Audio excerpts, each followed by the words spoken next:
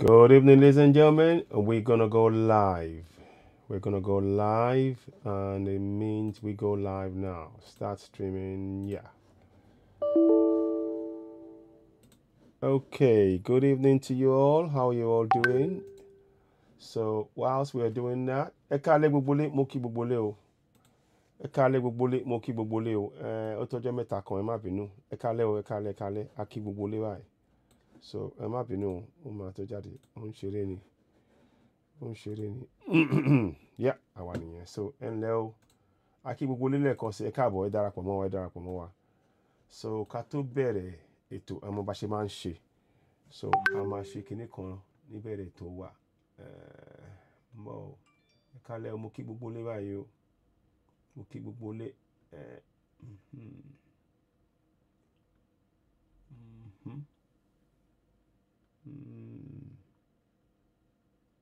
Tó ẹ káalẹ́ o lẹ́ẹ̀kan sí, mo kí gbogbo lé, ẹ darapọ̀ mọ́ wa.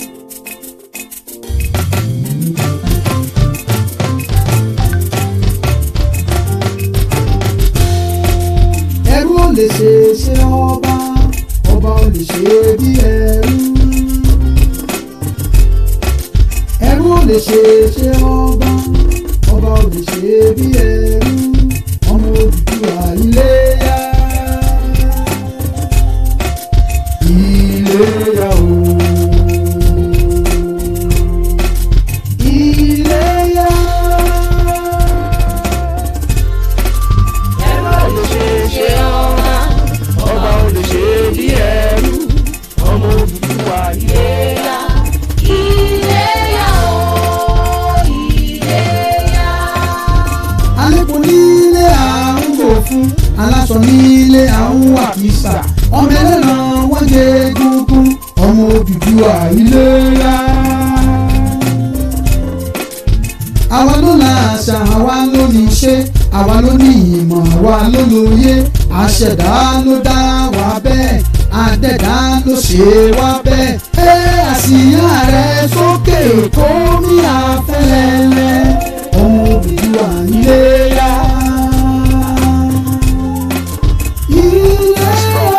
Welcome to Sunrise.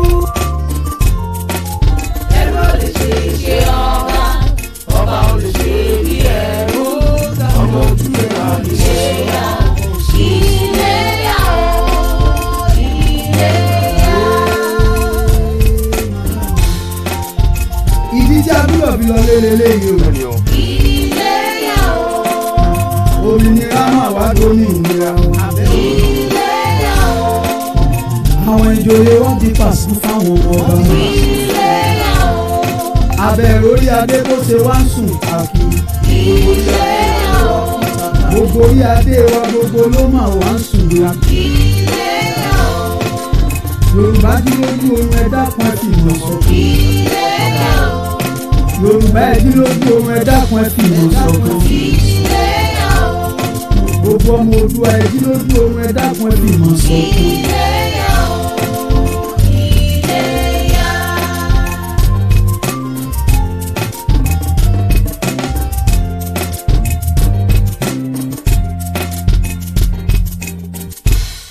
Tó ẹ káàbọ̀ sí orí ètò. Kí a tó tẹ̀síwájú lórí ètò, ẹ mọ̀ bá ṣe máa ń ṣe. Ẹ jẹ́ kí a gbọ́ orin orílẹ̀-èdè wa. Ó lọ báyìí.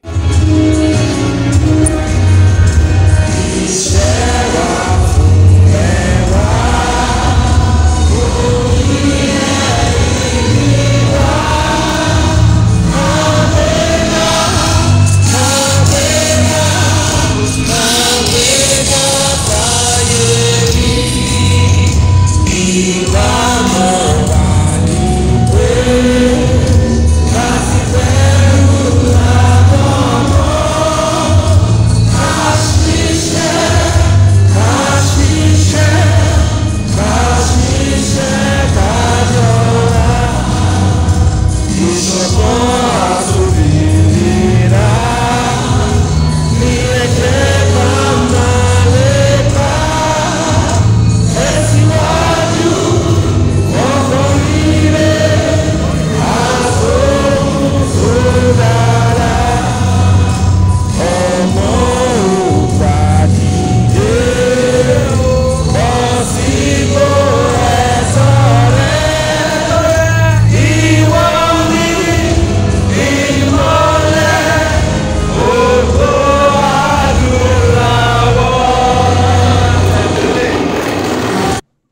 ẹ ṣeun ẹ káàbọ̀ sí orí ètò yìí nílé ní olóko ni ẹ bá wa máa pé ètò ìbá bá ṣe ń wọlé a kí gbogbo ọmọ Yorùbá nílé ní lóko a kí wa kò ní sí wa kò ní rẹ̀ wá a mọ̀ pé ìrìn àjò yìí ó ń nọsẹ̀ díẹ̀ àmọ́ a ṣẹ̀ṣẹ̀ bẹ̀rẹ̀ ni àwọn oríṣiríṣi la kúkú ti ń gbọ́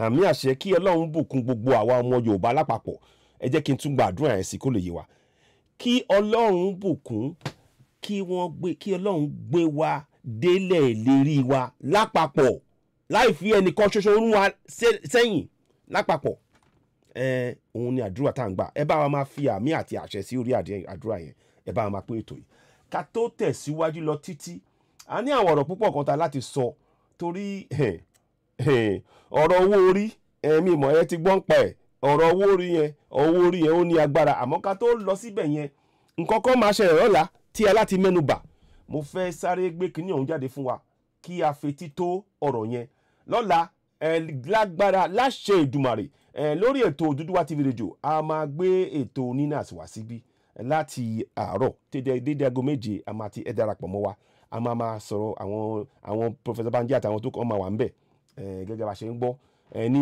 New York so a máa gbé ètò yẹn wá sí orí Odùduwà TV Radio bó bá ṣe gbogbo ẹ̀ lè máa rí láṣẹ Èdùmàrè láti ṣe fún gbogbo wa torí náà ẹ fi ọ̀la yẹn ẹ fi sí inú ẹ̀kọ́ lẹ̀ síbí kan kẹ́ ẹ mọ̀ pé dédé aago 7 àárọ̀ nílẹ̀ UK ń bí àwa ti bẹ̀rẹ̀ ní New York lọ́gbọ́n ti bẹ̀rẹ̀ àmọ́ àwa máa ti kọ́kọ́ ṣe àwọn kọ́ṣẹ́ kan báyìí náà so ẹ̀ẹ́dàpàgọ́ 12 lọ́dọ̀ wọn ẹjọ́ ká 1 5 6 7 aago 12 lọ́dọ̀ wa ṣá àmọ́ títí aago 10 lè ti wọlé but ẹ ṣáà máa retí tẹ́ bá ti rí wa kẹ́ darapọ̀ mọ́ wa ẹ jọ̀ọ́ ó ṣe pàtàkì ẹ̀ka tó wá lọ síwájú lọ títí ẹ jẹ́ ká ṣe nǹkan kan náà àtúnfẹ́ gbẹ́ kí n gbọ́ nǹkan kan lẹ́ẹ̀kan sí so ń bọ̀ báyìí.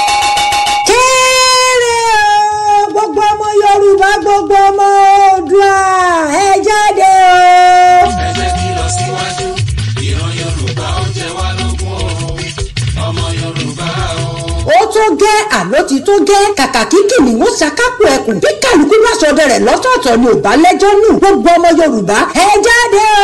kẹkùn ni ó gbọ́ kó sọ fún toko káàdì ó gbọ́ kó rò fún òbẹ̀ wípé ó tó gẹ́ wà yìí àsìkò ti tó fún ìran Yorùbá láti dá dúró gẹ́gẹ́ bí orílẹ̀-èdè àsìkò ti tó láti jàjàgbara ajàṣẹ́gun láti gba orílẹ̀-èdè Yorùbá kúrò lọ́wọ́ àwọn ìjọba Nàìjíríà orí mi o ìkúnlẹ̀ abiyamọ o ẹ wá wo bí wọ́n ti ń pa àwọn ọmọ Yorùbá nípakúpa ajé o odidi ìlú ni wọ́n kì í nọ́bọ̀ tí wọ́n sì jó kanlẹ̀ dẹ́rù ìkúnlẹ̀ abiyamọ o kí ló dé kí ló ṣe ta la ṣẹ̀ tí wọ́n fi ẹ̀tọ́ wa dùn wá gan kí ni tó ṣẹlẹ̀ gangan eléyìí gangan ni a fi sọ yìí pé ó tó gẹ́ ẹ wá gbọ́ gbogbo ẹ̀yin èèyàn mi n ò lè wá kú kí lóye ilé bàbá rẹ̀ jẹ o ẹ mọ̀ sí dàgúnlá àti àṣà kí ló kàn mí lórí ọ̀rọ̀ tó wà nílẹ̀ yìí gbogbo wa lọ̀rọ̀ yìí kàn ìgbẹ́kẹ̀ ní fọwọ́ tilé ìgbà láàmú ní fọwọ́ tó gírí ìdí nìyí táwọn ẹgbẹ́ àjàjàgbara fún ọmọ Yorùbá káàkiri orílẹ̀-èdè àgbáńlá ayé ẹ̀ka tìlú Amẹ́ríkà àti agbègbè rẹ̀ lábẹ́ àkóso àti olùdarí Emeritus Professor Banji Akintoye leader of Yorùbá land and ìlànà ọmọ Oòduà worldwide àti àwọn ìsọ̀ǹgbè rẹ̀ ṣe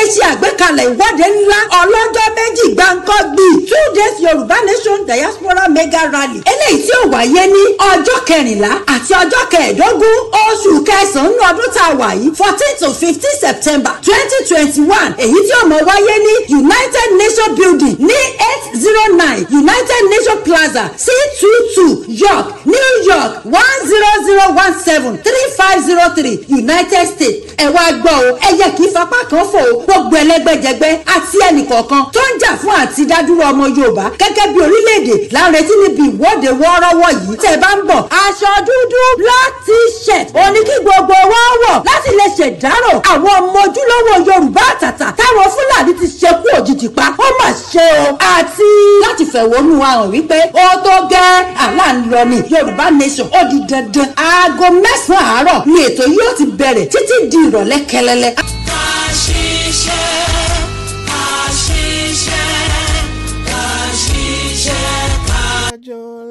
tó òun lẹ ti gbọ́ yẹn a máa tún gbé ìpàdé yẹn wá àtúngbé ọ̀rọ̀ yẹn wá sí orí ètò láìpẹ́ tó mo fẹ́ kí a fi yẹn sí ọkàn ẹ jẹ́ ká fi sí àpò ẹ̀yìn kí a máa fi jẹun. Àwọn ọ̀rọ̀ kan la máa dẹ́ mẹ́nu bà. Àwọn kan mo gbọ́ àwọn ọ̀rọ̀ kan léni tó yà mí lẹ́nu tí mọ̀ tí ó jẹ́ pé ó jẹ́ kí ẹnu yà mí pé pé a tún gbọ́rù nǹkan báyìí. Mo rò pé púpọ̀ nínú wa á ti gbọ́ ń pa nǹkan tó ń pè ní owó orí ìyẹn VAT. Àwa mọ̀ ìtumọ̀ nǹkan yẹn ni pé gbogbo nǹkan tá a bá rà láì jẹ́ pé ó jẹ́ àfi tó wá pé nǹkan bóyá wọ́n gbó epo ńlẹ̀ wọ́n hu epo jáde àtàwọn nǹkan bẹ́ẹ̀ yẹn àmọ́ àwọn nǹkan ọjà wa tá a bá tà ìwé mi láṣọ ìwé wọ́n san nǹkan tó ń pè ní owó orí lórí ẹ̀. Owó orí yẹn ọ̀rọ̀ àṣírí kan bá mà jáde ẹnu bá mà ya gbogbo wa lápapọ̀ mọ̀ pé ẹ ti gbọ́n pa ẹ̀ ti àbẹ́ ẹ̀ ti gbọ́n pa ẹ̀ ẹja mọ̀ tẹ́ ẹ̀ bá ti gbọ́n pa ẹ̀ ẹja ajá yín sí ṣé kájá yín sí ṣé kájá yín sí ẹja lóhùn ṣé ti gbọ́n pa owó orí tẹ́ ẹ̀ bá ti gbọ́n pa ẹ̀ ẹja ajá ṣé kájá yín sí ẹja wa lóhùn ẹ̀jẹ̀ fún wa lésì díẹ̀ kakọ̀ mọ̀ bóyá ẹ mọ̀ bóyá àwa díẹ̀ àmọ́ tó ń lọ nínú ọ̀rọ̀ olúwa yìí ṣé kájá yín sí dá wa lò ẹ kálẹ̀ akí gbogbo yẹn tó wà lórí Odùduwà TV radio ní YouTube náà ẹ kálẹ̀ ẹ bá ẹ dàpọ̀ mọ́ wa ẹ jẹ́ ká tẹ̀síwájú ẹ ṣeun. N tí a fẹ́ ṣe lórí ọ̀rọ̀ yẹn náà sìn ni pé a máa mú ọ̀rọ̀ VAT yẹn a máa wá tú palẹ̀ díẹ̀ ogun sọjọ́ Olúwatósìn mo ti mọ̀ pé ẹ jẹ́ ká rí gbọ́ náà òun ni ìròyìn yẹn ṣe pàtàkì kí gbogbo wa gbọ́. A gbọ́ kinní kan a ti ń gbọ́ àwọn awuyewuye àti oríṣiríṣi ọ̀rọ̀ lábẹ́lẹ̀ pé àwọn ìjọba máa ti ń bára wọn jà ìjọba ìpínlẹ̀ wọ́n ti ń bá ìjọba àpapọ̀ wọ́n bá wọn jà lórí owó orí kò tiẹ̀ kọ́kọ́ ṣé wọn káwa ti ń sọ̀rọ̀ nípa òmìnira wa ìyẹn àti kọjú sí yẹn àmọ́ wọ́n sọ pé gómìnà Rivers State ìyẹn Nyesom Wike ló bá bẹ̀rẹ̀ sí ní wo ntòun lẹ̀ ó bá ní àyè máa gbọ́ àwa là ń pa owó kìíní yìí nílẹ̀ wa àmọ́ owó yẹn wọ́n á fún wọn ní àwọn apá bíi mélòó náà bíi 14 billion naira ìyẹn mẹ́rìnlá àbí 15 márùndínlógún ṣá ká pè bẹ́ẹ̀ wọ́n á pa owó yẹn wọlé wọ́n á gba bíi kìí ṣe mẹ́fà bíi méje padà ní billions ó bá gbé wọn lọ sí ilé ìjọba pé wọ́n bá gbé wọn lọ sí ilé ẹjọ́ pé ẹ wá òkìní yìí a wá ìpínlẹ̀ Rivers a ní ẹ̀tọ́ láti gba owó yìí tó bá ti jẹ́ ọ̀rọ̀ aṣọ nǹkan táwọn èèyàn rà jẹ́ nǹkan bẹ́ẹ̀ yẹn pé owó orí yẹn o púpọ̀ ní ẹ̀yẹ kó padà sáwọ́ tàwa pé kódà àwa gan-an lẹ́ẹ̀ká máa gbà torí àwa la ń ṣiṣẹ́ yẹn ìjọba bá gbé wọ́n bá ní pé wọ́n bá ṣàgbé ìjọba lọ court wọ́n bá borí wọ́n bá win case ìgbà tí yẹn bẹ́ẹ̀ ló lè ṣẹlẹ̀ ni mi ò mọ̀ pé àṣé Sanwó-Olú ẹ káre o akínyìn o ẹ ǹlẹ́ o gómìnà wa lọ́hùn àríṣẹ́ ọwọ́ yín ó dà bẹ́ẹ̀ àwa sì ń lọ fómìnira ẹjọ́ kó yé wa o torí kò sáàríyànjiyàn bẹ́ẹ̀ àwa ń lọ fómìnira wa àmọ́ á dà pé ń tẹ́ gbé kalẹ̀ yìí ó dà pé ó múnádóko díẹ̀ kò tí ì ràn dáadáa ó kọ̀ múnádóko bíntí báyìí ni adẹ̀sí ń yẹ̀ wò ẹ tẹ̀síwájú nǹkan tá a máa wá bí yín àwọn tó kù náà ajẹ́kẹ́sà rẹ̀ náà ká tó mẹ́nu bà àwọn tó kù níta wá ń gbọ́n sí ni pé ìgbà tí ìjọba Èkó tó wá rí nǹkan tí bí Rivers ṣe borí ìjọba àpapọ̀ náà bá ní ẹ wà wọ́n bá pe ìpàdé pàjáwìrì láàrin àwọn òṣèlú pé ẹ wà ẹ gbọ́ a ti gbọ́ pé owó orí tí wọ́n ń gbà ní ilẹ̀ àwọn Rivers ní àwọn ilẹ̀ Ìgbò lọ́hùn pé ìjọba ìpínlẹ̀ Rivers àwọn náà ti yarí o wọ́n lè gbé wọn lọ sí ilé ẹjọ́ àádọ́dẹ́dẹ́ ìfẹ́ ọ̀nà ìgbà sí wọn lẹ́nu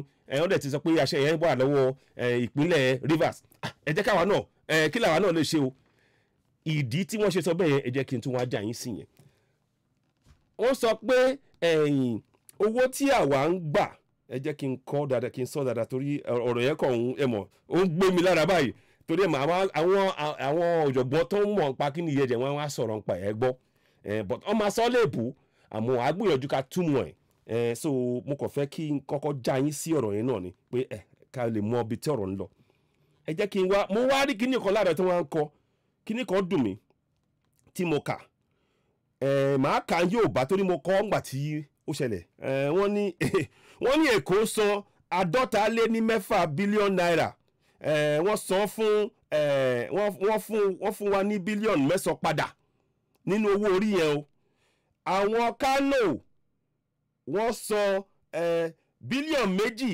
2.8 wọ́n dẹ̀ fún wọn padà ní gbogbo ẹ̀ 2.8 billion wọ́n dá padà fún wọn.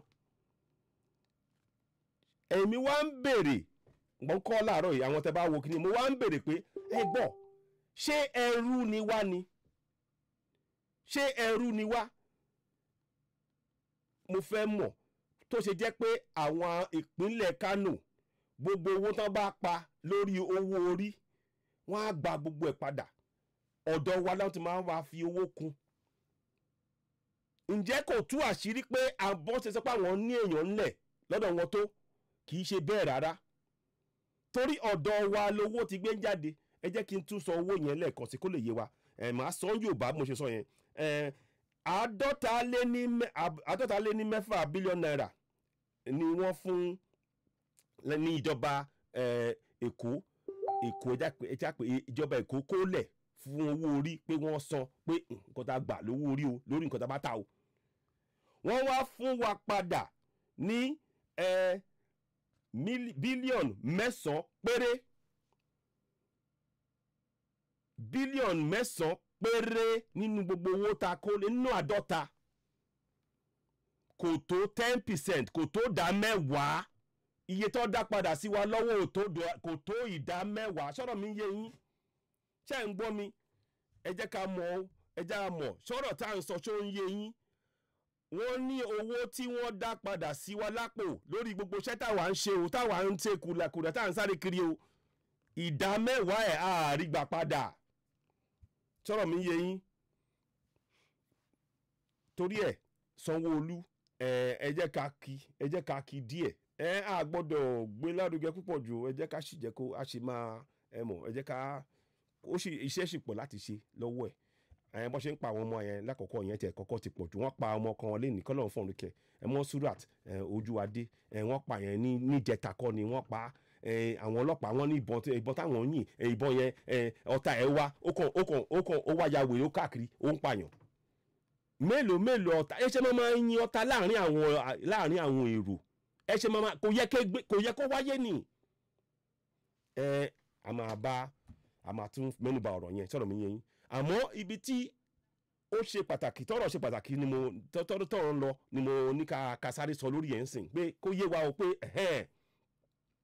ó dà pé àwọn òṣèlú wa ó dà pé àwọn náà ti ń tají gbogbo ọ̀rọ̀ tá ti ń sọ láti jọ yìí ó dà pé àwọn náà ó ti ń kan àwọn lára pé ẹ wà èmi ní owó títì èmi ní owó náà èmi ní ààrẹ lárẹ̀ náà wọ́n ní ààrẹ lárẹ̀ ìṣòkòtò tó lọ àbí bẹ́ẹ̀ kọ́ bẹ́ẹ̀ náà ni àwa náà fẹ́ ṣe nǹkan kan a mọ̀ pé àwọn náà ní lọ́wọ́ ẹ má jà purọ́ tán wọn ààrẹ tó ra wa jẹ wọ́n ní lọ́wọ́ kìtì ẹ̀ṣẹ̀ wọ́n ní lọ́wọ́ wọ́n bù sẹ́rù àbí bá ṣe máa sọ bẹ́ẹ̀ yẹn náà ni wọ́n ní lọ́wọ́ wọ́n bù sẹ́rù gan pàápàá wọ́n ní gangan lọ́wọ́ àmọ́ síbẹ̀ n tí ò da kò lóko méjì kò dáa náà ni ẹja àlámọ́lẹ̀ àbí kílẹ̀ ni mo wí ẹ̀yin ọmọ Yorùbá kílẹ̀ ní ṣé àgbà ẹjọ́ ẹ má bínú ó ká mi lára bó ṣe ń sọ látàrọ gbà tí mo ti gbọ́ kínní yìí mo ti fẹ́ jáde àmọ́ àwọn kan tàbí kejì ó ṣáàjẹ́ kò jẹ́ kó wáyé àsìkò náà tó dẹ̀ ṣe pé a lè wáyé náà ni a lè wá sí orí ètò náà láwá yìí torí náà inú wa dùn bẹ́ẹ̀ ṣe darapọ̀ mọ́ wa yìí kò ní sú wa kò ní rẹ̀ wá àjọṣe wa kò ní bàjẹ́ láṣẹ Èdùmàrè àdélẹ̀ lérí lápapọ̀ gbogbo àwa ọmọ Yorùbá lẹ́ẹ̀kan sí mo dúpẹ́ lọ́wọ́ yín ẹ kú dìde ẹ kú ètò ẹ ṣeun èmi náà ni Citizen AY Ayọ̀gódémù ọmọ yín ẹ̀gbọ́n yín àbúrò yín gbogbo wa lápapọ̀ àkíyín lẹ́ẹ̀kan sí. Now bá ṣe wá ń sọ ibi tí ọ̀rọ̀ yẹn wá já sí ni pé gómìnà ẹ jẹ́ ká gbé àwòrán ẹ̀ jáde torí tó bá téèyàn bá ṣe dáadáa kéèyàn kúkú sọ torí ká kúkú kẹ́ lè mọ ẹni tí ó bóyá kí n sáré kọ kíní ọ̀hún lẹ̀ téèyàn bá ṣe dáadáa ká sọ lóòótọ́ torí Sanwó-Olú lórí eléyìí ó gbìyànjú iṣẹ́ sì pọ̀ lọ́wọ́ ẹ̀ o gẹ́gẹ́ bí mo ṣe sọ o àmọ́ ó gbìyànjú mo dẹ̀ fẹ́ mú on VAT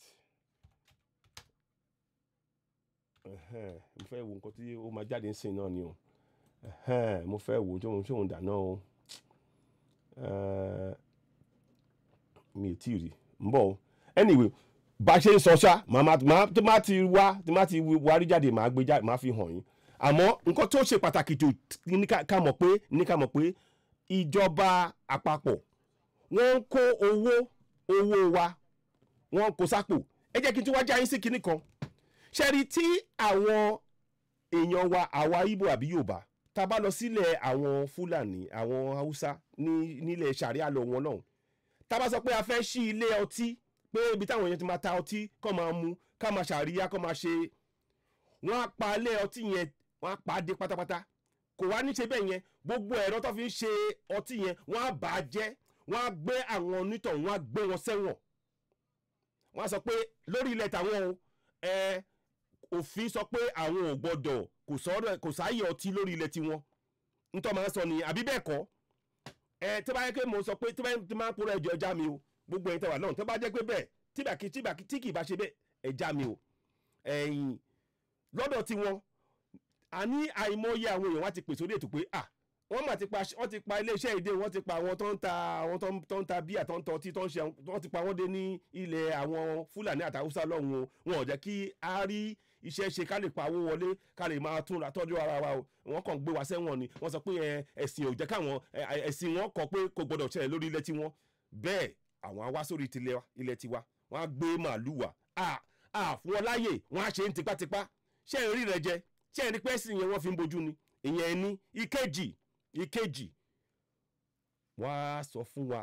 wọ́n sọ fún wa pé irọ́ o a gbọ́dọ̀ ṣe bẹ́yẹn àmọ́ owó tí àwa bá pa lórí ọtí táwa ń tà nílẹ̀ wa nílẹ̀ Yorùbá nílẹ̀ Ìgbò nílẹ̀ libet àwọn àgbà wọlé ṣé ẹ rí wọ́n àgbà wọlé wọ́n á ṣe bí àti kò kan àwọn rárá wọ́n á ṣe ó ti wá di ẹ̀tọ́ wọ́n ti fi ṣe ó ti wá wọ̀ ó ti wá di ẹ̀tọ́ wọn báyìí pé irọ́ o owó yẹn ó gbọ́dọ̀ wá ṣé ẹ rí pé ojú ayé lásán ló ṣe fún wa ẹ̀tọ́ yẹn ìsìn yẹn wọ́n fi ń tàn wá ni kò kọ́ wọn ń tí wọ́n bá ti lè fi rí ọ̀nà láti fi gba owó lọ́wọ́ wa láti fi rẹwà jẹ wọ́n á ṣe ń tí ọ̀rọ̀ yẹn tó já sí nìyẹn sọ̀rọ̀ mi yẹn mi mọ̀ tí nǹkan tí mo sọ yìí tó bá yé yín o wọ́n àní ọ̀nà kọ́nà lọ́ fi ń rẹwà jẹ àwọn ọmọ wa tó máa sọ pé wọ́n máa gba igba mark láti fi wọlé ọmọ wọn wọ́n á lo igba wọ́n á fún wọn ní àádọ́ta pé kó fi wọlé àwọn ọmọ wa a ti máa gba gbogbo máàkì yẹn a ti gba jù bẹ́ẹ̀ lọ pápá wọn ò ní fún wọn láàyè ní èmi ní ilé ìwòsàn àwọn dókítà àwọn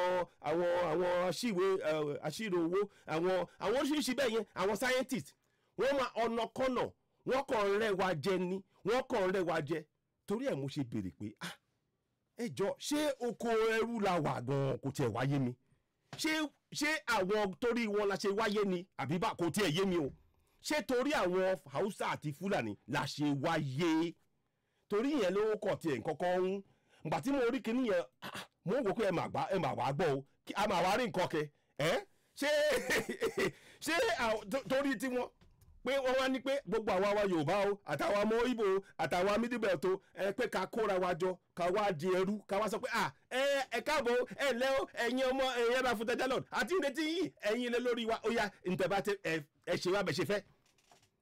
ṣé nǹkan tí wọ́n gbé wa ṣé nǹkan tó gbélé wa lọ́wọ́ nìyẹn ṣé nǹkan táwọn bàbá wa gbélé wa lọ́wọ́ nìyẹn mo kàn ń béèrè ni o ẹ jẹ́ aṣọ jíjẹ o ẹ jẹ́ aṣọra wa jí díẹ̀ ara ń ta ṣe máa ń sọ̀rọ̀ pa ìtàn à ń sọ̀rọ̀ pa ìtàn wa pé ká lè rántí ẹ̀ ń ta jẹ́ ká lè rántí ẹ̀ tá a bá rántí ẹ̀ owó tó fi ń tọ́ àwọn kan nù wa ànígbà torí a ti mọ̀ tán wa àmọ́ àwọn tọ́rọ̀ bá mọ̀ tán lọ́ máa sọ pé owó yẹn jẹ́ ìgbà ń sìn mi mọ́ tó ń bọ̀ lọ́la ń ta ní lọ́ fẹ́ gbà ilẹ̀ wa ló bá dé adẹ̀gbọ́dọ̀ kọ́ látòkè délẹ̀ torí náà inú mi dùn fún nǹkan tí gómìnà Sanwó-Olú tó ń ṣe wọ́n ti gbé kéètì yẹn lọ sí wọ́n ti ṣe òfin pé gbogbo tax gbogbo owó orí yẹn tó bá ti wọlé báyìí ẹ̀tọ́ wọn àwọn ni pé káwọn gbà gbogbo àwọn iléeṣẹ́ tó wà nílẹ̀ Èkó ẹ̀tọ́ wọn ni káwọn gbà so wọ́n ti sọ fún wọn sìn àmọ́ ìjọba ti wá gbé wọ́n ti gbé kíní yẹn wọ́n ti gbé lọ sí ilé ẹjọ́ ní Àbújá tí wọ́n mọ̀ pé tó bá ti fẹ́ ṣe jìbìtì wọn Àbújá yẹn náà máa gbé sí wọn ò ní gbé sí tòsí ṣé mo máa ń pè ní ibi tí ojú ọlọ́mọ ò tó ibẹ̀ ló ń gbé lọ ibi tí ojú àmọ́ sìn wọ́n fẹ́ wọ́kọ̀ ojú gbogbo wa ti là báyìí à ń rí torí ẹ̀ la ṣe gbé ọ̀rọ̀ ìwálẹ̀ sí sórí ètò lálẹ́ kí gbogbo wa mọ̀ ń pa ẹ̀ kí gbogbo wa dá sí kẹ́ sọ fún gbogbo àwọn èèyàn tó wà nílé o pé ìrẹ́jẹ ni wọ́n ti ń rẹ́wà jẹ látijọ́ yìí o wọ́n ti ń rẹ́wà jẹ wọ́n ti tipẹ́ èmi ni iná ni o àní owó wa wọ́n fi tún ọ̀dọ̀ wọn ṣe mi ìdè mo ti máa rí kí mo mú kí nìyẹn dé sílẹ̀ tẹ́tẹ̀lé mi wá mọ̀ èèyàn kan fi àwòrán kan hàn mí nínú owó tá à ń sọ yìí wọ́n fi ṣe iná omi títì àti ilé fún àwọn kan ní Kánò bẹ́ẹ̀ àwọn Kánò wọn ò dáwó sínú kínní owó tí owó orí táwa san nínú ẹ̀ wá tún kó fún wọn àwọn á máa fi tún ọ̀dọ̀ wọn ṣe àwa wá ń jìyà lórílẹ̀ bàbá tàwa ǹjẹ́ rí pé ìrẹ́jẹ nìyẹn báyìí ǹjẹ́ rí pé ìrẹ́jẹ nìyẹn torí ẹ̀ mo ní ká wá sórí ètò lálẹ́ yìí o ká wá sọ ọ́ láàrin ara wa kó yé wa ẹ jẹ́ kí a gbọ́ láti ẹnu ara àwọn tó ń bá gómìnà wa Sanwó-Olú ṣiṣẹ́ ẹ jẹ́ ká gbọ́ lẹ́nu wọn ẹ jẹ́ ká wò. The state following suit after that court judgment from the Federal High Court in Rivers State. And I'd like you to just build a foundation for us, if you may. We've seen what Rivers did. Originally, it wasn't a case that, Lagos State took to court, at least this recent one. But you followed suit by presenting a bill and then signing it into law. I should just say that was a record signing because in a few days, the bill became law. So nǹkan tó sọ bẹ́ẹ̀ fún àwọn tí ò bá gbọ́ èdè Gẹ̀ẹ́sì wọ́n sọ pé pé bọ́n ṣe tètè gbé òfin yẹn kalẹ̀ wọ́n ṣe é báyìí kọ́mọkọ́mọ láàrin ọjọ́ mẹ́fà sí méje kan wọ́n bi wọ́n lórí ẹ̀ ẹ jẹ́ ká gbọ́n tí wọ́n máa sọ ń sìn ẹ ṣeun. Essentially, to begin with, what was the thinking of Lagos State? Because, other states could have done that, but they didn't. Lagos State did. So why did you latch onto that? You see, in Lagos State, we have only been clamoring for true federalism. This is consumption tax, and these things are consumed in Lagos. It's expected that taxes on it should domicile in Lagos, should be collected in Lagos and used for people of Lagos. It has been going on. There are so many issues that have to do with the federation we are practicing. But this particular one, we have always been clamoring for having a fair share of what is going on. So this particular tax is for us in Lagos, and we believe that, for instance, we generate over 55% of VAT in Nigeria, and we get a purchase sum of maybe less than 10%. Is that fair enough for a population of 24 million people, a former federal capital? So those are the issues, and we are happy that the Rivers State government went to court. And, the court was very clear in the judgment that VAT is supposed to be a state affair. Lórí ibẹ̀ yẹn mo kàn máa mi ní sọ gbogbo ẹ̀ mi ní túmọ̀ gbogbo ẹ̀ àmọ́ nǹkan tó ṣe pàtàkì jù níbẹ̀ ni pé ní adájọ́ sọ pé ẹ̀tọ́ ìpínlẹ̀ kọ̀ọ̀kan ni kán máa gba owó orí lórí nǹkan tó bá tà nínú ìpínlẹ̀ yẹn ibi tí ọ̀rọ̀ yẹn já sí nìyẹn mi ò fẹ́ sọ gbogbo ẹ̀ káàtì máa tú palẹ̀ lọ títí ẹni tó bá fẹ́ gbọ́ ẹ lè tún padà sórí fídíò yìí kẹ́ tún gbọ́ kẹ́ wo tó ń sọ àmọ́ akọ̀mọ́ máa sọ ọ̀rọ̀ yẹn díẹ̀díẹ̀ ni ká máa yànnà náà díẹ̀díẹ̀ kó lè yé wa ó ṣe pàtàkì ká mọ̀ kínní àwọn Kánò wọ́n gba 2.8 billion wọ́n san 2.8 billion lówó orí wọ́n dẹ̀ fún wọn padà ní 2.8 billion àwa a san 46 billion lówó orí wọ́n fún wa padà ní 9 billion ìrẹ́jẹ ti pọ̀ jù ẹ má jà pòrọ̀ tọ́ra wa ó ti pọ̀ jù inú wa dẹ̀ dùn pé gómìnà òun náà ṣe tó yẹ kó ṣe ó ti tají òun náà tètè ó ti rí pé ara tá à ń sọ nìyẹn àmọ́ síbẹ̀síbẹ̀ o àwa ṣì ń lọ o wọ́n fẹ́ wọ́kọ̀ o òmìnira yẹn ó ti di dandan báyìí torí àwọn arábí ẹ ti rí pé gbogbo ọ̀nà kọ̀nà wọ́n fẹ́ gbalẹ̀ yìí mọ́ wa lọ́wọ́ àdẹ̀gbọ́dọ̀ gbà á ẹ jẹ́ ká máa bá ètò lọ ẹ jẹ́ ká máa tẹ̀síwájú pẹ̀lú ètò ní bá nǹkan lọ gbogbo aláwa àbí a máa bá gbogbo ara máa délé rí lápapọ̀ ẹ ṣeun ẹ jẹ́ ká máa tẹ̀síwájú pẹ̀lú ètò ẹ ṣeun. And we have no choice to follow suit. Well, now that you mentioned the courts, we'll still talk about the process of making this bill. I mean, how much consultations went into it. But now that you reference the courts, I mean, just on Friday, just moments between when the governor signed that bill into law, the Court of Appeal asked parties to maintain status quo prior to the judgment in Rivers State. So is Lagos State still going ahead with the implementation in spite of that order from the Court of Appeal? Or what's the current state of that law now? The status quo is that we have. ẹ jẹ́ kí n sáré sọ àárín yẹn fún àwọn tí wọ́n bá gbọ́ èdè Gẹ̀ẹ́sì dáadáa, ẹ jẹ́ kí n ṣàlàyé yẹn. Nǹkan tí ìjọba ṣe é sì tán fi lọ gbé ẹjọ́ yẹn lọ sí ilé adájọ́ ní Àbújá ni pé wọ́n sọ pé kí wọ́n dá òfin yẹn padà síbi tó wà tẹ́lẹ̀. Ìyẹn ni pé kí ìjọba àpapọ̀ kó sì máa gba owó yẹn ni wọ́n sọ pé kán má jẹ́ kí àwọn Rivers gbà. So ìyẹn náà sọ ń sìn pé kán dá dúró títí wọ́n fi gbọ́ ẹjọ́ yẹn gẹ́gẹ́ bó ṣe ń sọ. Wọ́n wá ń bi Èkó pé ẹ wá o kí lẹ̀ ń rí sí i. So àwọn máa fún wọn lésìnsìn, ẹ jẹ́ ká gbọ́ èsì wọn. Ẹ ṣeun. Enacted the law in Lagos State, and I mean, and the law is in existence as we speak, and I believe strongly that until another judgment is passed by the Court of Appeal, to the extent that, I mean, what we have done is wrong, the law subsists.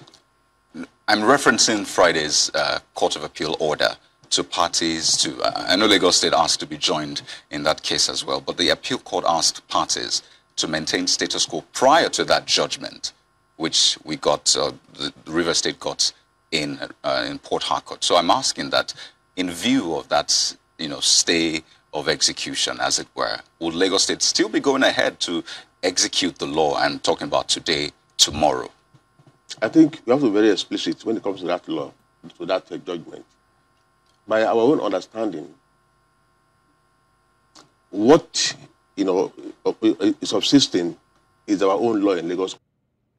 Tí wọ́n sọ ń bẹ̀yẹn ká sọ kó lè ká sọ díẹ̀ ká túmọ̀ ẹ̀ díẹ̀. Ntọ́ sọ ń bẹ̀yẹn ni pé ìjọba sì sọ pé kí wọ́n dá dúró, ìyẹn ò ní pé káwọn máa bẹ̀rẹ̀ sí gbowó yẹn torí àwọn ti gbé òfin tiwọn kalẹ̀. Wọ́n ní ó dìgbà tí adájọ́ bá sọ pé rárá o pé ẹ̀tọ́ ìjọba ni pé kán máa ìjọba àpapọ̀ ní kán máa gbowó yẹn pé láì jẹ́ bẹ́ẹ̀ o àwọn dúró lórí òfin táwọn gbé kalẹ̀. Nǹkan tó dẹ̀ yẹ kán ṣe nìyẹn. Irú àwọn nǹkan báyìí ló yẹ ká ti máa rí lọ́wọ́ àwọn gómìnà wa kó ti máa jà fún àwọn èèyàn wa torí ẹ̀jà tó ń jà yìí ìjà gbogbo wa lápapọ̀ ni pé ẹ̀tọ́ wa ni wọ́n ń jà fún.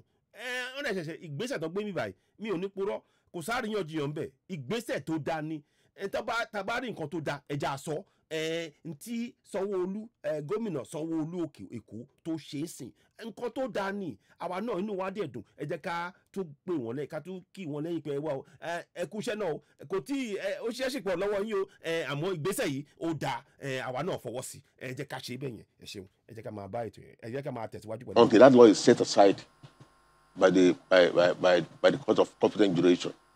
So in this instance, we are still, as far as Lagos is concerned, VAT in Lagos must be collected by Lagos State government and, spent by Lagos State government. Okay, so let me. So wọ́n sọ sí pé owó orí yẹn o pé àwa tá wà lẹ́kọ̀ọ́ la pa owó yẹn la tu owó yẹn jọ àwa náà ló yẹ ká gbà kò yẹ kó lọ sọ́wọ́ ẹlòmíì àfi tí òfin yẹn bá yí padà o ibi táwọn dúró lé lórí nìyẹn ẹ rí i pé ọ̀rọ̀ yẹn àwọn arábí yìí ó dà pé tí wọ́n bá fẹ́ ṣe nǹkan tó bá múra láti ṣe nǹkan wọn arábí yìí wọ́n á kàn ṣe wẹ́rẹ́ àmọ́ ó ṣe wá jẹ́ pé àmọ́ láti kọ́kọ́ pariwo gbogbo wa máa kọ́kọ́ máa pariwo àwọn kan máa fẹ́ ebú sí kọ́nà wa gbọ́ kò yẹ kó dìgbà yẹn àbí kílẹ̀ ní mo wí kò yẹ kó débẹ̀ yẹn kò yẹ kó di pé gbogbo àti kọ́kọ́ pariwo náà àti kọ́kọ́ bú wọn kó tó rí i pé nǹkan tó yẹ kó ṣe fáwọn aráàlú àwa ọmọ Yorùbá nílẹ̀ wa ni wọ́n gbé kán ṣẹ̀ṣẹ̀ wá ṣe ẹ̀mọ́ síbẹ̀ náà a kí wọn pé ẹ kúṣẹ́ iṣẹ́ sì pọ̀ ẹ kúṣẹ́ náà ń bí a sì dádúró bẹ̀ yẹn ẹ jẹ́ ká máa tẹ̀síwájú. Get this right. You base this decision, to enact the law on a court judgment. Mm-hmm. But now that I bring to you the appeal court order asking parties to maintain status quo, you say you're not aware or you're not going to follow that particular order. We are very law-abiding people in Lagos. And be rest assured that we will look at the judgment and follow the rule of law. Let me just ask, are you aware of that judgment? Of or course, that order, I should say? Well, I'm aware to some extent, but I've not read the full judgment. So, you cannot just take it out of context. Sometimes you need to understand the full implication of that judgment, and that's being handled by the state government. So as it stands today, Lagos is still going ahead with implementing that law? Correct. Okay, so let's talk about... So àwọn dúró lórí ọ̀rọ̀ yẹn bó ṣe ń sọ lápapọ̀. Ó dà pé ọ̀rọ̀ Káyọ̀dé Òkìkíolú àtẹnumọ́rọ̀ pọ̀ jù díẹ̀ lọ́rọ̀ yẹn torí ó ti sọ lẹ́ẹ̀kan. Bóyá ó tún yẹ̀wò bóyá ó máa yí padà ní kó. Ó ti sọ gbogbo àdẹ̀ ti gbọ́ pé àwọn dúró lórí yẹn pé òfin táwọn gbé kalẹ̀ yẹn làwọn máa dúró lórí ẹ̀. Ó dẹ̀ dábẹ́ ẹ jẹ́ ká tẹ̀ síwájú. The process to making this law. I'd like to know what kind of consultations, because I think that the bill was presented on the 8th of September, and just how many days after it was passed and we saw the bill signed into law. Just how much of consultation went into this? And I'm talking from businesses, from consumers, those that are involved, that are directly going to be impacted by this. The bill was... Wọ́n sọ pé àwọn ìbéèrè tí Káyọ̀dé Òkìkíolú tó ń sọ pé ó ṣe jẹ́ pé wọ́n tètè ṣe kíní pápápápá ẹ̀ pé láàrin ọjọ́ mẹ́jọ wọ́n gbé kíní ọ̀rọ̀ òfin yìí wọ́n gbé kalẹ̀ fún àwọn òṣèlú pé kán gbé òfin yẹn kalẹ̀ ní ọjọ́ kẹjọ nínú oṣù táwa yìí pé wọ́n dẹ̀ ti láàrin ọjọ́ mélòó kan wọ́n dẹ̀ ti òfin yẹn ó ti dòfin. Wọ́n wá bí wọ́n pé kí ló dé ṣé wọ́n bá àwọn aráàlú sọ̀rọ̀ ṣé wọ́n bá àwọn tó ń ní ilé iṣẹ́ lọ́wọ́ àtàwọn tó kù ṣé wọ́n bá wọn sọ̀rọ̀ ìyẹn ni wọ́n máa fèsì sí báyìí ẹ ṣeun ẹ jẹ́ ká máa gbọ́ ọ̀rọ̀ yẹn lọ. On Monday, and we had a public hearing on Wednesday. We're very clear in Lagos State House of Assembly, where we are enacting laws. There are procedures to the extent that when the bill is introduced on the floor, we call the floor first hearing. After the second hearing is, given to the appropriate committee, and in this instance we follow suit, and the public hearing was held on Wednesday, and the attendance was wonderful. All the stakeholders were present. Everybody was there. I thought even the child too. Well, I'm not sure whether we were there, but everybody was there. So it was the bill passed through the normal process to the extent that at the end of the day, on Thursday, it was discussed again. The outcome of the what do you call it? The public hearing was discussed at the plenary, and the law was passed by the House. By the standards of the House? Yes. Would you say this is a normal process, or this is a normal time frame that bills go through before they are passed? Very normal. Very, very normal. So bills are presented on Monday, passed on we have had Wednesday, signed into law it depends on the Friday. It depends on the exigency of the situation. So wọ́n sọ pé kí ni bó ṣe yá kíákíá yẹn pé ṣé bó ṣe máa ń ṣe nìyẹn àwọn á fún wọn léṣe pé ó já sórí ntí bí kíní yẹn ṣe bá ṣe pàtàkì sí làwọn ṣe ń ṣe so but anyway ẹ jẹ́ ká ṣì máa tẹ̀síwájú pẹ̀lú ètò yẹn. There are cases like that. We have passed several bills like that. So this is not abnormal. So what was the exigency of the situation? Why that speed? Let me tell you something. Lagos State was formerly the capital of Federal Republic of Nigeria. Mo fẹ́ kí n sọ̀rọ̀ lórí bíbáyìí torí ọ̀rọ̀ tó ń sọ bíbáyìí ṣé wọ́n pé àwa ni ìpínlẹ̀ Èkó ló jẹ́ ìlú tó yẹ pé ó jẹ́ ìlú tó máa fi wọlé sínú orílẹ̀-èdè tá à ń pè ní Nàìjíríà ìyẹn tó ń pè ní capital àwa la jẹ́ bẹ́ẹ̀. Mo fẹ́ bi ìbéèrè kan sìn èèlò ni Àbújá ń pa lọ́wọ́lọ́wọ́ báyìí èèlò ni Àbújá ń pa lọ́wọ́lọ́wọ́ báyìí àwọn tó ń jẹ́ capital city torí mo ti ń wádìí kí ni èmi ò tí rí bóyá àwọn kan lè mọ èèlò gangan ni wọ́n ń pa wọlé kí irú iṣẹ́ wo náà ń ṣe ká wá ṣe àgbéyẹ̀wò láàrin yẹn àti Èkó torí àti mọ tèkó 46 billion naira ní orí owó orí tí Àbújá yẹn mo ń wádìí ẹ̀ bóyá mo lè má ẹni tó bá mọ̀ ó ṣeé ṣe bóyá mi ò tètè rí ni but ẹni tó bá mọ̀ ẹ̀ sọ jáde torí ó ṣe pàtàkì ká mọ orú àwọn kan báyìí ìyẹn ló máa jẹ́ ká mọ̀ ṣẹ́rí kí nìyẹn tá bá mọ̀ à lè gbé àgbéyẹ̀wò ká wo èwo ló pọ̀ jù ṣé tèkó ni àbí tàbújá torí gbogbo wọn ti máa tẹ̀wọ̀n pé ìdí tá a ṣe ń sọ ń sìn pé wọ́n máa sọ fún wa pé ẹ gbọ́ o àwa la pọ̀ jù èèyàn wa ṣàwọn kan sọ kíní kan jọ sí pé àwọn ní 140 làwọn àwọn Fúlàní àwọn Haúsá 30 million 30 million àwọn tó kù àwa ni kíní àṣírí ti ń tú Kánò tó sọ pé ó pọ̀ tó pín sí mẹ́ta àṣírí òtún 22.8 billion lọ́kẹ́lẹ̀ o àwa Èkó a kó 46 billion naira lẹ̀ lórí owó orí wọ́n dẹ̀ tún owó orí yẹn ó dẹ̀ nínú ẹ̀ owó ọtí pọ̀ dáadáa àmọ́ wọn ọ̀ka yẹn kú wọ́n gbà sápò ìrẹ́jẹ yìí ti pọ̀ jù ẹ sọ fáwọn èèyàn wa ká jí ẹ máa fi ọ̀rọ̀ yìí fi tó àwọn èèyàn wa létí ìrẹ́jẹ yẹn ti pọ̀ jù ẹ ṣeun Akínṣọlá Henry ẹ jẹ́ ká tẹ̀síwájú. In other crimes, you are supposed to give us special status. We don't enjoy anything special from the federal government.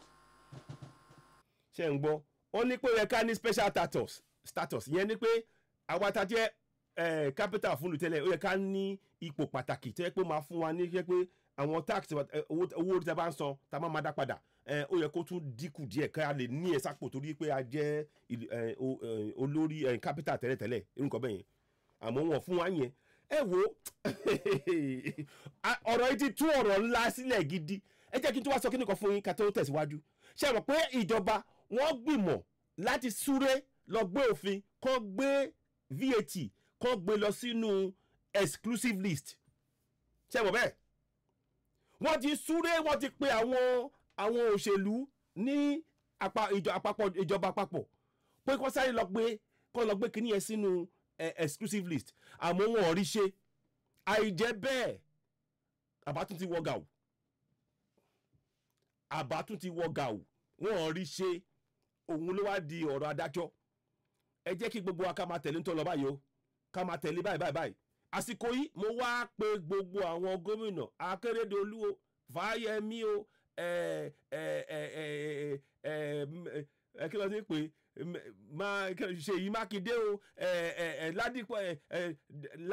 Ládàpọ̀ àbí kí ló ti pè ti Ògùn state o ti Oǹdó Èkìtì Ọ̀ṣun ẹ jọ̀ọ́ o ẹ̀yin náà kí lẹ̀ ń ṣe o ẹ lọ gbé nǹkan tí wọ́n ṣe tí wọ́n gbé kalẹ̀ ẹ gbé yẹ̀ wò ẹ̀yin náà ṣe kíní pápápá ẹ ṣe pápápá ẹ wo nǹkan tẹ́ kò ṣe ẹ̀yin náà ẹ bẹ̀rẹ̀ sí tẹ̀síwájú lórí ẹ̀ ẹ jẹ́ ká tẹ̀síwájú. Whereas the Federal Capital Territory, okay, they know what Abuja is given to get status. We don't enjoy that in Lagos. Is it fair enough for a population of almost 24 million people? Apart from that, you know the implication when we were federal capital. Wọ́n sọ pé a ti fẹ́ tó mílíọ̀nù 4.20 èèyàn nílẹ̀ Èkó ó yẹ kó dẹ̀ fún wa ní kíní special status yẹn torí bá ṣe pọ̀ tó a fẹ́ mọ iye àwọn èèyàn tó wà ní Àbújá kó sọ fún wa ìrẹ́jẹ yìí pọ̀ jù a fẹ́ mọ̀ ṣé rí ara tí ó ṣe pàtàkì ká mọ̀ ká ṣe census nìyẹn o àmọ́ ìyẹn oyè ti kọjá ọ̀rọ̀ yẹn sìn àwa ń lọ àmọ́ kó yé wa ìdí tá a ṣe ń lọ là ń gbé kalẹ̀ yìí ìdí tá a ṣe láti lọ torí tá a bá lọ àwọn arábì wọn ò ní dẹ̀yìn lẹ́yìn pé kọ́ máa rẹ̀ wá jẹ́ òótọ́ ọ̀rọ̀ mo sọ fún gbogbo alápapọ̀ yìí o tá a bá lọ àwọn arábì wọ́n máa wá ọ̀nà kọ̀ọ̀nà láti rẹ̀ wá jẹ́ láti kó wa sínú ìgbèkùn láti sọ wá dẹrú lórí ilẹ̀ wa lẹ́ẹ̀kan sí wọ́n dẹ̀ wá láti futajà lọ́hùn wọ́n láti padà síbẹ̀ kò jù bẹ́ẹ̀ lọ ẹ jẹ́ ká máa tẹ̀síwájú. You know, that brought a lot of burden on the people of Lagos State. So anywhere we can get money, you know, to fund the infrastructure development of the state, we will not hesitate to do that. In this particular instance, we have been, you know, clamoring for this VAT thing, and thank God, a judgment was passed. So we had no choice but to take advantage of that judgment and make the appropriate law. So when you talk about the kind of consultations that you had, I want to believe that businesses presented their own input. Of course, yes. And you took them on board. I want to believe consumers as well, those that will be paying directly also, put their input as well.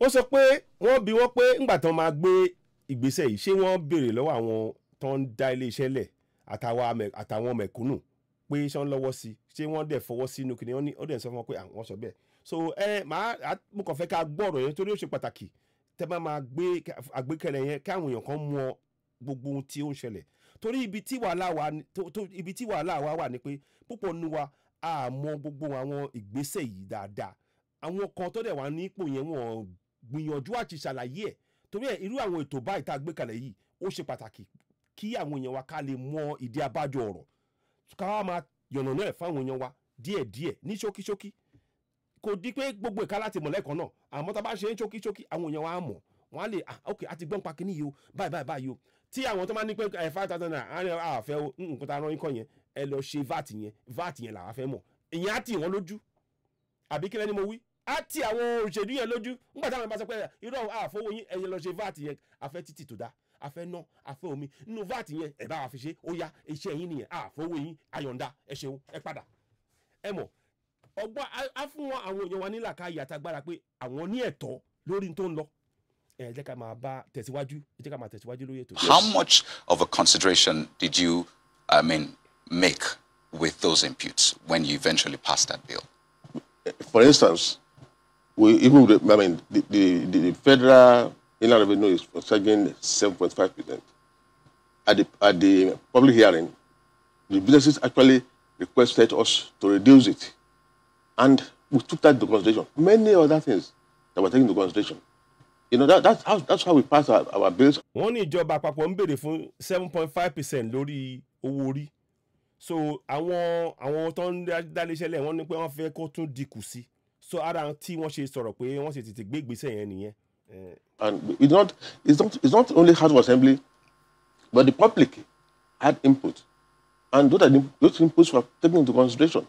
I just cited one of the examples. Did the businesses share their fears about double taxation? Did they share their fears? Obviously. So how did the bill put that into consideration? How did you accommodate that? Is there a solution for that in this law now? Yeah. As far as Lagos State is concerned, we try as much as possible to run away from any form of double taxation. And in this instance, we did that. And we allayed the fears of the stakeholders that there would never be any form of double taxation, but that would be a burden on the treasury. You know, ìtumọ̀ kan tó sọ mẹ́rin pé wọ́n fún àwọn tó ń dá iléeṣẹ́ lẹ̀ wọ́n fún wọn nífọ̀kànbalẹ̀ pé àwọn ò ní gba owó orí lọ́wọ́ wọn lẹ́ẹ̀mejì ara tó ṣe gbé ìgbésẹ̀ yẹn nìyẹn wọ́n ní wọn ò ní gba owó orí lọ́wọ́ wọn lẹ́ẹ̀mejì ìyẹn ìtumọ̀ yẹn ni pé kí àwọn ìjọba àpapọ̀ gbowó káwọn náà tún wá gbà wọ́n ní pé ẹ̀kan ṣoṣo ni ara tó ṣe fẹ́ dákì níyẹn dúró nìyẹn tó ṣe fẹ́ táwọn ṣe gbé ìgbésẹ̀ yẹn nìyẹn ẹ ṣeun. Looking at the sharing formula in this particular one, so what we had before in the VAT Act of the federal government is states get 50%. Yes. And the local governments get 35%, and then the federal government gets 15%. But looking at the formula, I mean, you've talked about the percentage, 6% compared to the 7.5% we had before. But looking at the formula, the states will be getting 75%, and local government will get 25%. And I mean, if we're going to correct for what we had before, I mean, divide the 15% that the federal government gets in some sense. So split it by that 7.5. So that means states will be getting, what, 58%? And local governments will be getting, what, 42% or thereabout. I hope my math is correct. So how did you come to that conclusion of having states getting 75 and local government getting 25? This is Lagos State. Even when the state government is collecting 100%, all the money... ara rẹ jẹ yẹn náà sì nìyẹn o ṣé wọn kí ara tí mo sọ pé ká má fi gbogbo ara lẹ̀ fáwọn ará bíi aláti sọ̀rọ̀ yẹn bóyá kàdé sọ aláti sọ wọ́n ní pé nínú ètò wa gbé kalẹ̀ sìn wọ́n ní pé ìjọba ìpínlẹ̀ Èkó wọ́n á gba ẹ jẹ́ kí mò ń bọ̀ àwọn kan ti pé kí n pe WhatsApp ẹ má bínú ẹ wò mo wà lórí ètò so ó lè máa tẹ̀kẹ̀ àwọn kan tó ti ń pè mí láti ní pè mí irọ́ mi ìgbé kọ́ọ̀lù sìn ẹ má pè mí sìn ẹjọ́ so wọ́n ní pé ìjọba ìpínlẹ̀ Èkó wọ́n fẹ́ gba 75% wọ́n wá kó 25% fún àwọn local government ó dà pé rẹ̀ jẹ́ wà ní ọ̀rọ̀ yẹn but ẹ jẹ́ ká wádìí ẹ̀ fínífíní ara tó ṣe kí gbogbo akéde ká tètè máa tẹ̀lé tó ń lọ ká lè mọ bí ètò ṣe ń lọ ká lè mọ ìbéèrè tá a máa bí wọ́n a gbọ́ pé inú ilé ìtẹ́tí gbà ń sìn tó ti wá di pé owó orí yẹn ẹ̀yin lẹ̀ ń gbà a gbọ́ pé ẹ̀yin gba 75% àwa local government wọ́n fún 125 kí ni díẹ̀ báyìí ṣe mọ̀ páàní ná àlómi ṣe ti fi yẹn sínú ẹ̀ ṣe ti fi yẹn ṣe ìṣirò irú àwọn nǹkan bẹ́ẹ̀ lẹ́ka máa bi àwọn èèyàn wa ká máa sọ fún àwọn èèyàn wa irú àwọn nǹkan báyìí ọ̀rọ̀ pé bóyá èèyàn kan jà ẹ wò aráyé gbogbo yẹn bí a ṣe máa níná bá ṣe máa lómi bá ṣe máa nílé ìwòsàn bá ṣe máa nílé ìwé irú àwọn owó yìí tán bá tújọ ní agbègbè kọ̀ọ̀kan bẹ́ẹ̀ yẹn kọ́ fi ṣe àwọn kìíní àǹfààní náà ni àbí kílẹ̀ ní mo wí ẹ jẹ́ kí a máa tẹ̀síwájú fóònù yẹn ti bátìrì ti ṣe mẹ́ ó ti ṣe wọ́n lórí kìíní yẹn wọ́n ti pè mí pé kí n ṣe WhatsApp máa yẹ̀wò ẹ má bínú bọ́tẹ́ tó ẹ jẹ́ ká tẹ̀síwájú. It's still going to be spent in Lagos State, so it does not really matter to us because it has to do with if you give 70% to the local government, it's still the same thing. The money. What we are after is to ensure that this money is used for the people of Lagos State, and that's exactly what we have achieved. It does not really matter whether it's a 25% or 30% to local, and there's no law that is permanent. With time, we always review our laws. So when it's time for us, when there are arguments that are supporting increase, we will do that. Okay, so wọ́n sọ ń sìn pé tó bá dásìkò báwọn á yẹ àwọn á ṣe àwọn ìgbésẹ̀ tó yẹ káwọn ṣe lórí ẹ̀ pé tó bá yẹ pé àwọn tó ń láti gbé ọ̀rọ̀ yẹn yẹ̀wò àwọn á gbé yẹ̀wò àyẹn náà bá mú ó dà bẹ́ẹ̀ nǹkan báyìí ló yẹ ká máa ṣe ohun tó ṣe pàtàkì ń sìn bẹ́ẹ̀ ń sìn ni pé tá a bá máa ṣe tá a bá ti wọ láṣẹ ìjùmọ̀ tá a bá ti gbé Yorùbá nation kalẹ̀ irú àwọn ìbéèrè tá a máa bí àwọn òṣèlú wa rè a máa bí wọ́n pé ẹ wá a máa pè wọ́n jókòó wọ́n máa ní ẹ wá a gbọ́ báyìí o báyìí o iye báyìí ló ń lọ o níbo lówó ẹ ṣàlàyé fún wa ẹ̀tọ́ wa ni ẹ jẹ́ kó tètè máa yé wa láti sìn lọ pé ẹ̀tọ́ wa ni ká bí wọ́n ní ìbéèrè ẹ̀tọ́ wa ni pé tọ́ máa dẹ̀ fún wa ní èsì tí ò bá mu ká tún bí wọ́n lẹ́ẹ̀kan sí ẹ wá o ọ̀gá ayọ̀ àwọn aláyọ̀ yín sípò ń ta arọ́ yín kẹ́ lọ ṣe kọ́ yẹn àtúmọ̀ àbí lẹ́ẹ̀kan sí níbo lówó lágbájá ibi báyìí wà fún títì ilé ìwòsàn bẹ̀ yẹn àti ẹ sọ pé àárí ó yá ẹ̀ẹ́dẹ̀ gbọ́dọ̀ kúrò ńbẹ̀ láì jẹ́ pé wọ́n yanjú ọ̀rọ̀ yẹn fún yín tó máa fi tẹ́ yín lọ́rùn ẹ jẹ́ ká tẹ̀síwájú. I'm quite curious when you say it doesn't matter, because it's on the same premise that states, or at least Lagos State, River State, are standing on, saying that you need to empower the federating units, the subnationals. And there's been that clamor to strengthen other tiers of government, starting from the local government. And if there's anything we've seen so far, it would seem that local governments need all the support, all the funding they can get, because people are essentially, that's the closest government to people. So it's on that same premise that states are fighting to ensure that this VAT is collected by states. And yet you say it doesn't matter. But what we are saying is this: the local governments are in Lagos State. Lagos State government is the Lagos State government. The development that's going on in Lagos State is in the local governments. If the money is, even if the state collects 70% or 65%, they're still going to spend it in all the local governments. The roads to be constructed are in the state. Is that they are not local government roads. They are roads that belong. Any development in any local government is development in the state. So the issue of. So wọ́n ṣe ń tẹnu mọ́ ọ̀rọ̀ yẹn pé àwọn fẹ́ mọ̀ pé owó yìí tẹ́ bá gbà padà lọ́wọ́ ìjọba àpapọ̀ ṣé ẹ máa lò ń tètò fún gbogbo àwọn èèyàn wa nípínlẹ̀ Èkó àbí báwo lẹ ṣe máa ṣe wọ́n lè sọ pé n tó ṣe pàtàkì jù fáwọn ni pé owó yẹn gbogbo nípínlẹ̀ Èkó gbogbo àwọn àdúgbò àti oríṣiríṣi ibi àwọn local government yẹn wọ́n máa náwó yẹn sí, so wọ́n ní pé ìyẹn ló ṣe pàtàkì jù fáwọn. So anyway, ẹ jẹ́ ká máa tẹ̀síwájú. But then what concerns us most is that this money is spent in Lagos State. Wọ́n ní pé ohun tó ṣe pàtàkì jùlọ ni pé kí owó yẹn kọ́ ti ná owó yẹn lẹ́kọ̀ọ́ káwọn èèyàn lè fojú ara wọn rí. Ara tó ṣe pàtàkì ká máa tẹ̀lé nǹkan tó máa ṣe nìyẹn.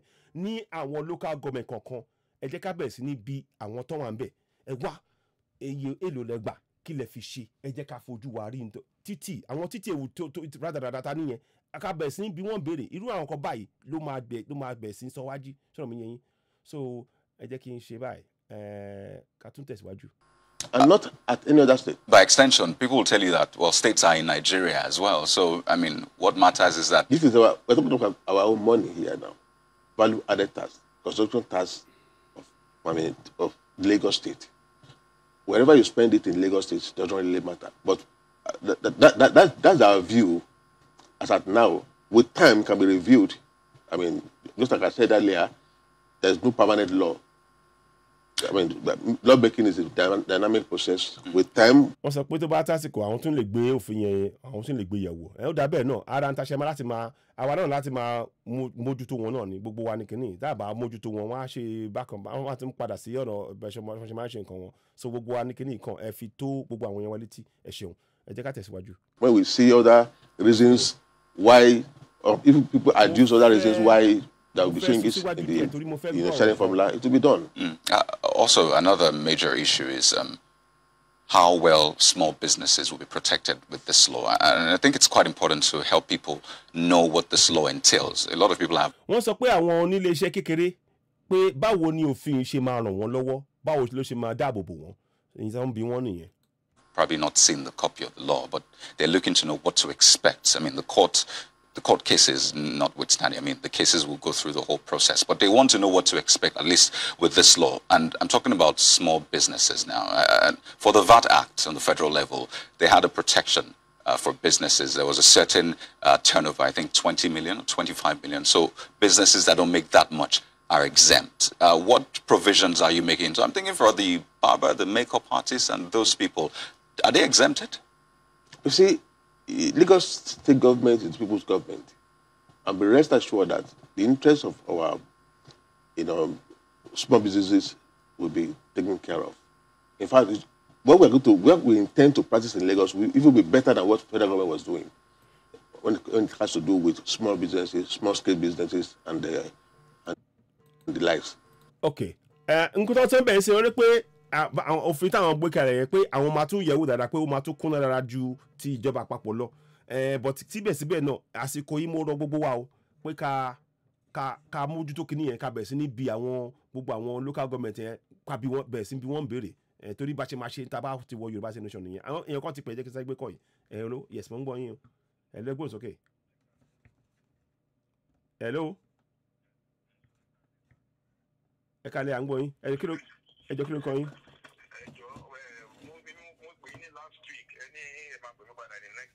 ẹ má bínú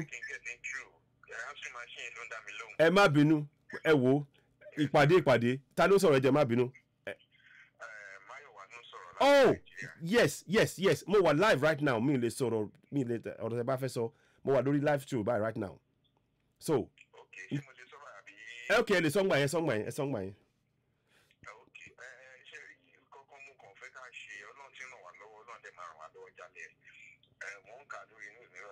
pé àwọn ọba ilẹ̀ Yorùbá àwọn tako pé àwọn ò fẹ́ kí Yorùbá dá wà pé wọ́n Nàìjíríà làwọn fara mọ́. ẹ̀jẹ̀ kọ́kọ́ lèmi fẹ́ ká ṣe sà mo fẹ́ ká fọgbọ́n kun ọ̀rọ̀ yìí. ẹ jẹ́ kí tó bá possible sà kí ẹ jẹ́ kí nǹkan tá most of the things bá wo àwọn agitators gbà ló má dàbí pé this fight is like between us and them and those them àwọn tó jẹ́ Nàìjíríà àwọn tó jẹ́ Yorùbá wa gan-an. mo fẹ́ ká lu ọkàn ká lu lọ́bì àwọn ọba yẹn ẹ jẹ́ ká mú ọmọ ra ká visit wọn bẹ́ẹ̀ni ká bá wọn sọ̀rọ̀ bẹ́ẹ̀ni àwọn ọba yẹn ọkọ̀ àwọn tó ní àgbọ́yé ọ̀nà gbogbo wọn ká bẹ́ẹ̀ni wọn ká bá wọn sọ̀rọ̀ bẹ́ẹ̀ni mo fẹ́ ká tún lu àwọn religious leaders okay they have so many influence they can have on their members ká visit wọn okay ká jẹ́ kó mọ what is the need okay the safety first and some other things so wọn náà á tún kọ yín wọ̀n ṣe. àmì àṣẹ ẹ ṣeun ẹ ṣeun. more friends ẹ̀yin bàbá náà lè máa bọ̀ ìwọ̀n pé a máa wà ọ̀rẹ́ kún ọ̀rẹ́ ni. bẹ́ẹ̀ni ká mú wọn lọ́rẹ̀ no matter bẹ́ẹ̀ni what they say ẹ ṣeun. let's come close to them let them know the more reasons why this thing is needed. Okay. And then we gradually will get what we need. ẹ ṣeun ẹ ṣeun gan ni àbá yẹn mo ti kọ́lẹ̀ báyìí mo fẹ́ bí ní kankan ṣé ti gbọ́n pa ọ̀rọ̀ VAT ṣé ti gbọ́n pa ọ̀rọ̀ VAT Sanwó-Olú ó ti gbé òfin VAT lẹ̀ kí àwọn ìjọba àpapọ̀ kọ́ máa báwo lẹ ṣe rí ọ̀rọ̀ yẹn sí Èkó ṣàlẹ̀ wà.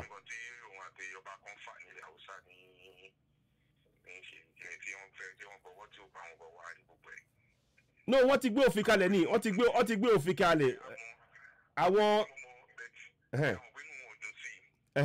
inú wọn ò dùn sí kí lẹ́yìn rí sí ṣé ẹ rí pé nǹkan tó dáa ló ṣe yẹn lójú ti yín mo kàn ń béèrè ni no mo mí ni Sanwó-Olú ó ti ṣe mọ̀ pé VAT tí àwọn ìjọba àpapọ̀ tó ń gbà lọ́wọ́ wa bẹ́ẹ̀ ni mo kàn fẹ́ mú bẹ́ẹ̀ ni ó ti yé mi ẹ ṣeun gan ni tó ẹ ṣeun gan ni sà á tún máa bá yín sọ̀rọ̀ ṣẹ́gbọ́ àbá yẹn mo ti kọ́lẹ̀ ẹ ṣeun ó dà sà bye so mo kàn mọ́mọ́ bí wọ́n táwọn náà bá mọ̀ torí ó ṣe pàtàkì a lè máa gbọ́ àwọn kìnìún yẹn àwọn gan náà wà lọ́hùn àwọn ò sí mẹ́yẹn so ẹ mọ̀ kọ́rọ̀ yẹn ká mọ̀ bóyá ó ti ń rinlẹ̀ ó ti ń wọlẹ̀ ó ti ń jinlẹ̀ rárá báyìí káwọn yẹn lè máa gbọ́. So we are very much taking their interest into consideration when the what do you call it, the operational guideline on this particular law takes effect. All the small businesses will have been taken care of appropriately. Honorable, it's written boldly in the VAT Act that, what businesses with this turnover or below this turnover are exempt. So they're protected. Their rates wouldn't be as high, such that people can patronize them. They can make money and, of course, grow from that. So it's written boldly. So the question I'm asking essentially is it boldly written in that law that businesses that make, you reduced it from 7.5 to 6%. So, you have shown some good faith, as it were, saying that you want to at least... So once it dínkù láti 7.5% sí 6%, ìyẹn jẹ́ pé wọ́n ṣe ìtẹ̀síwájú tó dáa fún àwọn tó ń dáṣe ilé-iṣẹ́ nílẹ̀ ní ìpínlẹ̀ Èkó. Ó dà bẹ́ẹ̀. So not put burden on people, but for businesses, is it boldly written that this type of business, small businesses that are not making up to this, are exempt? You see, after the law has been passed and, appended to by the governor, we also have what we call operational, guideline. Those ones will be spelled out in that guideline. Wọ́n ní àfihàn tó ṣe pàtàkì sí àwọn iléeṣẹ́ kékeré yẹn wọ́n á ṣe àwọn guidelines àwọn ìwé kékeré pọ̀ báyìí ká máa ṣe tó máa fi mọ ọ̀nà tí wọ́n máa gbé kíní yẹn gbà gangan. So but ara máa tẹnu mọ́ ni pé kí gbogbo aka náwó nu kíní títí a máa fi gba òmìnira yẹn ara ṣẹ́ta máa ṣe lápapọ̀ wà ní gbogbo wa ní kíní kan ó ti di iṣẹ́ gbogbo wa báyìí ẹni tí mo fẹ́ mú ọ̀rọ̀ tí ó ṣe pàtàkì jù lọ tí a máa mú dání kúrò lórí ètò ìdílé ní pé gbogbo wa la lọ́wọ́ nu kíní gbogbo wa ó kan gbogbo wa báyìí ìgbésẹ̀ tá a bá gbé gbára papọ̀ ló máa gbó wa dé ilẹ̀ ìlérí ó ti ṣe é ṣe fún wa láṣẹ Èdùmàrè àṣẹ wa. That's how we do things in Lagos, because we cannot put everything to the law. The law, no, sorry, is the general framework. The operational guideline, so we spell out what and what will be affected. So I want to assure you, sorry, no, that small businesses' interests will be taken care of in the operational guideline, and that means that because it's already in the law, their interest is already protected in the law. That the Commissioner for Finance will come out with those guidelines that will ensure that we spread out, and it's been done already. So there's no fear. Our people should not entertain any. Wọ́n ní pé kí àwọn iléeṣẹ́ kékeré yẹn kọ́ máa dáyà pé òfin kan tó lè wà tó pé wọ́n máa tún gbé owó orí tó ń san sí kó máa tún wá kà wọ́n láyà. Wọ́n ní kọ́ máa dáyà rárá kọ́ ní fọkànbalẹ̀. Àmọ́ síbẹ̀síbẹ̀ ẹ̀tọ́ yín ni kẹ́ lọ bí wọ́n kẹ́ ṣáà ké sí wọn pé wá o kíní yìí báyìí àfẹ́ o ṣọ́rọ̀ mi yẹn yín. So kọ́dẹ̀ kan túbọ̀ fún yín ní ìfọkànbalẹ̀ lórí ẹ̀. So gbogbo wa náà ló kàn iṣẹ́ yẹn lápapọ̀ wa. Àwọn àgàgà àwọn ọ̀yà wa tó wà lọ́jà wọn láti mọ gbogbo ọdún wa nǹkan báyìí. Àwọn nǹkan tó bá tọmọ bó ṣe ń tajà lọ́jà yẹn gbogbo àwọn owó orí tó máa gbà nǹkan bẹ́ẹ̀ kó tètè yé wọn. Ara wọn kóra wọn sí ẹgbẹ́ kọ́dẹ̀ máa sọ̀rọ̀ lórí ìkíní lápapọ̀. Ó ṣe pàtàkì. Of fear that our laws are meant for the people, and we always take their interest into consideration. And in this instance, their interest is going to be protected. But I'm still going to stay on that because the law is a law. Okay, ẹ jẹ́ ká fi yẹn lẹ̀. Mo fẹ́ gbọ́ ẹ jẹ́ ká fi yẹn lẹ̀ sí. But wọ́n ti gbìyànjú ẹni tó ṣe pàtàkì jù mẹ́rin ni pé ta fẹ́ múnú ọ̀rọ̀ yẹn ni pé àwọn gómìnà Èkó á dúpẹ́ lọ́wọ́ Sanwó-Olú fún eléyìí. Ó ṣe dáadáa a lè jiyàn ẹ̀. A tún retí púpọ̀ sí lórí kìíní yẹn àmọ́ àwa sì ń lọ síbi táwa ń lọ wọ́n fẹ́ wọ́n kọ òmìnira yẹn òun ni kókó so Not yet. so. Okay, it's interesting you say not yet, as though you expect it in the coming days. But well, please. n fẹ́ kẹ́ gbọ́ tí ajúrì tó ń sọ o. The Lagos. Assistant to the President on Public Affairs in the Office of the Vice President. ṣé mo pé arákùnrin ó wà pẹ̀lú àwọn olóòtú ètò lórí channels tẹ́lẹ̀tẹ́lẹ̀ so máa pẹ́ Káyọ̀dé Òkìkí Olúṣeun gbogbo wọn mọ̀ àmọ́ sìn ó ń sọ̀rọ̀ fúnjọba ṣe rí àwọn ọ̀rọ̀ yẹn bóyá mo tiẹ̀ lè má túmọ̀ ẹ̀ àmọ́ bó ṣe ń sọ̀rọ̀ ó ń gbé ìjọba lẹ́yìn ìjọba àpapọ̀ yẹn lẹ́yìn síbẹ̀síbẹ̀ kódà ọmọ Imo ni o ó tọ ọmọ Imo ibi tí gọ́vnà ọmọ Rivers Nyesom Wike tó ti gbé wá ọmọ ọbẹ̀ yẹn náà ní ara ọbẹ̀ yẹn ṣá àbí tòsí ibẹ̀ yẹn ṣá so bó ṣe ń sọ̀rọ̀ ṣe ló ń gbé ìjọba àpapọ̀ lẹ́yìn báwo ló ṣe máa gbé àwọn tó ń rẹwà jẹ lẹ́yìn ìyẹn ni mo kàn fẹ́ mú ránú ọ̀rọ̀ ẹ̀ a lè gbọ́ díẹ̀ àwa tẹ̀síwájú ọ̀rọ̀ kan tó ṣe pàtàkì mo fẹ́ gbé kalẹ̀ lórí tí wọ́n sọ lórí àwọn ọmọ wa nǹkan tó ń kọ́ nílé ìwé àwọn èèyàn kan wọ́n sọ kíní kan tó yà mí lẹ́nu tí mo kọ tó bá débẹ̀ màá sọ but mo fẹ́ ká gbọ́ ilé díẹ̀. Welcome once again to Sunrise Daily. Thank you very much. Let me just say it's hard to describe how humbling it is to be with you on this set.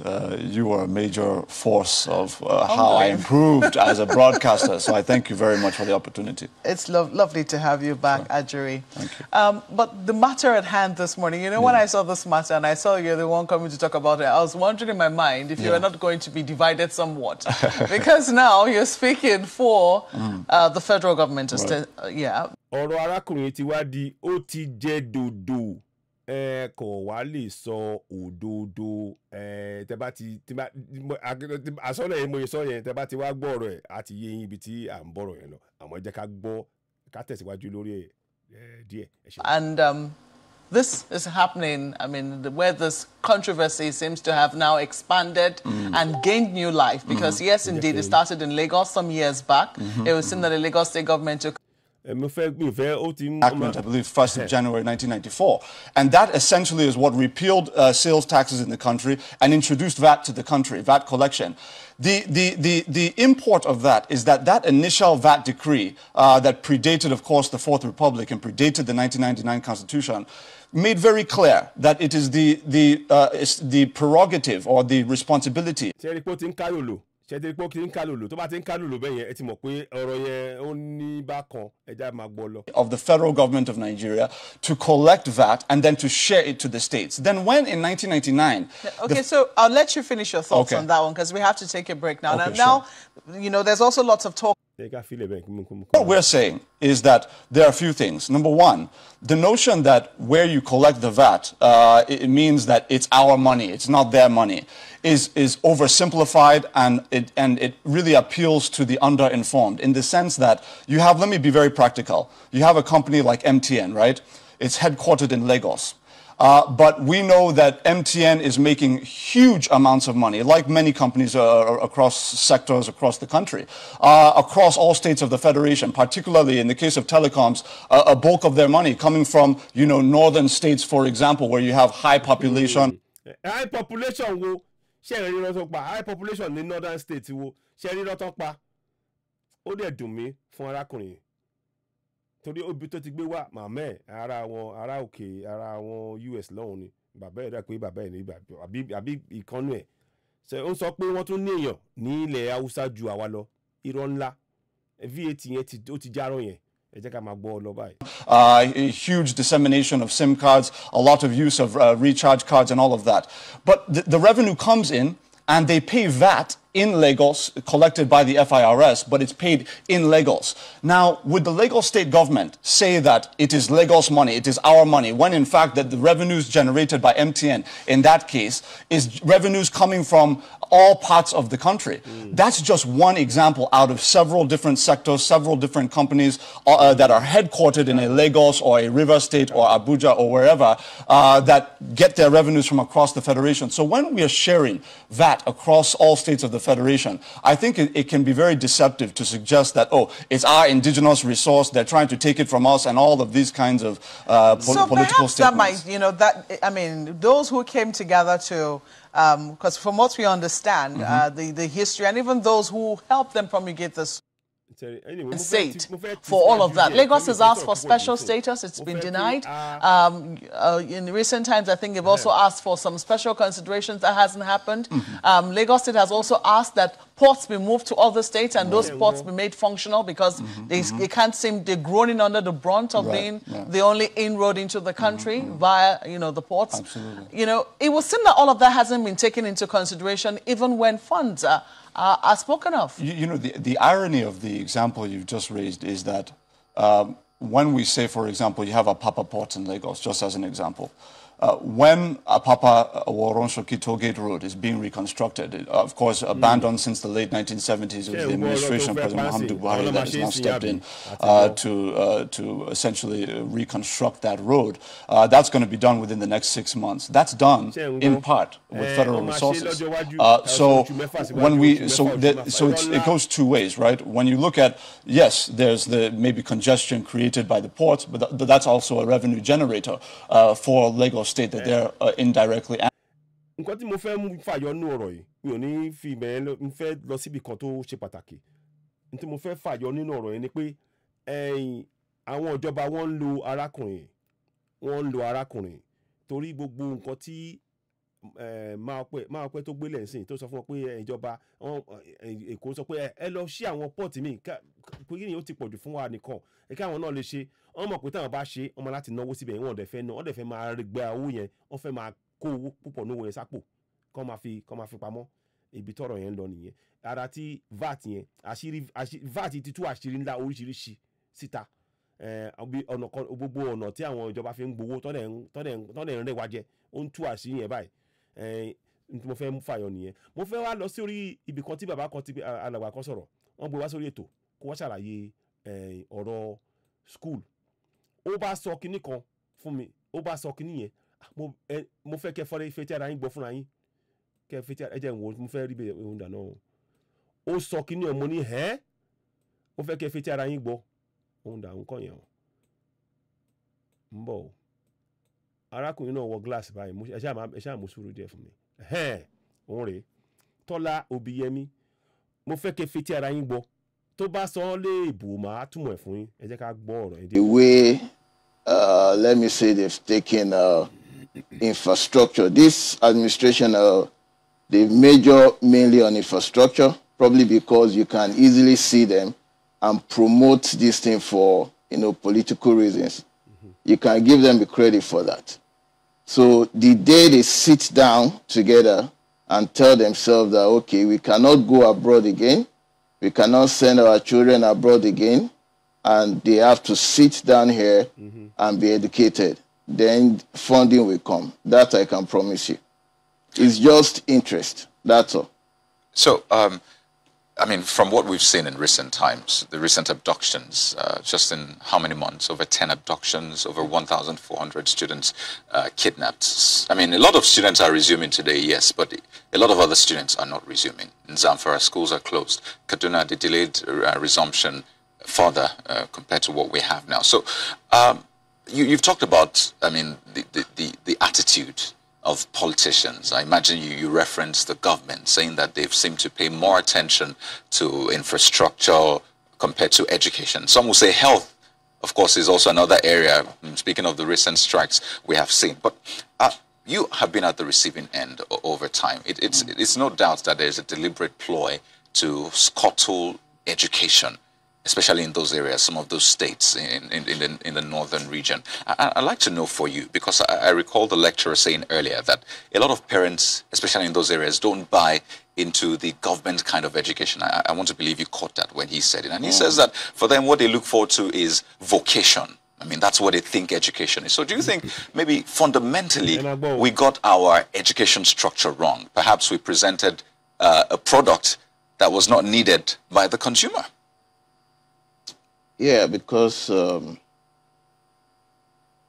we major mainly on formal education. You go to the 4 wards, classrooms. it's not everybody that's interested in that. If I'm into, let me see, if I'm an artist, a musician, I don't really need to go to the forwards, in court, to go through primary, secondary, the university.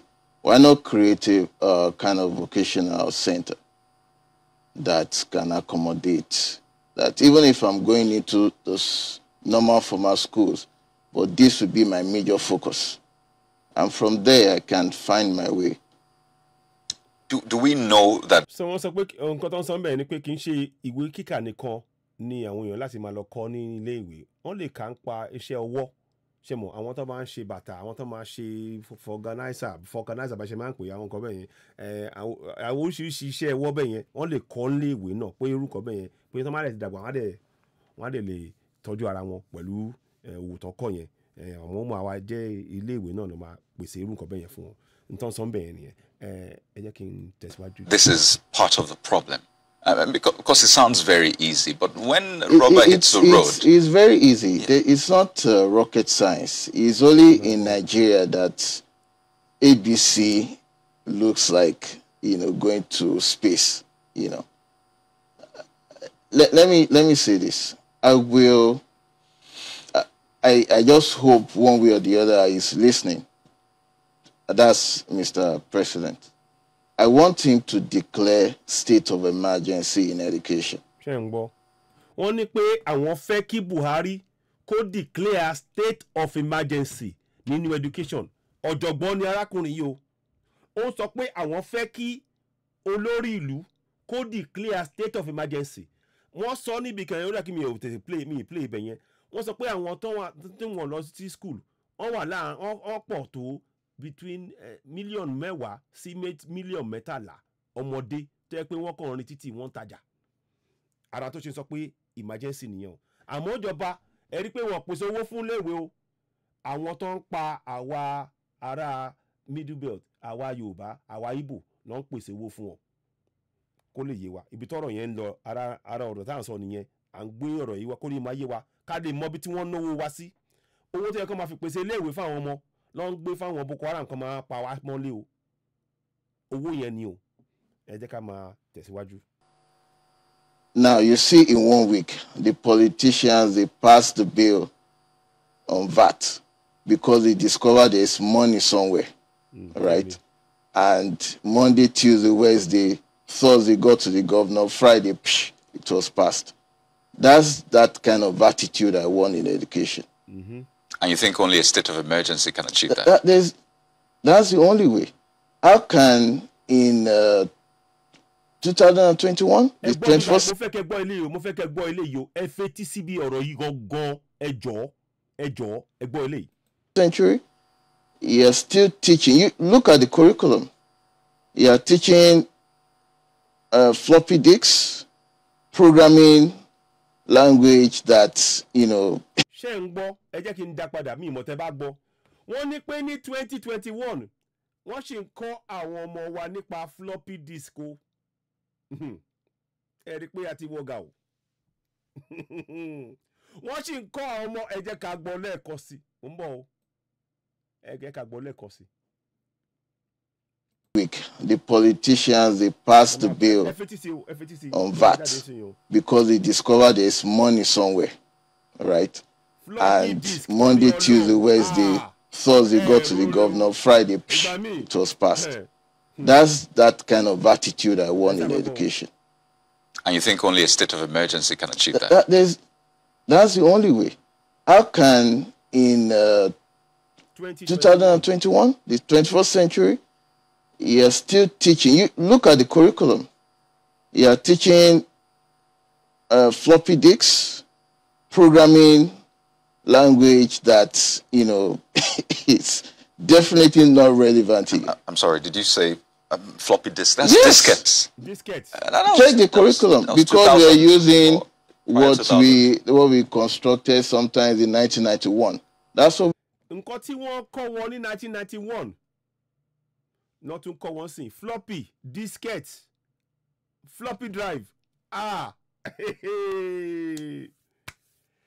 ẹ rí pé ara ń taṣe láti pín nìyẹn o wọ́n sì ń lo floppy disk nílé ìwé ta ló ń lo ẹwo bí tí mo wà ń sìn kò sí tó ń jẹ́ floppy disk nínú tó wà kò tiẹ̀ lè ṣiṣẹ́ kò lè bá mú nì kò lè gbá tí à ń gbé àwọn ètò tá à ń gbé kò lè ṣeé ṣe floppy disk kò lè ṣe kò tiẹ̀ kò lè kí ló fẹ́ ṣe ara tó lè ń kọ́ àwọn ọmọ wa nìyẹn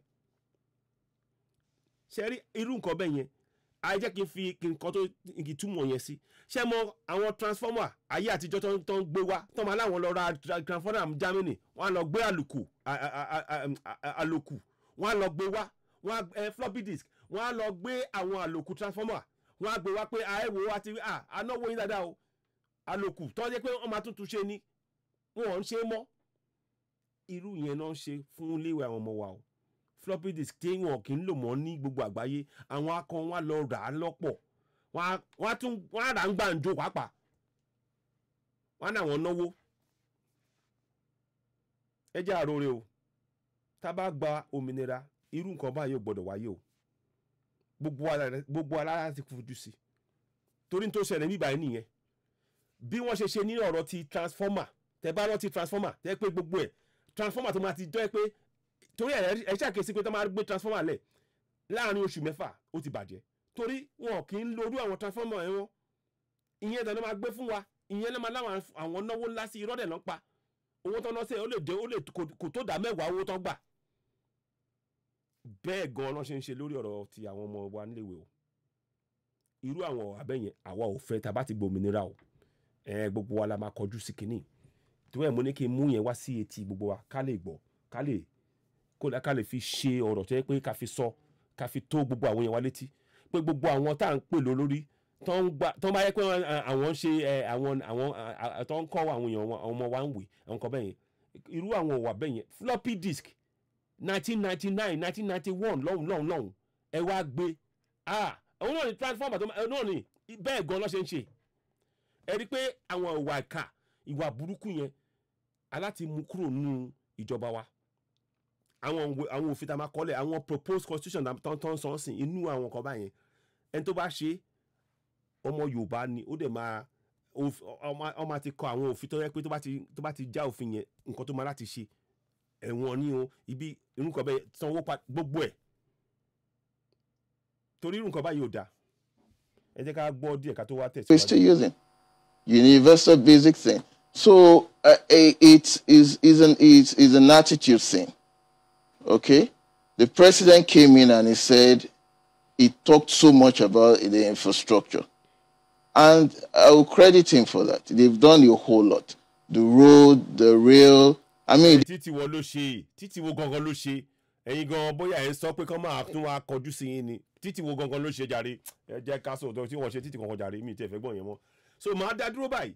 Now ẹ jẹ́ kí a gba àwọn ìpè bíi mélòó kan. Ẹ lè pè wọlé sórí 44739958066 àti ṣé òpó ráì ká lè sáré sọ̀rọ̀ díẹ̀ so ká sọ̀rọ̀ wọn bí ìṣẹ́jú mélòó kan ká tó káìsè tó ńlẹ̀ but ká tó máa lọ ká tó kéṣe ẹ jẹ́ ká tó gbọ́ kíní lẹ́ẹ̀kan sí ó ṣe pàtàkì ká gbọ́ kíní lọ́la a máa gbọ́ ètò wa láti New York lórí ọ̀rọ̀ Ninas ẹ jọ̀ọ́ ẹ má gbàgbé ẹ bá wa sáìn ẹ má gbàgbé o ẹ jẹ́ ká gbọ́ lẹ́ẹ̀kan sí. Gbogbo ọmọ Yorùbá gbogbo ọmọ Oòduà ẹ jáde o. ẹ jẹ́ kí lọ síwájú ìran Yorùbá ó jẹ wá lógún o ọmọ Yorùbá o. Ó tó gẹ́ àló ti tó gẹ́ kàkà kí kìnìún ṣàkápò ẹkùn bí kálukú bá sọdẹ rẹ̀ lọ́tọ̀ọ̀tọ̀ ni ò bá lẹ́jọ́ nù gbogbo ọmọ Yorùbá ẹ jáde o. Kẹ́kùn ní ó gbọ́ kó sọ fún toko káàdì ó gbọ́ kó rò fún òbẹ̀ wípé ó tó gẹ́ wà yìí àsìkò ti tó fún ìran Yorùbá láti dá dúró gẹ́gẹ́ bí orílẹ̀-èdè àsìkò ti tó láti jàjàgbara ajàṣẹ́gun láti gba orílẹ̀-èdè Yorùbá kúrò lọ́wọ́ àwọn ìjọba Nàìjíríà orí mi o ìkúnlẹ̀ abiyamọ o ẹ wá wo bí wọ́n ti ń pa àwọn ọmọ Yorùbá nípakúpa ajé o odidi ìlú ni wọ́n kì í nọ́bọ̀ tí wọ́n sì jó kanlẹ̀ dẹ́rù ìkúnlẹ̀ abiyamọ o kí ló dé kí ló ṣe ta la ṣẹ̀ tí wọ́n fi ẹ̀tọ́ wa dùn wá gan kí ni tó ṣẹlẹ̀ gangan eléyìí gangan ni a fi sọ yìí pé ó tó gẹ́ ẹ wá gbọ́ gbogbo ẹ̀yin èèyàn mi n ò lè wá kú kí lóye ilé bàbá rẹ̀ jẹ o ẹ mọ̀ ṣe dágunlá àti àṣà kí ló kàn mí lórí ọ̀rọ̀ tó wà nílẹ̀ yìí gbogbo wa lọ̀rọ̀ yìí kàn ìgbẹ́kẹ̀rí fọwọ́ ti lé ìgbà láàmú ní fọwọ́ tó gírí. ìdí nìyí táwọn ẹgbẹ́ àjàjàgbara fún ọmọ Yorùbá káàkiri orílẹ̀-èdè àgbáńláyé ẹ̀ka tìlú Amẹ́ríkà àti agbègbè rẹ̀ lábẹ́ àkóso àti olùdarí Emeritus Professor Banji Akintoye, leader of Yorùbá land and ìlànà ọmọ Oòduà worldwide àti àwọn ìsọ̀ǹgbè rẹ̀ ṣe àgbékalẹ̀ ìwọ́de ńlá ọlọ́jọ́ méjì gbáǹkọ́gbì 2 days Yorùbá Nation Diaspora Mega Rally eléyìí tí ó wáyé ní ọjọ́ 14 àti ọjọ́ 15 oṣù kẹsàn-án ní ọdún tá a wà yìí 14 to 15 September 2021 èyí tí ó máa wáyé ní United Nations Building ní 809 United Nations Plaza C22 York New York 10017 3503 United States. ẹ wá gbọ́ o ẹ yẹ kí fapá kan fò ó gbogbo ẹlẹ́gbẹ́jẹgbẹ́ àti ẹnìkọ̀ọ̀kan tó ń jà fún àti dádúró ọmọ Yorùbá gẹ́gẹ́ bí orílẹ̀-èdè láǹretí níbi ìwọ́de wọ́ọ́rọ́wọ́ yìí tẹ́ bá ń bọ̀ aṣọ dúdú black t-shirt òní kí gbogbo wọn wọ̀ láti lè ṣèdárò àwọn ọmọ ojúlówó Yorùbá àtàtà táwọn Fúlàní ti ṣekú òjijì pa ó mà ṣe o àti láti fẹ̀hónú wa hàn wípé ó tó gẹ́ aláǹlọ ni Yorùbá Nation ó di dandan aago 9 àárọ̀ ni ètò yìí ó ti bẹ̀rẹ̀ títí di ìrọ̀lẹ́ kẹlẹ́lẹ́.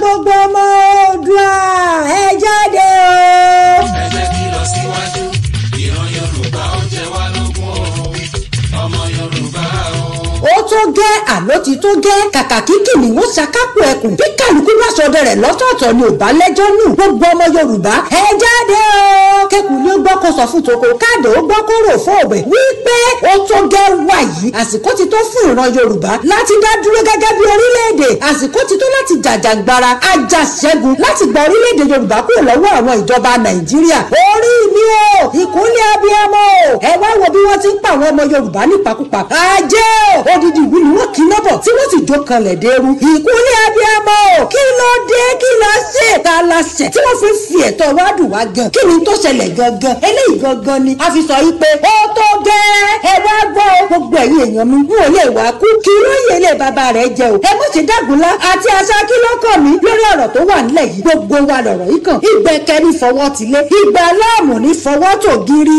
ìdí nìyí táwọn ẹgbẹ́ àjàjàgbara fún ọmọ Yorùbá káàkiri orílẹ̀-èdè àgbáńláyé ẹ̀ka tìlú Amẹ́ríkà àti agbègbè rẹ̀ lábẹ́ àkóso àti olùdarí Emeritus Professor Banji Akintoye, leader of Yorùbá land and ìlànà ọmọ Oòduà worldwide àti àwọn ìsọ̀ǹgbè rẹ̀ ṣe àgbékalẹ̀ ìwọ́de ńlá ọlọ́jọ́ méjì gbáǹkọ́gbì 2 days Yorùbá Nation Diaspora Mega Rally eléyìí tí ó wáyé ní ọjọ́ 14 àti ọjọ́ 15 oṣù kẹsàn-án ní ọdún tá a wà yìí 14 to 15 September 2021 èyí tí ó máa wáyé ní United Nations Building ní 809 United Nations Plaza C22 York New York 10017 3503 United States. ẹ wá gbọ́ o ẹ yẹ kí fapá kan fò ó gbogbo ẹlẹ́gbẹ́jẹgbẹ́ àti ẹnìkọ̀ọ̀kan tó ń jà fún àti dádúró ọmọ Yorùbá gẹ́gẹ́ bí orílẹ̀-èdè láǹretí níbi ìwọ́de wọ́ọ́rọ́wọ́ yìí tẹ́ bá ń bọ̀ aṣọ dúdú black t-shirt òní kí gbogbo wọn wọ̀ láti lè ṣèdárò àwọn ọmọ ojúlówó Yorùbá àtàtà táwọn Fúlàní ti ṣekú òjijì pa ó mà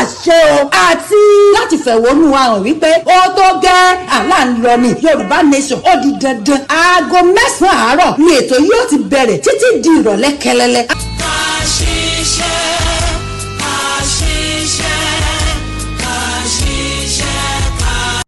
tó ẹ ṣeun so a máa mo kàn ní kí n gbé ká sọ̀rọ̀ yẹn lórí ibẹ̀ yẹn náà ni n tí mo fẹ́ wá ṣe ń sìn ẹ jọ̀ọ́ màá tún wá rọ gbogbo àwọn tá a bá ti sign ninas ẹ bá wa sign o ẹ bá wa sign ẹ jọ̀ọ́ ẹ kàn lọ sórí kíní wọn bẹ̀ yẹn ẹ lè lọ sí menu ẹ bá ti lọ sí menu báyìí wọ́n á dẹ̀ fún yín demand so a lè ṣe gbogbo yẹn ẹ jọ̀ọ́ ẹ̀ ń tẹ́ bá ti ìtọ́wọ̀wé fún ti ninas ẹ bá wa ṣe ẹ tó bá fẹ́ pè wọlé ẹ lè pè sórí 447399 ẹ jẹ́ kí n wò tí n bá ti fi nọ́mbà yẹn sórí ibẹ̀ yẹn àkìmọ́ ó lè má ti jáde ń bọ̀ ẹ má bínú mo fẹ́ wá nọ́mbà so mo kàn fẹ́ fi nọ́mbà yẹn lẹ̀ so ẹ lè sáré pè ká sọ̀rọ̀ díẹ̀ fún a ní 30 sí 40 ìṣẹ́jú ká lè fi sọ̀rọ̀ díẹ̀ ẹ jẹ́ ká wò nǹkan yẹn sorry ń bọ̀ ń dáná ń bọ̀ ṣé òun rè no àtàwọn èèyàn àmúyẹ náà sì bẹ́ẹ̀ no ẹ má bínú o ó wà ń bì kan but ìgbà míì tá a bá ń wá kíní ọ̀hún máa ń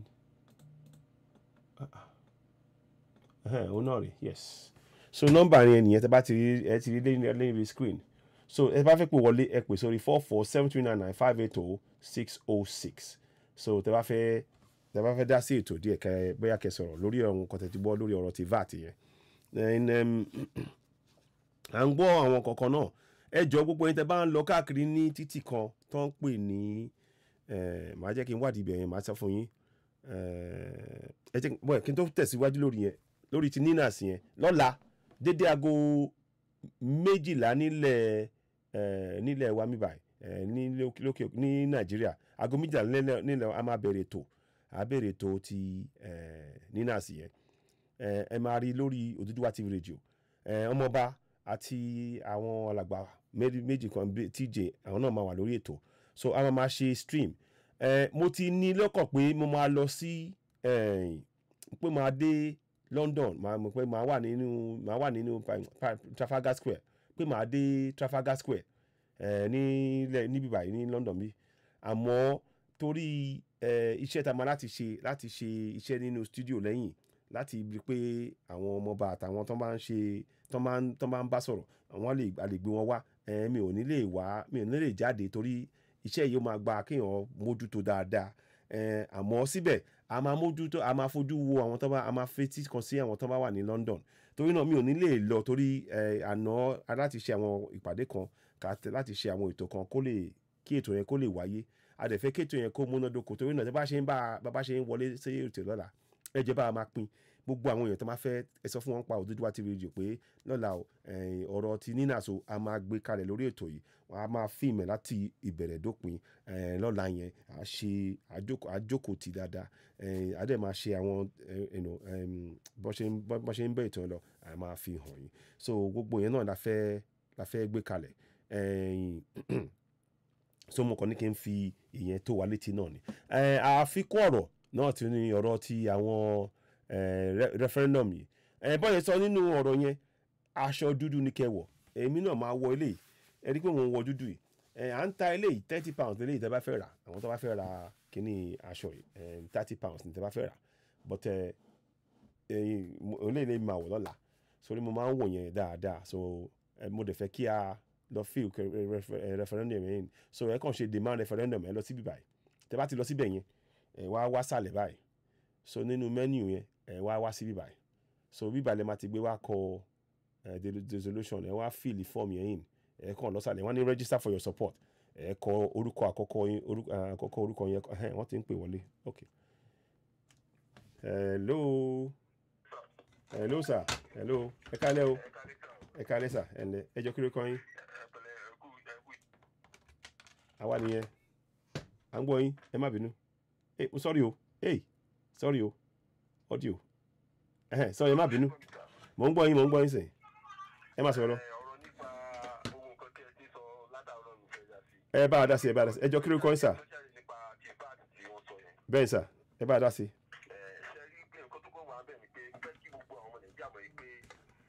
especially àwọn ọmọ ilẹ̀ Yorùbá àwọn ọmọ káàrọ̀ òkèèrè mo fẹ́ kọ́ mọ̀ yìí pé Ọlọ́run ló ṣiṣẹ́ rẹ̀. bẹ́ẹ̀ni.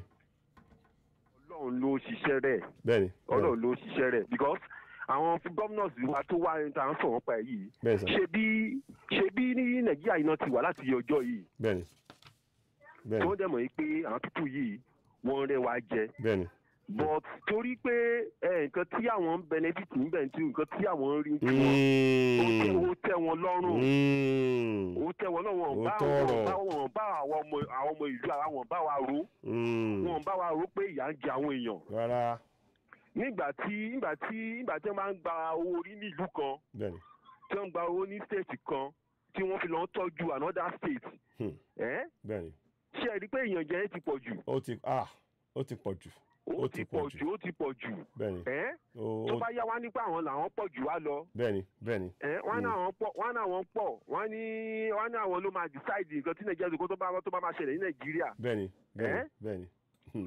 nígbà tí state kan bá pa owó kan tẹ wá fún ní ó dàbí pé ìgbà tí wọ́n bá pa owó. ó kéré sí ìdá mẹ́wàá pàpà. fún nǹkan tó fún ọ tó kéré sí ìdá mẹ́wàá. bẹ́ẹ̀ni. ó kéré sí ìdá mẹ́wàá. tí àwọn wà ń bẹ̀ àwọn northerners yẹn wọ́n wà ń bẹ̀ wọ́n fi owó wa wọ́n fi develop ìlú wọn wọ́n fi tọ́jú ara wọn. bẹ́ẹ̀ni. wọ́n fi ṣe títì wọ́n fi ṣe omi wọ́n fi ṣe everything. bẹ́ẹ̀ni. ọmọ ní àwọn èèyàn tó wà níbí báyìí tó jẹ́ pé wọ́n gbé nọ́ọ̀sì dáadáa. bẹ́ẹ̀ni. wọ́n ní tó bá wu nepa tó bá wu àwọn pípù yẹn àwọn fúlàní haúsá yẹn tó bá wu ẹ̀ náà máa sanwó iná. tó bá wù wọn. tó bá wù wọn ní wọ́n ń sanwó iná wọ́n ní wọ́n dẹ̀ bí nepa yẹn já kó já iná wọn. ṣe ń gbọ́. àtúgbò tuntun lálẹ́ yìí o èmi ò gbé léyìí o. so many things ló yẹ pé tó ṣẹlẹ̀ ní ilẹ̀ haúsá tó yẹ pé àwa ń bìbá yìí wọn bí wájà ká má sọ orú owó bẹ́ẹ̀ yẹn. wọ́n ti yà nǹkan tí mo ti ẹ̀ gbọ́ yìí. in fact gómìnà Rivers State yẹn in fact ó wù ọmọ akin o ó wù ọmọ akin ó wù ọmọ akin mo jẹ́ inú mi dẹ́ dùn bí Lagos State governor náà Sanwó-Olú bó ti tẹ̀lé. bẹ́ẹ̀ni ó dà bẹ́ẹ̀. ó dẹ̀ máa tún wù mí kí àwọn other state wà ń bìbà kó tí wọ́n yà tẹ̀ kán yà sọjí ara wọn. gan náà ni kọ́ yà tètè yá jí o. irú etí wo ló ń gbọ́ báyẹn. náà báyìí mo ń gbọ́ ní mo ka ní ìsìkan láìpẹ́ yìí báyìí àwọn FIRS kìíní yẹn wọ́n ní pé tí àwọn bá nílé máa gba àwọn táàsì yìí mọ́ tó máa difficult fún àwọn staff láti lè máa san wọ́n àwọn bonuses kan àwọn allowances kan fún àwọn staff kan. so kó odindi ló á máa jìyà torí ẹ̀yin fẹ́ gbowó sápò ẹ má já ṣépè fún wọn ẹ jáde máa wò wọn. owó àágùn aláàgùn tí wọ́n gbà tẹ́ aláàgùn tó tún rọra láti san. bẹ́ẹ̀ni. nẹ́tíwọ́ọ̀kì o ṣé ẹ wà ń bẹ̀. mo ń gbọ́ yín. mo wà ń bẹ̀ sà. ok mo wà ń bẹ̀ sà. ẹ má sọ̀rọ̀ lọ mo ń gbọ́ yín. òun làwọn tún lọ fi sanwó bónọ́ọ̀sì fún ara wọn tó fi san àwọn náírà àwọn àlámásì fúnra wọn. bẹ́ẹ̀ni bẹ́ẹ̀ni. sẹ́rí yẹn jẹ́ ti pọ̀ nílùú Yorùbá láti dá dúró ni Yorùbá lè ṣe láti dúró ni. ó ti wá tó báyìí ó ti wá tó bẹ́ẹ̀ ṣe sọ èmi náà fọwọ́ sí bẹ́ẹ̀ sọ yẹn ṣe gan ni. no back ni o no go back rárá gbọ́dọ̀ àìfà gbogbo àwọn ìgbésẹ̀ yìí tí mo rí pé ó ṣẹlẹ̀ yìí mo rò pé Ọlọ́run ló dá sí. bẹ́ẹ̀ni. Ọlọ́run ló dá Ọlọ́run ṣetán láti gbà wá sílẹ̀ so àwa èèyàn náà ó yẹ ká sọ jẹ́ ara wa aláǹdí support àwọn governors wa wọ́n láti support wọn pẹ̀lú nǹkan tó ń ṣe yẹn pé a ò gbà mọ́ báwo la ṣe máa pa wọn nílùú wa níbí báyìí tí wọ́n á lọ máa kó lọ sọ́dọ̀ wọn fún wa ní àwọn ìrúnú owó wọn á máa fún wa ní èrò kára fi lọ máa develop ọ̀dọ̀ wa. bẹ́ẹ̀ni. ojúlówó àwọn polówó wọn lọ kó jẹ. bẹ́ẹ̀ni ẹ ṣeun kẹ́ tó lẹ́jọ́ kí ló kọ yín kí ló kúrò àkọ́kọ́ yín kí n lè sáré kí àwọn kọ́ọ̀sì ń pè wọlé gan ni ẹ jọ kí ló kọ́ sà ó ti já ok ẹ kì í máa pè wọ́n padà máa pè ẹlòmíì ok ẹlòmíì ti wọlé ń sẹ́yìn má bínú kọ́ọ̀sì yẹn wọ́n wọlé léra so ẹ jẹ́ kí n sáré gbé kọ́ọ̀ padà 33 kẹ́ ń jẹ́ kí o ké 33 kẹ́ máa lè pẹ́ ẹni tó ok pè padà ok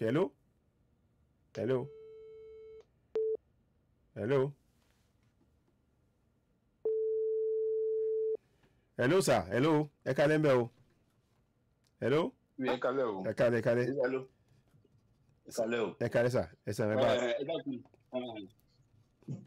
Jimmy kọ tèmi. ok sir. àti France mo ti ń pè. ok láti France bẹ́ẹ̀ tí à ń gbọ́ yín. ẹ dákun má bínú èmi ń gbé ìbàdàn o Yorùbá mi jẹ ẹ dákun bá mi fi ọpọlọ gbé. ok oye à ń gbọ́ yín sà. ọmọ Yorùbá ni mi àmọ́ ìlú France lè ń bá lọ́wọ́ gbé àmọ́ èmi èyí lórí o ìdí Nàìjíríà rẹ̀. but èdè yín dàbí ọmọ Yorùbá ó jágara báyìí díẹ̀. ọmọ Ọ̀ṣun gan ni mí ọmọ Ọ̀ṣun sí. ó dà bẹ́ẹ̀ ọmọ Ọ̀ṣun gan ok ẹnlẹ. àmọ́ ìlú France mo ń gbé. ẹ ti ń gbé ok ọmọ mẹ́rin. ọmọ mi gan bẹ́ẹ̀ ni ọmọ mi gan mo gbọ́ Yorùbá. àmọ́ ó wù àwa náà káwa náà ká lọ sí Nàìjíríà. bẹ́ẹ̀ni nítorí àwọn kan tá à ń gbọ́. bẹ́ẹ̀ni. ẹ dákun ṣé kò sí ẹni tó lè máa ìkàntì ìṣẹ̀lẹ̀ Nàìjíríà ẹni tó lè máa bá wa sọ ní èdè Fàṣí nígbà àwa àgbọ̀ Yorùbá dáadáa. a ní alàgbà kan tó lè máa bá wa àwọn náà ń gbé Faransé ń bẹ̀ bóyá àgbìyànjú kan lè máa túmọ̀ yẹn sédè. sínú àwọn ọ̀rẹ́ mi gan mo máa ń pè mí láti Abidjan láti Mali mo máa ń pè mí pé kí ni ń ṣẹlẹ̀ Nàìjíríà pé àwọn ọ̀gbọ́ Yorùbá pé nígbà tí mi gbọ́ díẹ̀ tí mi tẹ tẹ́nìkan bá jẹ́ ń bẹ tó ní máa bá wa máa sọ ní kọ́ bá ṣe ẹ̀kan lọ́sẹ̀ káwa náà ká filẹ̀ mọ́kàn tí ń ṣẹlẹ̀ lóòótọ́ àwa náà àwọn Yorùbá tẹ́gbẹ́sọ̀ àdédé rí ká gbọ́ Yorùbá àpò gan ìdàkùn ẹ ṣàánú wa ẹni tí ẹ bá wà ẹnìkan tẹ́lẹ̀ bá wà láti bá ń ṣe Nàìjíríà kó bá ṣe lè fa sí káwa náà ká tiẹ̀ mọ́kàn tí ń ṣẹlẹ̀ kẹ́lẹ̀ mọ́ tó ń ṣẹlẹ̀ àkàmọ́ wo àwọn prógámù yìí ni àmọ́ ń gbọ́ ọ̀kọ̀ọ̀kan nú àwọn ọ̀rọ̀ tẹ́ ń sọ àmọ́ àgbọ̀ English àgbọ̀ Yorùbá gbọ́. ṣe gẹ́tì ẹ̀ ó ti yé mi ẹ jẹ́ ká àwọn ìgbésẹ̀ sáà lè gbé lórí ẹ̀ ẹ ṣeun. tọ́wọ́n náà ká mọ̀ ká tọ́wọ́n náà lè ṣe. bẹ́ẹ̀ni ohun ambassador Nàìjíríà ní ìjọba ní France yìí. bẹ́ẹ̀ni. ẹgbẹ́ àwa ọmọ ìlú wa àmọ́ àtúnlò ìwé Nàìjíríà lẹ́gbẹ̀sọ̀ Yorùbá ní àwọn èèyàn àwọn ọmọ mi àti dáàdì wa. bẹ́ẹ̀ni. àti lọ ti ambassador ká lé gbogbo dànù. bẹ́ẹ̀ni.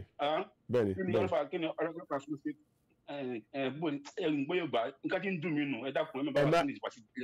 ẹ máa ṣiṣẹ́ lórí mo gbọ́ yín ẹ ṣeun. mo ti rí bẹ́ẹ̀ mo rí pé ó wọ̀ yín lára gan ni mo ń gbọ́ yín. màá gbìyànjú ká wá nǹkan tó máa ṣe mo ti kọ nọ́mbà yín lẹ̀ so màá wá mú mọ alàgbà kan ní France bóyá a lè bá wọn sọ̀rọ̀ àwọn kan bẹ́ẹ̀ méjì wọ́n lè bá wò tó yẹn ẹ ṣeun gan ni mo dúpẹ́ mo ẹ̀rẹ̀ kú gbìyànjú náà. nọ́mbà mi ẹ lè pe sórí nọ́mbà mi káwa náà ká máa ṣe pàdé láàrin àwọn ìgbà táwọn bẹ́ẹ̀ni ó ṣe pàtó náà ni bóyá tẹ máa gbé ètò yẹn palẹ̀ pé à gbé ètò yẹn palẹ̀ pé bóyá yín tẹ wà ní France kẹ́pẹ́ wọlé so àwọn tó máa bá yín túmọ̀ ọ̀rọ̀ yẹn ní èdè French wọ́n á dẹ̀ wà lórí ẹ̀ so nǹkan tá a máa ṣe nìyẹn so a ṣe French program. rárá à ń gbọ́ yín ẹ ṣeun gan-an àgbàjìmọ̀ adúpẹ́ lọ́wọ́ yín ẹ ṣeun ó dàbọ̀ ok hello ẹ kálẹ́ o ẹ kálẹ́ mà èmi fẹ́ kẹ́ gbogbo wa ká ṣe àkíyèsí sí nǹkan kan o. ṣe rí gbogbo àwọn bandit or whatever tó ń sọ pé wà náà tí wọ́n ń bọ̀ wọ́n ti dé south. wọ́n ti wọlé ẹ fún wọn ní oṣù kan sóṣù méjì ọlọ́mọ ayé ká máa sunkún ní south o. wọ́n ti bẹ̀rẹ̀ iṣẹ́. tó bá ti ń pa wọ́n jù ju bọ́ ṣe wà lọ ní south mọ̀ kọ́ wà ní south but àwọn tó ń pa yẹn ẹgbẹ́ tí Gumi sọ pé wọ́n ti ní escape route. escape route yẹn wọ́n fẹ́ wá bá àwọn tó wà ní south. wọ́n máa bẹ̀rẹ̀ iṣẹ́ o ẹ lọ kọ̀ọ̀kan tí mo sọ yìí lẹ̀ tí bá tí wò pọ́n bọ́ǹbù wọn máa ní ìyá ti fẹ́ jẹ south west tó lọ lọ́hùn. àwọn Yorùbá tó bá wọn kọ́ gbọ́ tó bá wọn kọ́ máa gbọ́ ká máa kíkẹ́ máa ta wà nílùú òyìnbó kí ló kàn mí bẹ́ẹ̀ ọ̀dẹ̀ ni wọ́n a fẹ́ gbà wọ́n lọ́wọ́ ìyá wọn ṣakọ ṣé mi tí mo wà l'Amẹ́ríkà tí mò ń jẹ tí mò ń mu tí mò ń pa owó tí mò ń pa tó jẹ́ pé gbogbo tí mò ń pa lọ́sẹ̀ ó lé ní 500,000 tí mò ń pa lọ́sẹ̀ ṣé mi ní o fẹ́ bá wọn sunkún ẹni tó ń pa 152,000 lọ́sẹ̀ $2 lọ́sẹ̀ ṣó fẹ́ bá wọn sunkún Nàìjíríà ní sọ fún mi. àtẹ ń sọ fún wọn wọ́n fi pé yàrá wọ́n fi pa à ń ta wọn à ń gbé nílé à ń gbé bíbà à ń gbé lé ńlá bíbà à ń gbé mọ́tò ńlá àtẹ ń sọ fún wọn pé káwọn náà gbádùn ẹ̀ ní Nàìjíríà wọ́n fi pé wọn là ń pa ilé ọmọ àtàlẹ́ fún yín nílùú òyìnbó láti sanwó ilé tán máa san lóṣooṣù máa lọ gbé Lexus 2022 tẹ bá fẹ́ gbé ọmọ arápátá wa ní kẹ́ máa san $800 lóṣù máa sọ máa gbádùn àyè yìí náà wà púpọ̀ wà kò sí pé yàn bọ́dà nípa omi mo gbàbí kọ́kọ́ jáńjọ́ kan pẹ̀lú ọmọ mi mo lọ sádùúgbò yẹn ọmọ mi last born mi nígbà tí lọ sádùúgbò yẹn ọmọ mi ni mo ní mo fẹ́ wá wo èèyàn níbí báyìí pé mo fẹ́ wá wo kan náà àwọn tí máa ń tọ́jú ní ibi báyìí ṣé mo pé nígbà tí mo dé àdúgbò yẹn pẹ̀lú ọmọ mi ṣé rí gbogbo signboard tí mo rí ní ojú títì ẹni kí ló kọ síbẹ̀ wọ́n ní www.feedthekids.com bí tó máa ti gba oúnjẹ ọmọ wọ́n tún kọ síbẹ̀ pé please google this site oúnjẹ wà fáwọn ọmọ tó máa jẹ mo wá sọ fọmọ mi ọmọ mi ní mọ́mì why are you looking at it mo ní ààyè nípa wọn lù mí òun ló tún polówó fún yín pé kẹ wá kí káwọn Amẹ́ríkà wá kí kọ wá gbóúnjẹ tó jábá dẹ̀ máa sọ̀rọ̀ wọn á nẹ́bí ń pa wọn l'Amẹ́ríkà ṣe kí tí nǹkan kékeré bá ṣẹlẹ̀ wọ́n máa fi wé nǹkan tó ṣẹlẹ̀ ní New Jersey àti New York yẹn ẹ wọ́n yìí tíjọba ti gbélé wọn lọ́wọ́ ni ẹ mọ iye tí insurance máa gbélé wọn lọ́wọ́ ni ṣé àwọn tó yẹ pé tá a bá gbélé 500,000 insurance tó máa wà lórí ẹ̀ tó bí 600,000 tí kankan bá ṣe insurance akọ́lé yẹn padà ìjọba àpapọ̀ máa tún fún wa lówó ẹ̀yin máa compare tó àwọn kan wá ń gbé gbogbo ètò wọlé ní New York wọ́n pè káàkiri mo ní kí ló ń ṣe àwọn ọ̀dẹ̀ yìí àwọn tó mi wọnú ilé wọn àwọn tó mi wọnú mọ́tò wọn insurance máa ra mọ́tò mi fún wọn insurance máa kọ́lé mi fún wọn láì sọ 10 kọ́bọ̀ lórí pé kí ni ìyàn sọ $100 péré lórí a month lórí insurance léèyàn ṣé rí àwọn Yorùbá yẹn tó bá fẹ́ máa compare nǹkan tó ṣẹlẹ̀ l'Amẹ́ríkà mọ́ Nàìjíríà yẹn ó máa ń ṣépè fún wọn ni tí nǹkan bá ṣẹlẹ̀ l'Amẹ́ríkà security wà fún insurance wà fún àwọn tílé wọn wọ omi tílé wọn jóná ní Nàìjíríà mélòó lórí insurance láti cover kò tiẹ̀ sí ni kò sí ni. ẹni tí mọ́tò ẹ̀ ní accident yàn mélòó lórí pé tí insurance máa ní gbé jùlẹ̀ lọ gbé mi. kò sí o. wọ́n dẹ̀ máa compare nǹkan tó ṣẹlẹ̀ ẹ̀wọ̀n kọ́kọ́ ṣẹlẹ̀ ní Idaho àbíbì kan àti California ṣé àwọn president wa ti débẹ̀ ó ti dàgbà tó yẹn ó ti dé Idaho àti ó ti dé Idaho báyìí bó ti débẹ̀ ó lọ kẹ́dùn pẹ̀lú wọn bó ṣe kó bó ti lọ sí California ìgbà tí nǹkan jẹlẹ̀ ní Jersey bẹ́ẹ̀ ló ṣe máa lọ kò sí nǹkan tó ṣẹlẹ̀ ní Nàìjíríà kí bẹ́ẹ̀ sí Buhari débẹ̀ kó lọ ṣàánú wọn rí. èdè máa compare America tó jẹ́ pé president wa bó ti darúgbó ju president bó ti jẹ́ inmate ni wọ́n yìí ojoojúmọ́ là ń bú wọn ò lè gbé wa ojoojúmọ́ làwọn èèyàn ebú tó tẹ̀ ń bú bọ̀bọ̀ yẹn kò tí ì sí bí ìpòhùn rí wọn ò lè bú wọn bẹ́ẹ̀ Nàìjíríà ẹ gbé wọn ẹ wo Lady Kéèké ló sọ tẹ́ ti gbé má tì mọ́lé. ẹ wo ara ń tà ń sọ ní ẹ láti fi ọmọ yẹn lẹ wọn láti fi arábìnrin wa lẹ torí. ẹ wo Trump sí ṣe mọ̀ pé ìwà ní court tó ń bá ṣe serious case wọ́n ti fẹ́ gba gbogbo owó ẹ̀ tó ti fẹ́ ìsúnkú tán wípé àwọn Democrat fẹ́ gba gbogbo owó òun tán o wọ́n kàn sú òun president nìyẹn náà because nobody is above the law. ẹ jẹ́ wá mọ̀ nǹkan tó tún wá ń dùn mí ni wípé kẹ́ lè mọ̀ pé àwa gangan lọ tara wa à á jí owó ní Nàìjíríà àwa fi ra lẹ́sẹ̀ Amẹ́ríkà ìjọ wo lè rí sẹ́nitọ̀ ordinary local government ti Amẹ́ríkà tó jí owó l'Amẹ́ríkà tó lọ́ọ́ fi kólé sí Nàìjíríà rí. ẹ ṣeun o ẹ máa wà backward gan o àwọn wa gba bíbá yìí yẹn ẹ máa wá sọ almost 15,000 ní tax lówó owó ilé yẹn because ẹni tó ra lé fún ìwé mi fi bí 4,500 mo ń sọ ní tax lọ́dọọdún lórí ilé mi ẹni tó ra lé tó ju bí 400,000 tèmi lọ tó ra lé bí 1 million half ẹ̀sùn tó 30,000 ní tax fúnjọba Amẹ́ríkà lójoojúmọ́ ó gbé bẹ́ẹ̀ kò sí ètò kọ̀ wọ́n bẹ́ẹ̀. owó ilé ni ọ̀dẹ̀ láti san. ṣé wọn ò gbọ́n ni àwọn olórí burúkú yóò gbọ́n ni tẹ́ bá wá sọ táàsì fúnjọba Amẹ́ríkà wọ́n máa fi kúlù wá ṣe. ọ̀rọ̀ ṣe nǹkan táwọn máa ń rò ní pé agúnlágùn tẹ̀tẹ̀ kó ṣòwò táwọn owó pawò. ìjọ wo lè rí ìgbà tí Trump bọ́lẹ̀ lórí oyè ń sìn ó lọ wá kóló sínú ilé ẹ̀kan ni kò gbé ẹrù pé òun lọ kọ́lé sí Nàìjíríà àbí Áfíríkà kankan nǹkan ló wọ́n tẹ́ wọn lọ́rùn kí ló ṣàwọn tó jẹ́ pé ewu bọ̀bọ̀ burúkú yìí bọ̀bọ̀ burúkú wèrè tó ti padà sọ́ọ̀ṣù Adeleke yìí ó wá gbé ní Canada àní Florida ó kọ́lé síbẹ̀ ó ṣe gbogbo ẹ̀ síbẹ̀ ó kàwé ó ṣe gbogbo ẹ̀ nígbà tẹ́lẹ̀ sọ̀rọ̀ tó dé ó ti padà lọ sí Ọ̀ṣun àwọn òde kan tó lọ vóòtì fún lọ́ṣun kò wá báyìí ìgbà tẹ́bí ń pa yín nínú ní omi ó jókòó sí Amẹ́ríkà fún ti dé ọdún mẹ́ta ó gbádùn oúnjẹ ó mú sanwó fún Amẹ́ríkà ó develop economy Amẹ́ríkà nígbà tó wá di election sí yìí ó tún ti padà sí Nàìjíríà láti lọ lóṣòwò tó tún máa kó fún ọ l'Amẹ́ríkà. wọ́n á kó owó wọn máa kó sínú báǹkì wọ́n máa kó sínú Bank of America Wells Fargo Chase Finance ìjọwọ́ ní ìjọba Amẹ́ríkà kókó tó lọ kó sí First Bank of Nigeria rí. àwọn òun rò bẹ́ẹ̀ yẹn nǹkan tẹ̀ sọ ìwọ̀n òun àmì àṣẹ àmì àṣẹ. ewu gbogbo eléyìí ẹ wá sọ pé Amẹ́ríkà develop torí ẹ̀yin òde yìí ni àwọn òde foreign politician Africa yìí ni wọ́n á yà owó yín wọ́n máa fi ṣe business tó wọ́n bá dé ṣe ẹ̀ nílé sọ tó bá ti sọ pé owó yín wọ́n ti jí ẹ̀ nílé sọ̀rọ̀ síta tó owó tẹ̀ dín nílùú ni. bẹ́ẹ̀ni.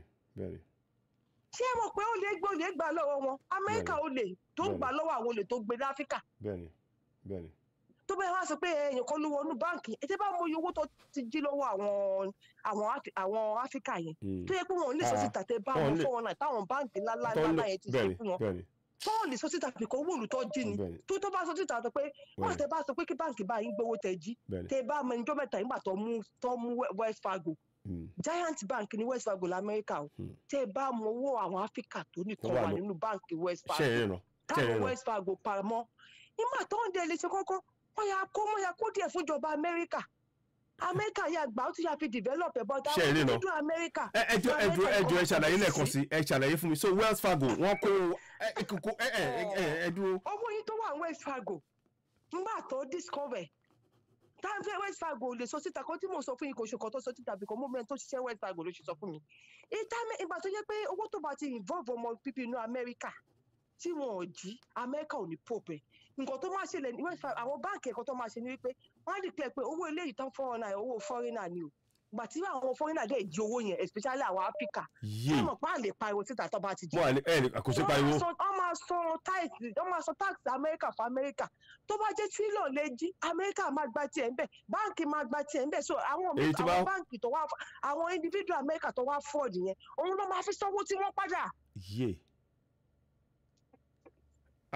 ṣé ti rí pé àwọn àlàyé jẹ. ọ̀rọ̀ tẹ sọ́ọ̀sì bóyá mi tẹ mo ti máa sọ wọ́n. òótọ́ ni mo sọ fún yín tí mo jí sọ fún yín ọ̀tọ̀ mo sọ fún yín. ẹ rí pé mo ní kẹ́ tó padà sọ ọ̀rọ̀ ẹ pé kó lè yé wa dáadáa. ẹ ṣeun torí àwọn tó ń pè é sí ní bá ní pé ká tó sọ̀rọ̀ bọ́ mo ní nọ́mbà yín so I sọ̀rọ̀ again. ẹ ṣeun gan ni mà ẹ ṣeun ó dà ẹ̀yin èèyàn ṣe ń gbọ́ so owó tó ń jí àwọn Amẹ́ríkà wọ́n tún lò fi túra wọn ṣe owó wa táwọn kan kó sínú bank mo ṣẹ̀ṣẹ̀ ń gbọ́ lálẹ́ yìí mi ò gbọ́ rí ẹ jẹ́ kí n pe kọ́ yìí kọ́ lè kọ́ mo kàn pè mí lẹ́ẹ̀kan ẹ lè pe padà ẹ má bínú pé kọ́ yẹn pé ó ṣe pàtàkì torí ó jáde ní ok ẹ jọ ẹni tó bá máa pè kán pè yẹ kí n wò tí mo lè ṣe báyìí náà ẹ jẹ́ kí n kàn fẹ́ gba call ẹ lè gba 1 or 2 more calls ẹ má bínú bọ̀ kọ́ yẹn ṣe pàtàkì ni ok down wọlé náà ok má ṣe báyìí mú bọ̀ o kí ni yẹn ó ń ṣe bákan ó ń ṣe mọ̀nàmọ́ná ẹ lè pe wọlé tẹ mọ̀ pé fóònù yẹn ó dà kó máa hang so mo kàn máa ṣe báyìí.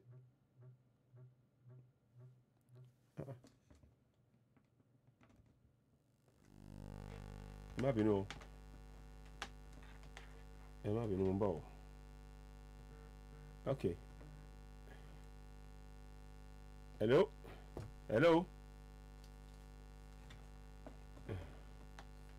ń bọ̀ ẹ má bínú o hello kọ́lá ṣé wàá ń bẹ̀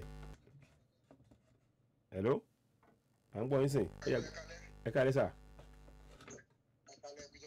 ìjọkọ̀ pẹ̀lú àwa nìyẹn ẹ ṣeun. àmì àṣẹ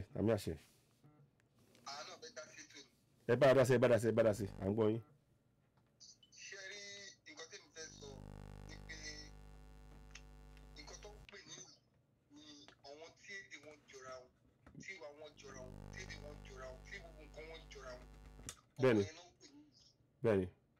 Nàìjíríà ò ń ṣe ìlú. Nàìjíríà ò ń ṣe ìlú.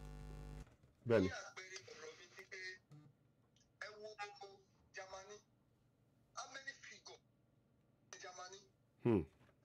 How many figure ní Germany. How many figure ní England fún fúnra rẹ̀.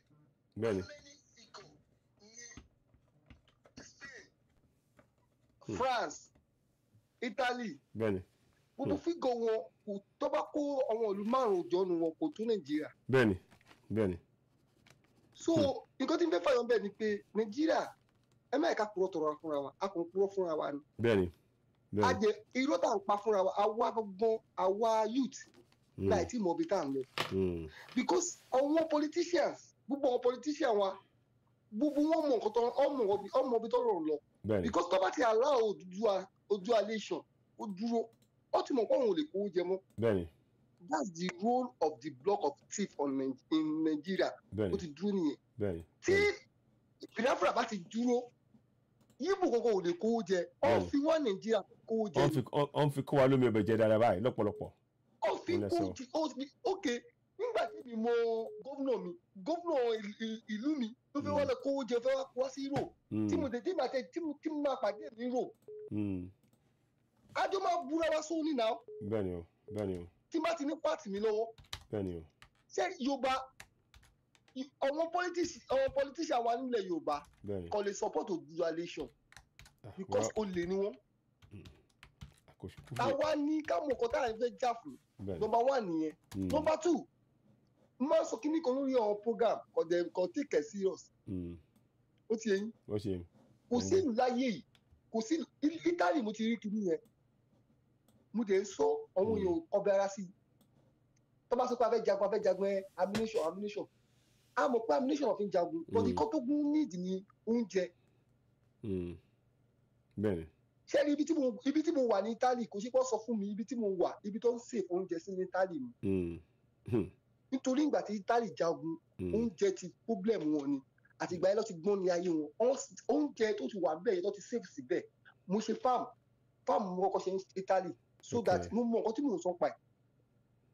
Ẹ jẹ́ kí Yorùbá nation kò sígbà tá ni dábàá tẹ̀ jagun rárá protest máa wà tó máa serious ká tó gba Yorùbá nation number 1 nìyẹn. Gbogbo pé it's good nípa fẹ́ la protest ní America lọ́la it's good but kò sí law tó wà ní gbogbo àgbáyé ní law tó guide wọn. Ṣé mo yẹn sà? Bẹ́ẹ̀ni. A kò fẹ́ ṣe àwọn ilé kọ́ mọ̀ pé nǹkan báyìí ló ń ṣe wá ni. Kò sí ìníta yìí ò lè wá sí ìlú wa láti wá wá ìlú wa. Irọ́ o àwa la máa ṣe fúnra wa. Bẹ́ẹ̀ni. Àwa la máa dìde. Bẹ́ẹ̀ni. African country kí ló kọ́ African country yìí? Sudan. Bẹ́ẹ̀ni. Ó sọ pé Sudan ìjọ tẹ̀lé yẹn lọ pín Sudan. Ẹ mọ iye tí Sudan fi fight with South Sudan and North Sudan. Ó ti kọ́kọ́ para wọn dáadáa ó ti bọ́ lọ síbẹ̀ láti lọ ṣe referendum fún wọn. Ẹ mẹ́ẹ̀ka kúrò tọ́ra pé ó lọ pín ìyẹ́ tẹ́yìn náà lọ síbẹ̀ ó lọ pín wọn. No ọjà kó tó di pọ́ lọ síbẹ̀ lọ pín wọn ni. Because tó bá ti jà láàrin ara wọn kò lè lọ síbẹ̀ sọ́kọ́ láti sọ́kọ́ fẹ́ lọ pín wọn. Fúlàní ń pa wá ó fún wọn amnes. Sunday Igboho kò jà kò sí wọ́n kọ́. Bẹ́ẹ̀ni. Ọlọ tí mọ́lé ní Kútọ́nù. Ìrẹ́jẹ gbà ọ̀rọ̀ rún. Àwọn ọmọ tó bá ní Sunday ọtí òmọlé ọtí ní kọ́ lọ bẹ́ẹ̀lì nínú lọ́ọ̀ Nàìjíríà olówó àgbọ̀ máa ń fowó gba bẹ́ẹ̀lì. Wọ́n ní bail is free but irọ́ tọ́dọ̀ wọn. Kò sẹ́ni tó protest. Ẹ sà ẹ mẹ́ẹ̀ká kúrò fúnra yín fúnra wa. Àwọn tó wà nílé ò tí ì mọ nǹkan tó ń ṣẹlẹ̀ sí wọn. Èmi believe pé àtìgbà tó ti gbé Ìgbòho South West kò yẹ kó wà ní peace ó yẹ kí rally máa ṣẹlẹ̀ ní every day ní every good days ó yẹ kí rally máa ṣẹlẹ̀ ní lọ́tún lósì ní but from number 1 tí mi máa wò pé wẹ́ èèyàn kékeré àwọn tó ń gbàlú là kò pọ̀ wọ́n ní ọ̀pọ̀ kan lẹ́yìn màálù tí méjì bá ṣàti dé tó bá ti lè di nǹkan mú ni ó ti yín tí yóò bá ní kí yóò wo àwọn ará Nàìjíríà tí yóò bá ní kí yóò wo ará Nàìjíríà nǹkan tá a fẹ́ ṣe àníyàn ṣe kò focus everybody on Nàìjíríà bó ṣe máa sá kúrò bẹ́ẹ̀ ni kò sẹ́ni tó rẹ́dì ní Nàìjíríà kó fẹ́ jà fún Nàìjíríà. àwọn kan ti ń ṣe é sìn yín àwọn kan ti múra o torí àwọn kan ń pè wá but bẹ́ẹ̀ ṣe sọ rẹ̀ láti máa but aláti máa jí wọn náà ní bẹ́ẹ̀ mi ṣe wọ̀rọ̀ yẹn aláti máa jí wọn náà ní. ẹ̀sà ẹ kì í sọ̀kan fún yín ẹ wo Sunday Igboho ẹ ká fi ọ̀rọ̀ Sunday Igboho ká fi ṣe àpẹẹrẹ ṣe homework ara wa. Ọlọ́run ọba yàrá yàrá tí wíyá kiri ọba tó tí kò sẹ́ni tó lè mọ àríjì ẹni kò sẹ́ni tó lè rí iṣẹ́ agbára ẹ̀. ṣé rí ọ̀rọ̀ Sunday Igboho Ọlọ́run fi ṣe example fún gbogbo ọmọ Yorùbá ni. Ìgbà tí Sunday Igboho wà tó ń jà fún kínní ọ̀rọ̀ kan máa jáde o wọ́n ní Sunday Igboho kò kàwé kò ṣe kínní kan kò ṣe gbá kan àwọn tí ń ṣiṣẹ́ lẹ̀ láti ọdún kan nìkan kọ́ lè kọ́ dé. Ìgbà tí Sunday Igboho nísìn tó kò sí pé agbára bẹ̀nẹ̀ ló mú Sunday Igboho lẹ̀ Ọlọ́run mú lẹ̀ Ọlọ́run gbé pamọ́ láti jẹ́ kí a mọ iyì ẹni láti jẹ́ kí àwa fún ara kára rẹ̀ sí Ọlọ́run nǹkan tó lóun fún wa nílé. Bẹ́ẹ̀ni ẹ̀bùn ńlá gidi gan-an ní pàápàá. Yes ṣé mo pé nígbà míì tí o bá ní nǹkan tó ní yẹn ò ní mọ iyì ẹ̀ wọn ti gbà tó bá kù lọ́wọ́ ẹ̀. gbogbo àwọn tó ń jáde ń gbà yẹn pé Sunday Igboho ó ṣe kíní kan àwọn mélòó ló wá rí nìsín tó jáde gbòkè ibi tí máa ń ṣe dé ẹ̀ka àwọn náà gbé láti bẹ̀ àwọn mélòó láti rí this 2 months or going to 3 months nìsín ẹ̀ka béèrè question lọ́wọ́ ara wa. ìbéèrè ńlá. mọ̀ kó tó ṣẹlẹ̀ sí wa ní Italy. kí ló ṣẹlẹ̀. ok thank you ìbéèrè yẹn ṣé mo pé Italian ló kọ́kọ́ ṣe refugee ní America Italian ló kọ́kọ́ tajà láàrin street l'America nígbà yẹn gbogbo owó tí Italian ní America ń gbà yẹn wọ́n sèǹdè wá sí ìlú wọn láti make farm ẹ lọ check history tí mo sọ fún yín tí wàá ní kí ni ọ̀pọ̀ ẹnìkan ní Salvini ní Italy mọ́ tó ṣe ó lọ study gbogbo owó tí ó ń jáde ní Italy ó wá rí i pé Nigerians àwọn là ń send owó all block Nigerians a lè open bank postpaid yes èmi kan tí mo sọ fún yẹn bèrè lọ́wọ́ ẹlòmíì. ẹ lè open bank. a lè no báńkì kan wà ó ń pè ní postpaid Italian postpaid that's báńkì ìjọba wọn. ṣé ń gbọ́. ṣé báńkì ìjọba wọn mo ń sọ ọkọ tó ń ṣẹlẹ̀ fún yín sir. báńkì ìjọba wọn yẹn all block Nigeria more than 3 years now. ẹ lè ránwó sí direct. ẹ lè open another bank o but that bank ìjọba wọn yẹn ẹ lè open and bank ìjọba wọn yẹn òun lè fi ṣe àwọn ìwé yín ṣe àwọn nǹkan yín. oh my goodness me ṣe é ràn. ẹ get it.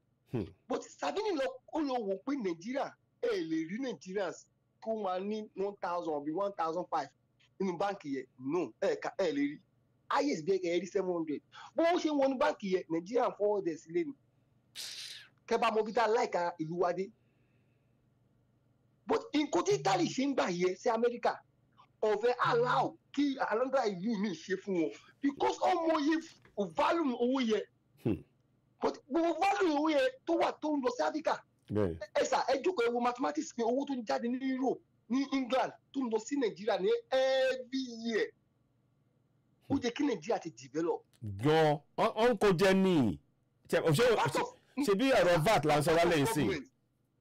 ẹ sà ẹ ká sọ̀rọ̀ ṣé ọmọ ìyá méjì bá wọlé tó bá sòótọ́ ọ̀rọ̀ jáde fúnra wọn báwo lè ṣe máa mọ̀ ọmọ méjì ojú wọn máa korò jáde ni bó tó ọmọ ìyá méjì bá wọlé tó bá sòótọ́ ọ̀rọ̀ fúnra wọn máa rẹ́rìn jáde ni òótọ́ ọ̀rọ̀ kọ́lọ́ bára wọn sùn ṣé ni ẹ ká fi ti gọ́ọ̀mẹ̀ntì lẹ̀ àmọ́ Nigerian gọ́ọ̀mẹ̀ntì ò dáa everybody mọ̀ yẹn ìjọba amúnisìn gbà ní wọn láàrin ara wa síra wa òun náà ni bẹ́ẹ̀ ṣe wáyé ẹ lè send owó wípé ẹ fẹ́ send owó sábúrò yín lé kẹ́ ẹ ní garanti lórí ẹ̀.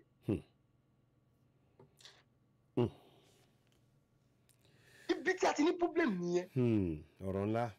gbogbo àwọn tí wọ́n sọ pé gbogbo àwọn tó sọ pé àwọn channel Oòduà Nation tí wọ́n kàn send owó sí láti Amẹ́ríkà láti London nígbè kínní kan mélòó ló jáde ìjọ tí EFCC lọ DSS àbẹ̀wò tí wọ́n pè wọ́n tó lọ bá Sunday Igboho mélòó ló jáde láti inú Ìbàdàn yẹn tó lọ defend Sunday Igboho. but wọ́n send owó sí wọn wọ́n náà wọ́n ní àwọn youth kan àwọn ní kíni kan irú ni gbogbo ẹ̀. àwọn kan wà tẹ́ pé àwọn kan wà tó ń ṣe but àwòtọ́ tètò ẹ̀mí náà àtẹ̀rẹ́ àwọn kan pé wọ́n bá ọ sọ pé kíní kan wọ́n rẹ̀ akọ̀rin pé rọ́ náà pa. ẹ̀sà èmi sọ ọkọ fún yín ẹ̀ẹ́kọ̀ mo sọ pé kò ní sí àwọn tó bó ṣe wà lára àwa náà ní bíbà tá à mú wọn lára gbogbo àwọn tó wà ní Europe náà tó wà lamẹ́ríkà gbogbo àwọn tó sọ pé àwọn channel Oòduà Nation yẹn àwọn mi politician ló lù wọn wọn ń gbọ́ tẹnu. mo ṣe ń gbọ́ bá ṣe ń gbọ́ bẹ́ẹ̀ni ẹ wo ẹ má bínú bẹ́ẹ̀ ló ṣe wà nílé. ẹ má bínú àwọn èèyàn pè wọlé ẹ má bínú n bá ní pé kẹjọ kí ló kọ yín kẹ tó lọ kí lórúkọ yín sà. Mujahid lórúkọ mi. ok ẹ ṣeun ní láti Italy ẹ ṣeun ní tí màá ṣe màá pè ń padà ẹ ṣeun mo dúpẹ́ lọ́wọ́ yín torí àwọn èèyàn pè wọlé sí ní kọfẹ́ kan gbé ẹ ṣeun gan mo dúpẹ́ ẹ ṣeun ọ̀dà hello ẹ kálẹ́ sà ẹ ǹlẹ́ o. ẹ kálẹ́ omi sẹ́yìn wá ẹ̀. ẹ ǹlẹ́ sà ẹ ṣeun ọjọ́ ẹ ṣeun adúpẹ́ ẹ má bínú pé tá a bá pè é dáadáa bọ́tẹ́ ẹ ṣeun gan ni ẹ ṣeun àwa nìyẹn sà ẹ ṣeun ẹ ṣeun ẹ kú ètò. àwa nìyẹn. ẹ jọ̀ọ́ mo fẹ́ comment lórí nǹkan kan táwọn tó ti pè ṣáájú ó ti pè. ibẹ̀ ni ẹ dá sí ẹ bá dá sí. ok Jerry, mi ò fẹ́ lo ọ̀rọ̀ kan tó máa hurt anybody, but mo fẹ́ kán mọ̀ pé kì í ṣe gbogbo àwọn tó wà nílùú òyìnbó ló support tó jọmọ Yorùbá ló support the course agbedani. So they should stop saying pé àwọn tó wà Nàìjíríà doesn't know what they are doing. It's very very wrong. Most of àwọn tó wà nílùú òyìnbó yẹn náà ló cause gbogbo nǹkan tó ṣẹlẹ̀. So díẹ̀ nǹkan tẹ́ ẹ sọ pé díẹ̀ nínú wa lọ́hùn. Sorry sir, let me finish sir. Mo ń gbọ́ yín. Sorry sir, let me finish. What I'm trying to say is that àwọn ló mú send owó sílé sí wọn.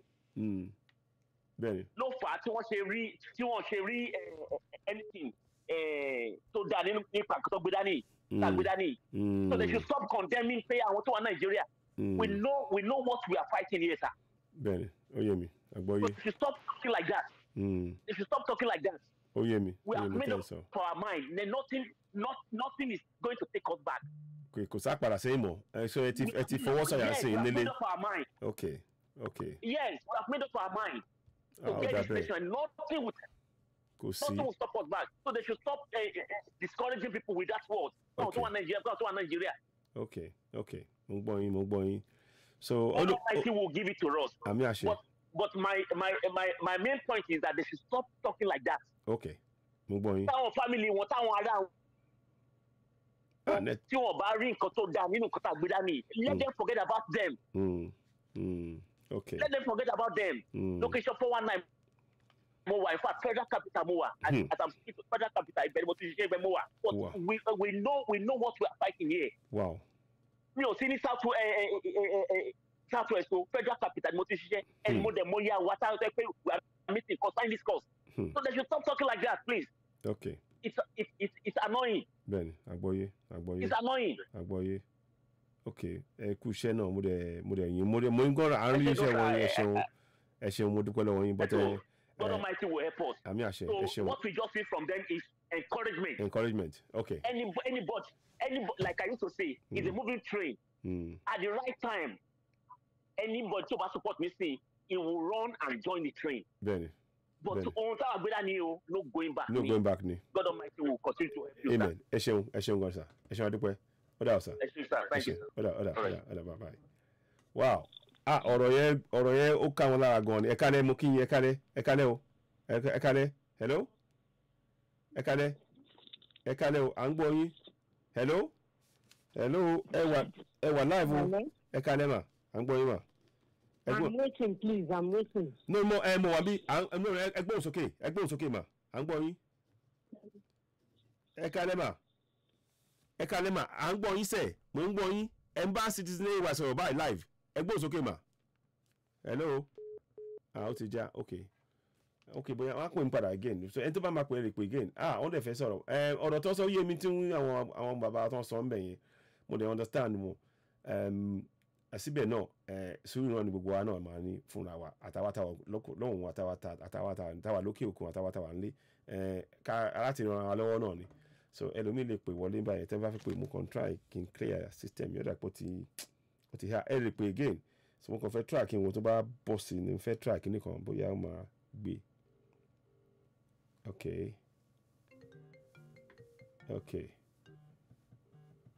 mo kàn try náà ni náà.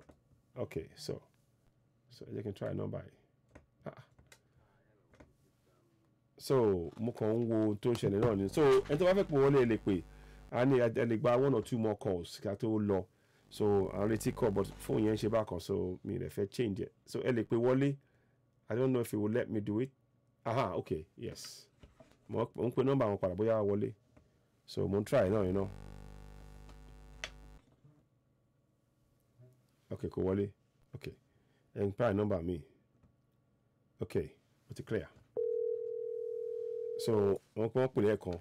So mo lè bóyá mi rò pé mo gbé so mo kàn fẹ́ kí n bá wọn náà sọ̀rọ̀. So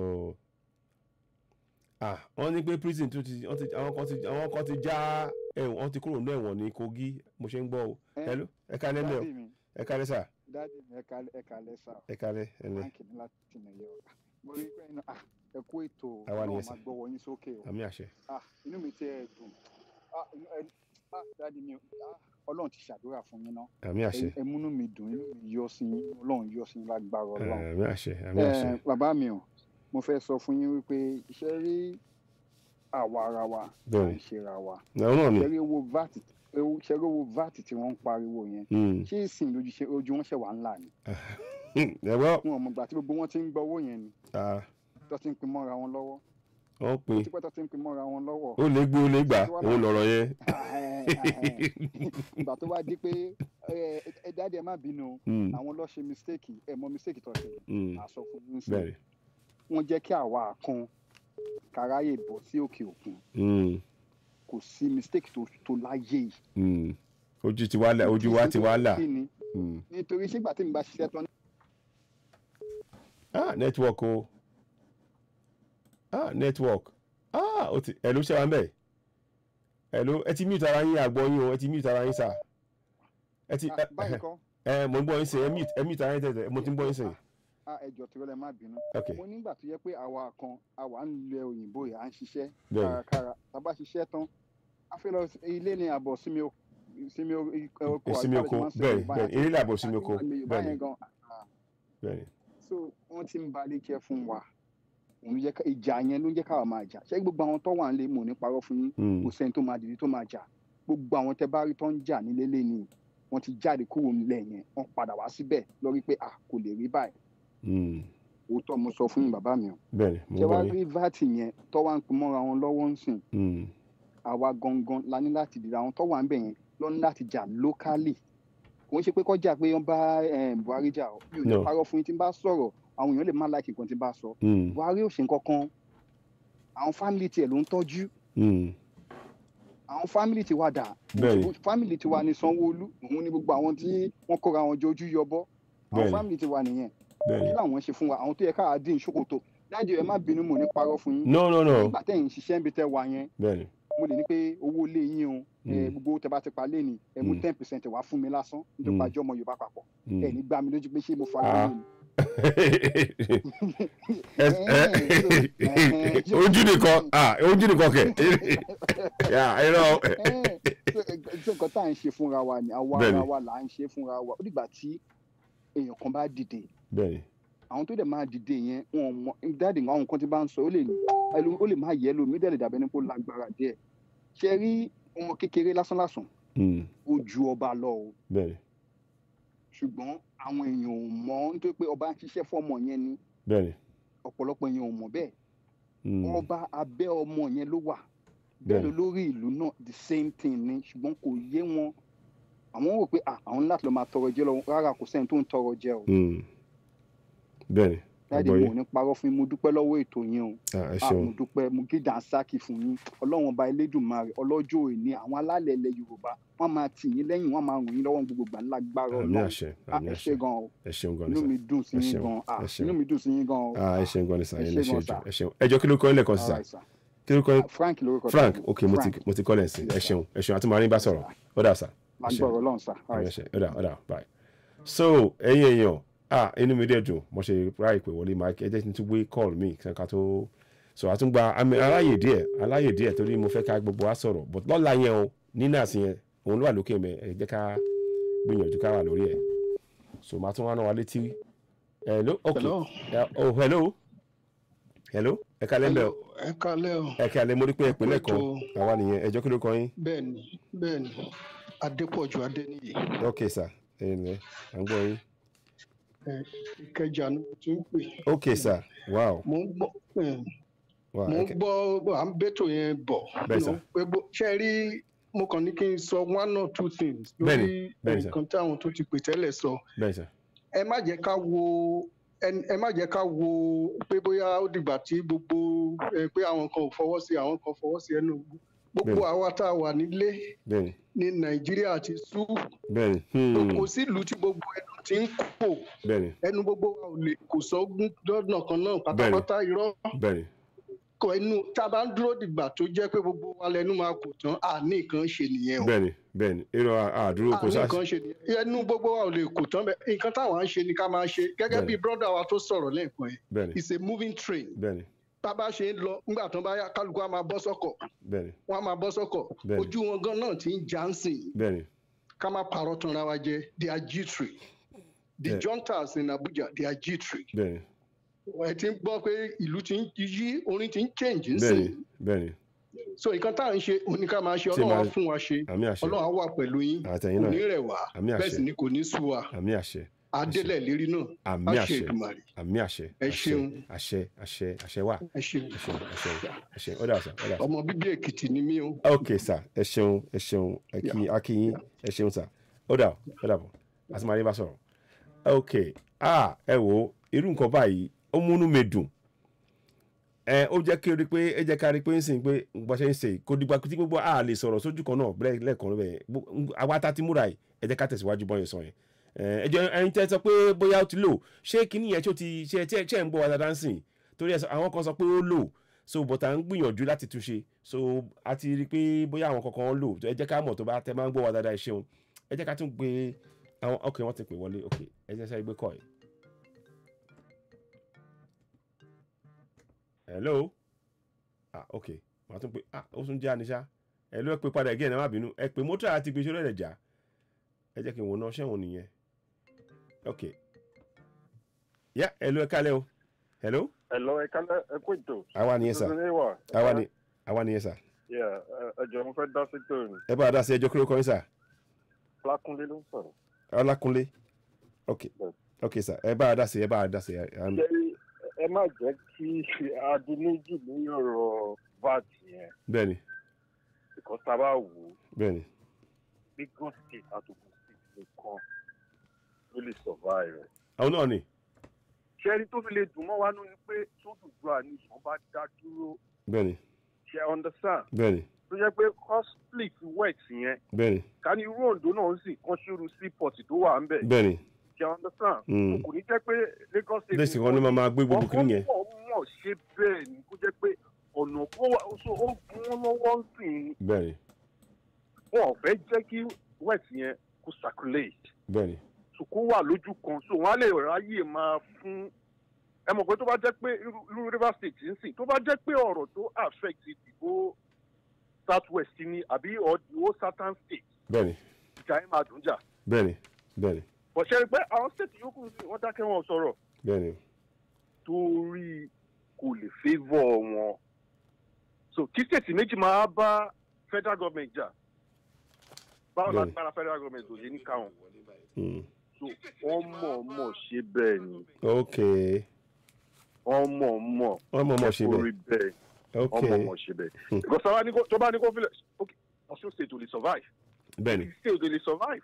Ọ̀yọ́ state bó ṣe tó yẹn tó jẹ́ pé ó ní resource all everything kò lè survive. ẹ bọ́ wọn jẹ́ kó lò torí exclusive list yẹn wọn jẹ́ kó máa lo resources wọn láti fi túnra wọn ṣe. resources wọn ò jẹ́ kó explore bẹ́ẹ̀ni. you understand wọn ò jẹ́ kó mọ̀ bastardize everything so pé ẹ ṣe àmà tọrọ owó ká máa pín owó lé yín lọ́wọ́. bẹ́ẹ̀ni ká máa jà fúnra ká máa bára yín jà lórí owó yín. owó tó ṣẹlẹ̀ South West nísìnyí ká ní ó ṣẹlẹ̀ bóyá sọ̀rọ̀ Àmọ̀tẹ́kùn tó yẹ pé gbogbo South West governor wọ́n fọ̀rọ̀ síbi kan náà. bẹ́ẹ̀ni. ṣe ni pé jà yẹn dùn jà. Àmọ̀tẹ́kùn ó ṣe understand even bó tẹ̀ jẹ́ pé Lagos state to support ẹ̀ but 5 against 1. wọ́n wí náà ẹ rí i pé South West state náà ló máa lò against Lagos state tí wọ́n fi ní achieve kìíní yẹn. ẹ̀wọ̀n ní iṣẹ́. ó máa di 5 against 2 àbí 4 against 2. àbọ̀ tí ń sìn gbogbo wọn ti ń jí bá a ṣe ń wò kọ́sá ń retí kí àwọn governors tó kù káwọn náà tètè ṣe VAT yẹn o. bọ owó òun náà ní ẹ wo nǹkan tẹ́kì ti generate in a year now almost $8 million $8 billion. bẹ́ẹ̀ni. kò lè survive ẹ̀ kò lè sọ salary oṣù méjì pẹ̀lú nǹkan tó ń generate for a whole year kò lè sọ salary state ẹ̀ fún oṣù méjì. but nísìnyí tí ọ̀rọ̀ ti VAT yẹn ti gbá sí ọ̀nà tó ju sí ojú wọn àwọn ọkọ̀ ẹ wá o bóyá yẹn máa force ọ láti force àwọn tó kù pẹ́ wá aláti gba ẹ̀tọ́ wa lórí àwọn resources. ẹ̀bọ̀ exclusive list. but ara ta fẹ́ bàjẹ́ ni ara ta fẹ́ túpa ta fẹ́ kútù. ẹja jára mọ́ ọ̀rọ̀ Yorùbá nation. òun náà mò ń sọ yìí pé ara tí mò ń sọ ni pé a fẹ́ gba Yorùbá nation gangan la tí mò ń sọ yìí ká gbà ṣẹ́gbọ́n ọgbà and celebrate VAT kìíní kan yà ń fara wa ni. no ọ̀rọ̀ náà ló gbé ọ̀rọ̀ débẹ̀ pé ara iṣẹ́ tá à ń ṣe yìí ló tú ọ̀rọ̀ yẹn. ṣé o pé ẹnu pé irú àwa àárín bíi irú èmi mo rí bí is one of the breakthrough right. bẹ́ẹ̀ni. but tábà wò dídán. bẹ́ẹ̀ni. àyè pé àwọn state mẹ́rin máa suffer.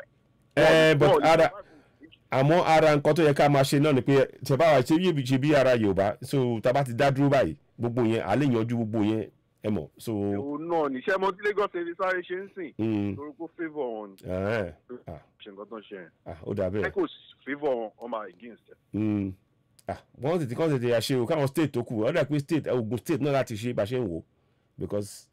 Ogun state lè ṣe but Ọ̀yọ́ state ò ní ṣe Èkìtì ò ní ṣe Ọ̀ṣun ò ní ṣe Ondo ò ní ṣe. àwọn tó máa lè tó máa bẹ́rẹ̀ fún kan ṣe so at least àti ẹ̀jẹ̀ kan fi hàn so a fi hàn àwọn èèyàn wa a lè bẹ̀rẹ̀ sí ní gbé àwọn ìgbésẹ̀ yẹn torí àwa sì wà lẹ́nu ọ̀rọ̀ òmìnira wa wọ́n fẹ́ wọ́n kọ̀. agbára Ọlọ́run láìpẹ́ láì. àmì àṣẹ ẹ ṣeun gan ni alàgbà àti bàbá yẹn sọ̀rọ̀ ẹ ṣeun ó dà ó so ọgbọ́n náà ni gbogbo ẹ̀ ṣe gbogbo ẹ̀ náà ni la máa mú papọ̀ lórí ọ̀rọ̀ tó wà nílẹ̀ yìí gbogbo ẹ̀ náà ló bá mu so kò sí tí ò bá mú bẹ̀rẹ̀ rárá ni ó dà pé mo ti bá wọn sọ̀rọ̀ lẹ́ẹ̀kan so ẹ jẹ́ kí n wo ẹlòmíì tán pé bóyá mo miss call sí mo miss call ẹlòmíì rán mo ti gbé call yẹn anybody else ni mo miss earlier on ẹ jẹ́ kí n wo no okay ẹlòmíì nìyẹn so anyway so mo kàn fẹ́ àsìkò yẹn fi hàn lẹ́ẹ̀kan sí ẹ jẹ́ ká tó play orin yìí ó ṣe pàtàkì dẹ́nu mo tún wá ṣe àwọn kankan náà tí mo fẹ́ fi hàn wá tí nínú àwọn kan tá a ti ṣe mí báyìí. gbogbo ọmọ Yorùbá gbogbo ọmọ Oòduà ẹ jáde o. ẹ jẹ́ kí lọ síwájú ìran Yorùbá ó jẹ wá lógún ọmọ Yorùbá o. ó tó gẹ́ àló ti tó gẹ́ kàkà kí kìnìún ṣàkápò ẹkùn bí kálukú bá sọdọ rẹ̀ lọ́tọ̀ọ̀tọ̀ ni ò bá lẹ́jọ́ nù gbogbo ọmọ Yorùbá ẹ jáde o. kẹkùn ni ó gbọ́ kó sọ fún toko káàdì ó gbọ́ kó rò fún òbẹ̀ wípé ó tó gẹ́ wà yìí àsìkò ti tó fún ìran Yorùbá láti dá dúró gẹ́gẹ́ bí orílẹ̀-èdè àsìkò ti tó láti jàjàgbara ajàṣẹ́gun láti gba orílẹ̀-èdè Yorùbá kúrò lọ́wọ́ àwọn ìjọba Nàìjíríà orí mi o ìkúnlẹ̀ abiyamọ o ẹ wá wo bí wọ́n ti ń pa àwọn ọmọ Yorùbá nípakúpa ajé o odidi ìlú ni wọ́n kì í nọ́bọ̀ tí wọ́n sì jó kanlẹ̀ dẹ́rù ìkúnlẹ̀ abiyamọ o kí ló dé kí ló ṣe. ló ẹ kálẹ̀ ẹgbẹ́ òsókè à ń gbọ́ yín. Hello, ẹ kálẹ́ o. ẹ kálẹ́ mà ẹ lẹ́ mà. yes ma. ẹkú iṣẹ́ ìlú o. àwa nìyẹn mà. Ọlọ́run á wà pẹ̀lú yín o. àmì àṣẹ. àkú òmìnira Ọlọ́run á gbà fún wa o. àmì àṣẹ. sẹ́ẹ̀rí lórí ọ̀rọ̀ ti àwa ará Nàìjíríà. bẹ́ẹ̀ni ma. àwa ará location 419. bẹ́ẹ̀ni ma. Ọlọ́run ni kó ṣàánú wa. àmì àṣẹ. Ọlọ́run pa wá mọ́ o. àmì àṣẹ. ẹ wo nǹkan tí màá yẹn sọ lẹ́nìkan tó ń ní kọ́ má sọ bẹ́ẹ̀ mọ́ àwa náà ti ṣe ó ṣe gbogbo wa. ó yé mi. kò kí ń ṣe gbogbo wa la ṣe pé kíní o. àwọn kan ò ní bí ṣe wà síbi sàràǹtì ní. ok ma. wọ́n ràn mí nínú ọ́fíìsì mi tí n bá bẹ̀rẹ̀ nígbà mi ìgbà tí n bá bẹ̀rẹ̀ sí ní pariwo nínú ọ́fíìsì. wípé ṣé bá ṣe máa jókòó ní ìgbà tí máa máa sọ̀rọ̀ ní ṣé bá ṣe máa jókòó ní ìta máa máa wò kan tó ń ṣẹlẹ̀. èmi ni máa ń pariwo nínú ọ́fíìsì mi ni máa ní àwọn èèyàn tó bá ń wọlé wọn máa gbọ́ wọn máa lísìn sí nǹkan tí mò ń sọ. pé gbogbo ẹ má jà jókòó báyìí nǹkan ń ṣẹlẹ̀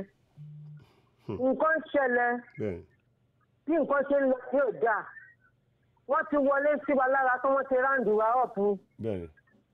wọ́n ti ráǹdì wa ọ̀pù àwa ká wà lẹ́kọ̀ọ́ sùn táwọn àwọn èèyàn ń rò bíi pé kò sí ibi tó máa kó màálù ọ̀rọ̀ màálù kan náà máa bá wa ṣe nínú èkó. kidnapper wọ́n máa bọ́n ṣe máa fẹ́ ṣe tọ̀dọ̀ wa wọ́n máa modernize tí wọ́n gbà ní wọ́n máa fi ṣe tọ̀dọ̀ wa. wọ́n á múra wọ́n bí ìsílẹ̀ kan mú. network o mò ń gbọ́ yín ẹ má sọ̀rọ̀ lọ.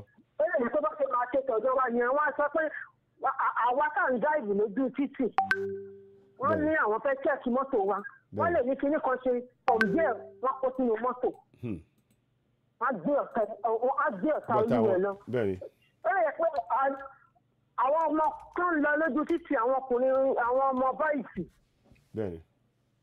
ṣèbí ìdàgbò ní wọn DSS ti ṣe wọ́n ti ń ṣèyàn tẹ́lẹ̀tẹ́lẹ̀ ìyẹn á tún wá padà ráńpà padà. bẹ́ẹ̀ni. á tún wá padà ráńpà padà. ọ̀nà kan máa fi dọ́gbọ́n wọlé sí wa lára ní ètò wa láì. big town ló máa ṣọ́ọ̀kì wa. ó máa ṣọ́ọ̀kì wa tó jẹ́ pé gbogbo wa la máa wò pé àwọn tí wọn mọ̀ ṣá o kò ṣe orí èmi báyìí tí mo ti mọ̀. bẹ́ẹ̀ni. torí ìgbà tí wàhálà kan tó nígbà tí ó ń kà sí yẹn. bẹ́ẹ̀ni. ní ibi tí mò ń gbé ní ṣéèdì tí mò ń gbé. bẹ́ẹ̀ni. ṣíkúnú báyìí lókùn kan wọ́n ṣèṣì àwọn ọmọ málàmù àwọn haúsá yẹn. oh my gosh. torí pé ìjọba tí ò ní ṣéèdì tí mò ń gbé. ṣíkúnú báyìí lókùn wọ́n fẹ́ yàbọ̀ inú ṣèṣì wa. àwa ó sùn lóru ọjọ́ kan wọn kàn déédéé wá ká ọ̀ka olúwẹ̀ mọ́lé. àwọn ò níbọn. bẹ́ẹ̀ni. bẹ́ẹ̀ni. ìbáwọn náà ti ń ṣègùn ayẹta. bẹ́ẹ̀ni.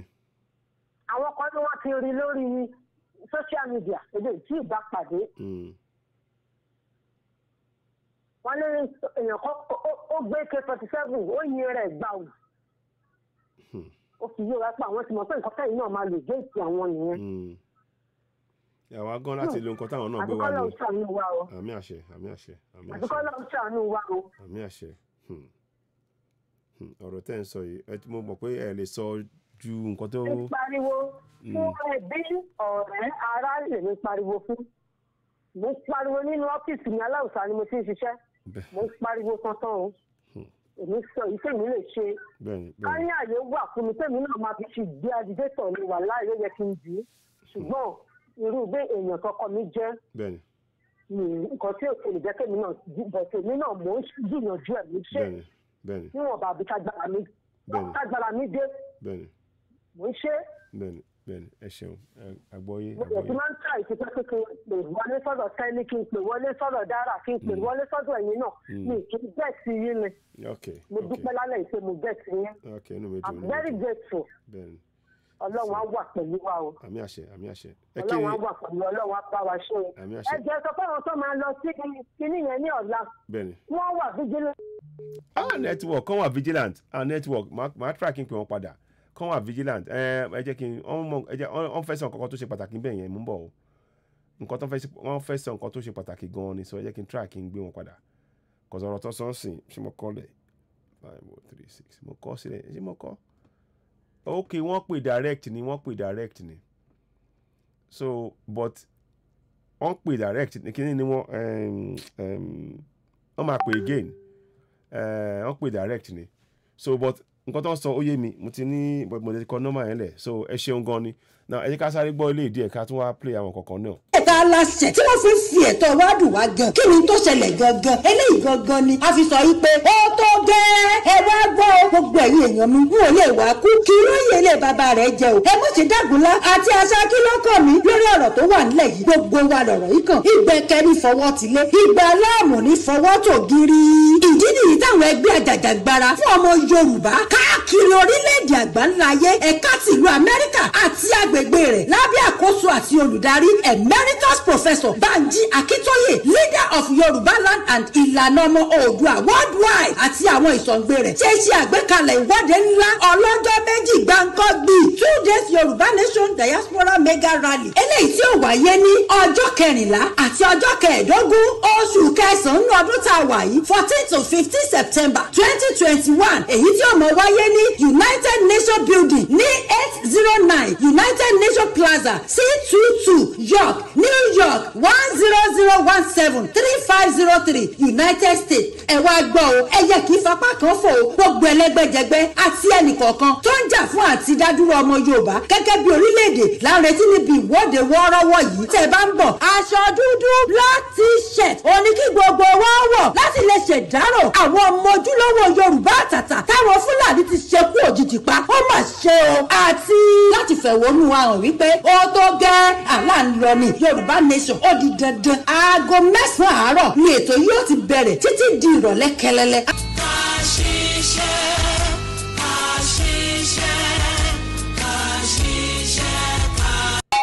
so lọ́la láṣẹ lágbára Èdùmàrè ó ti ṣe àá lè rí kíní ọ̀hún ṣe bẹ́ẹ̀ yẹn so ẹ fẹ́ máa fetí sí ètò wa lórí Odùduwà TV lọ́la a máa tètè jí a tètè wá a máa so ẹ darapọ̀ mọ́ wa lórí yẹn kí n tó tẹ̀síwájú mo fẹ́ fi àwọn nǹkan kan mo fẹ́ ṣe ìkéde kékeré kan ni ìròyìn ayọ̀ kékeré náà ni pé ká kàn mú wa náà ni ká fi tó wa létí lénìí ṣe mọ̀ pé mo lọ ṣe swimming mi ìmọ̀tẹ́ bá ti mọ àwọn kan sì lè máa tẹ̀lé wa tẹ́lẹ̀ wọ́n fún mi ní confirmation ìwé pé láti pé mo ṣe swimming fún Yorùbá Nation ẹ rí i pé mo wọ Yorùbá Nation vest eléyìí tí mo wọ̀ lọ́wọ́lọ́wọ́ yìí mo wọ̀ so mo lọ ṣe swimming so wọ́n fún mi níwèé mo ṣe wákàtí kan àti ìṣẹ́jú 25 fún mo wẹ̀ 3000 meters 3,000 ó lé ní ogójì náà ni àbí ogójì so ni mo ṣe mo dẹ̀ ṣe ní 22nd of August ní swimming pool wọ́n dẹ̀ ràn mí lọ́wọ́ so wọ́n dẹ̀ tún wá kọ ìwé wọ́n dẹ̀ fi hàn so yẹn ó jẹ́ ìwé jẹ́ pé mo fi hàn pé èmi mo swim níjọ́ yẹn mo dẹ̀ ṣe kíní yẹn pé láti lè fi tuwó jọ fún ẹgbẹ́ gbogbo nǹkan tá à ń ṣe ìrànlọ́wọ́ sórí náà ẹni tó bá lè bá wa ṣe kíní ẹ jẹ́ kí n play fídíò màá wá fídíò yẹn jáde ká play ẹ̀ kẹ́kàn lè rí ibi tí mo ti gbé wẹ̀ díẹ̀ tí mo ti gbé ṣe 1 or 2 things ńbẹ̀ so but nǹkan tí lẹ́yìn lẹ́yìn màá wá play ọ̀rọ̀ tí mo sọ lẹ́yìn ẹ̀ kàn gbọ́ díẹ̀ but ká tó ṣe yẹn mo kàn fẹ́ kí gbogbo wa mọ ká dúpẹ́ lọ́wọ́ àwọn náà kí wọ́n fún mi ní wọ́n gbà mí láàyè kò sí tí mo fẹ́ ṣe tí wọ́n pé má fẹ́ ṣe nǹkan máa wọ́n ràn mí lọ́wọ́ so mo dúpẹ́ lọ́wọ́ Northfield Health gan-an ni irú nǹkan báyìí ó yẹ kí ó lè jẹ́ pé ara nǹkan báyìí àwọn nǹkan báyìí la fẹ́ nílẹ̀ wa tẹ́ pé ká ní àwọn tẹ́ pé wọ́n ràn àfẹ́ṣe nǹkan kan wọ́n á ràn wá lọ́wọ́ irú nǹkan bẹ́ẹ̀ yẹn so gbogbo àwọn nǹkan bẹ́ẹ̀ yẹn ni àwa ń wò pé ká gbé kalẹ̀ tí wọ́n mi yẹn gbogbo nǹkan bẹ́ẹ̀ làwọn ń rò pé ká gbé kalẹ̀ nínú ọ̀rọ̀ wa pé tá a bá ń ṣe Odùduwà wa o pé ká yọ kúrò àwọn kan tí ẹ bá mi yọ máa ṣe báyìí ń bọ̀ ṣáà máa àwọn kan kọ mẹ́sẹ̀jì òsì kan sí ibà ní so mo fẹ́ yọ kúrò so wọ́n dẹ̀ ń gbìyànjú wọ́n spam program yẹn má bínú so mo fẹ́ yọ wọ́n kúrò ok o ló ẹ kálẹ̀ alàgbà ẹ kálẹ̀ o ẹ ló wà ń gbọ́ yín ẹ kálẹ̀ ẹ kálẹ̀ sà àwa nìyẹn àwa ètò nìyẹn ẹ bá dá sí ẹ ṣeun àmì àṣẹ àwa nìyẹn ẹ ṣeun. ok sir ẹ ṣeun bẹ́ẹ̀ ni sà so ẹ ṣeun. gbogbo amajáde náà ni amajáde gbogbo wa láti jáde ó ti di dandan ká jáde gbogbo àwọn tó máa wà náà wọ́n máa jáde so n ta fẹ́ ṣe ni pé ká polówó kí àwọn èèyàn tó máa jáde àwọn ẹ̀ máa gbé wá sórí ètò ó máa wà lórí Odùduwà TV video láti aago 12 ọ̀sán ní UK mi báyìí so ẹ lè máa tẹ̀lé ètò yẹn lọ tíra mi yẹn yín so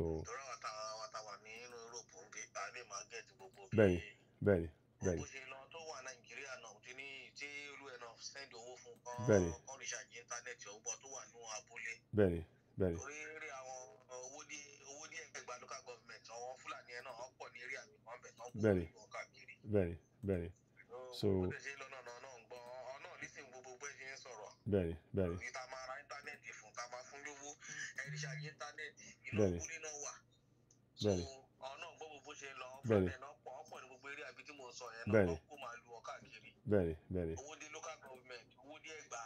bẹ́ẹ̀ni so gbogbo bẹ́ẹ̀ ṣe ń ṣe program náà ó náà fowó support ọkàn náà máa lé sísè kan náà dẹ̀ máa yára àwọn létí so ẹ̀rọ máa sùn ọ́ ọ̀la ń sìn ìyá àmọ́ nǹkan tí ìgbésẹ̀ tó máa òun náà ni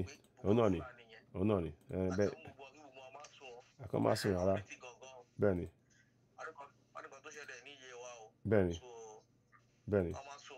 akọ́ máa sùn rárá àwọn gbọ́dọ̀ sùn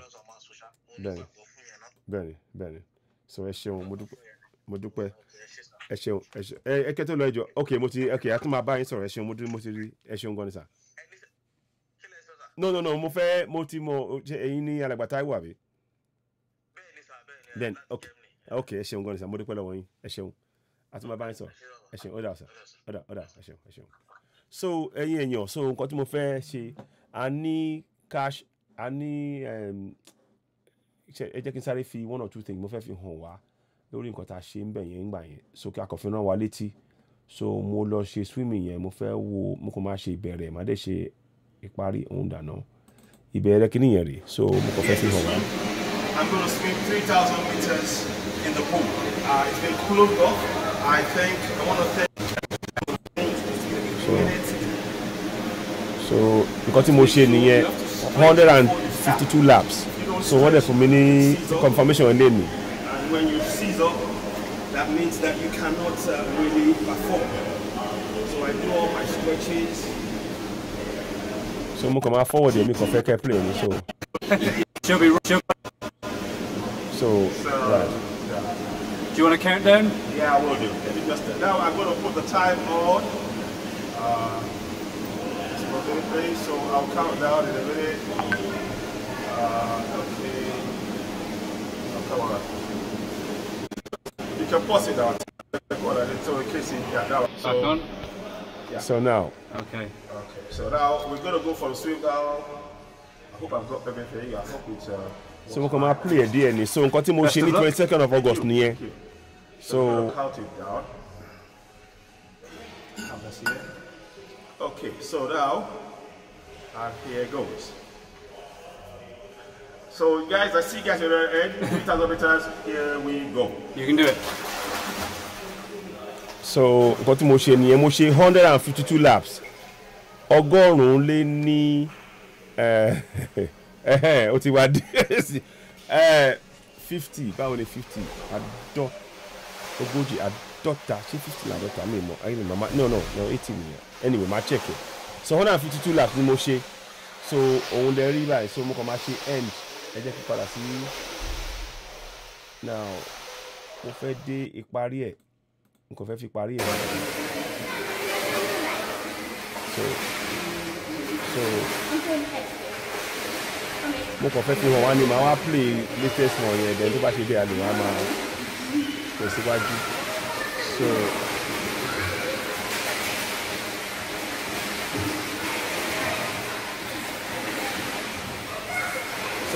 nǹkan tí mo ṣe ń jọ yẹn nìyẹn tó fi fún mi ní ìwé tẹ̀ ń rí lọ́wọ́ mi yẹn nìyẹn so mo kàn fẹ́ fi yẹn hàn wá díẹ̀ pé ok o so mo lè dúpẹ́ lọ́wọ́ gbogbo àwọn tó ti donate àwọn màmá wa méjì mélòó kan wọ́n ti fi nǹkan tó bá lè ṣe láti fi hàn wá lọ́wọ́ gbogbo nǹkan tó bá fẹ́ ṣe afẹ́fẹ́ ran àwọn òdìdí amúlẹ̀ lọ́wọ́ tó ń ṣiṣẹ́ ní ìsàlẹ̀ tó ń ṣiṣẹ́ lọ́wọ́ lọ́dọ̀ wa náà so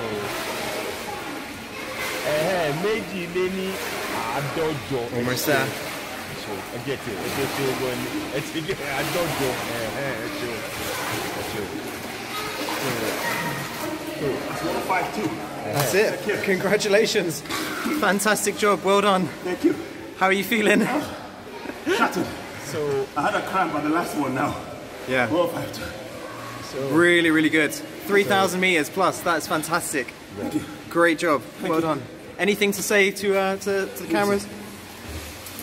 Once again, I want to say a big thank you to Northwood Health, Jim, you guys, for giving me the opportunity to be able to use this G pool. The one pool helps me. In the normal pool, I couldn't do it. So I want to thank you guys. I want to thank David. I want to thank Chris. I want to thank you. Thank everybody for this help. Without your help, I wouldn't be able to do this. Absolutely phenomenal. Really, really good inspiration.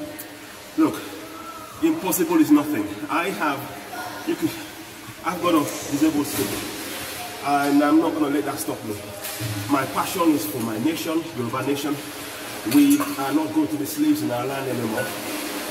We have the right to self-determination, and this swim is to prove to you that if we focus together, if we work together, we can achieve it, and nothing can stop us.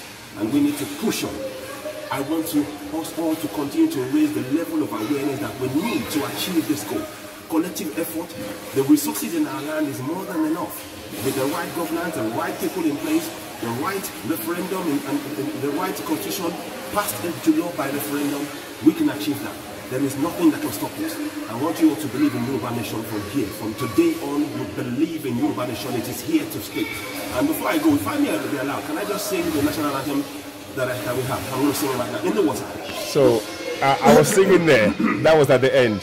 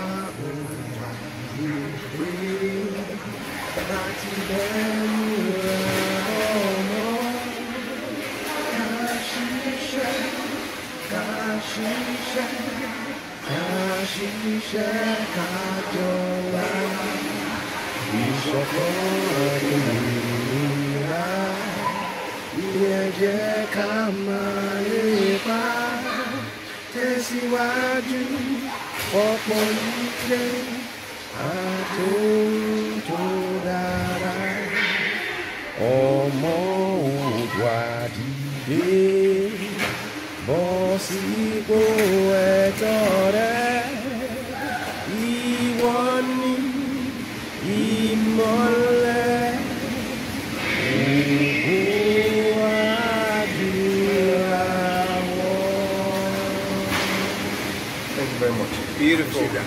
We'll talk to you all soon. You're watching it today. We're at the platform where we speak truth to power. Thank you and goodbye. Thanks to Northfield Health. I really appreciate you guys. I can't thank you guys enough. Thank you. Thank you. Thank you. Well done. Fantastic. So now I'm fair play last one and then I'll wrap up. Now the last one, so I was there today. I want to say thank you to Northfield Health. 1 minute. Thank you very much. I want to say thank you to Northfield Health. I want to say thanks to Chris and to David and to the team for helping me achieve the charity target of 3,000. In fact, we went further. We went 3,040 meters and in 1 hour 35 minutes. So we're really grateful. We couldn't have done it without the help of Northfield Health. 152 laps. 152 laps in the pool. So we want to thank you all and the lady behind the camera as well. So everybody, Kerry, thank you so very much, and I'm so grateful for this presentation as well. Thank you very much. Thank you, Ola. Thank you. So, Sherry, nti ó ṣẹlẹ̀ ńbẹ̀ yẹn, ẹ lè rò pé nǹkan kékeré ni, àmọ́ wọ́n fi nǹkan tíyàn bá ṣe wọ́n fi wọlé rárá ní ibi tí ní òkè òkun mi báyìí. Wọ́n máa téèyàn bá gbìyànjú, wọ́n á ràn yàn lọ́wọ́. Irú nǹkan bẹ́ẹ̀ yẹn làwa náà fẹ́ ńlẹ̀ wa.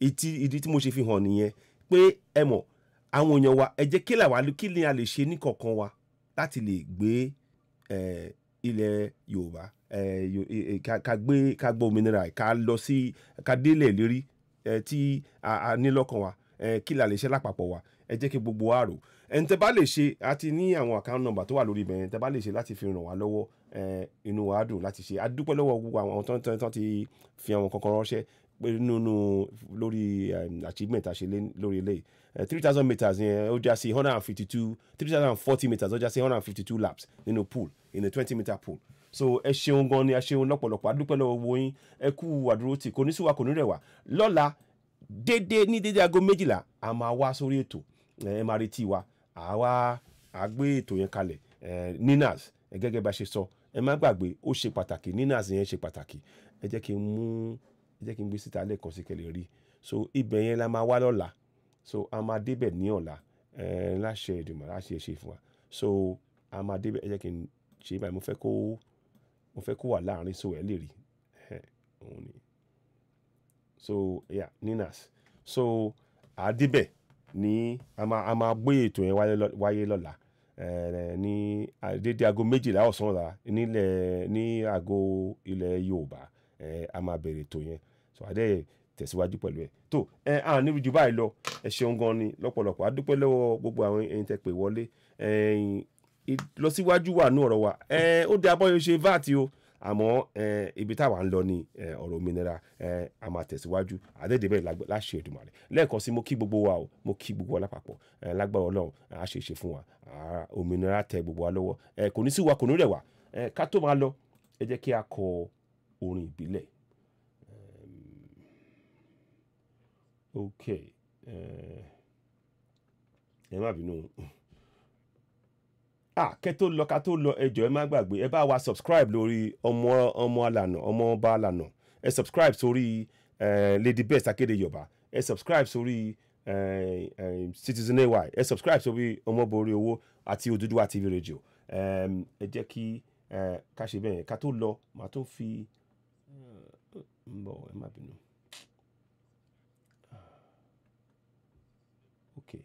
Okay.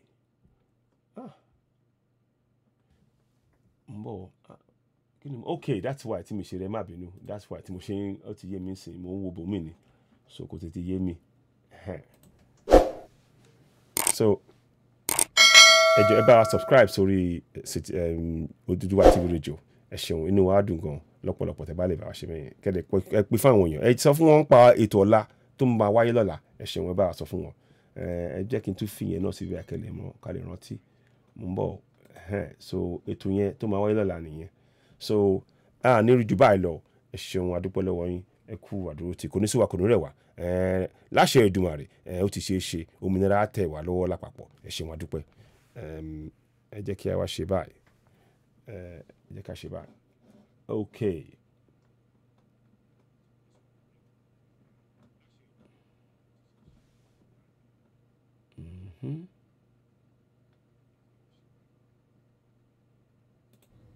Ẹ jẹ́ kí a kọ orin orílẹ̀-èdè wa.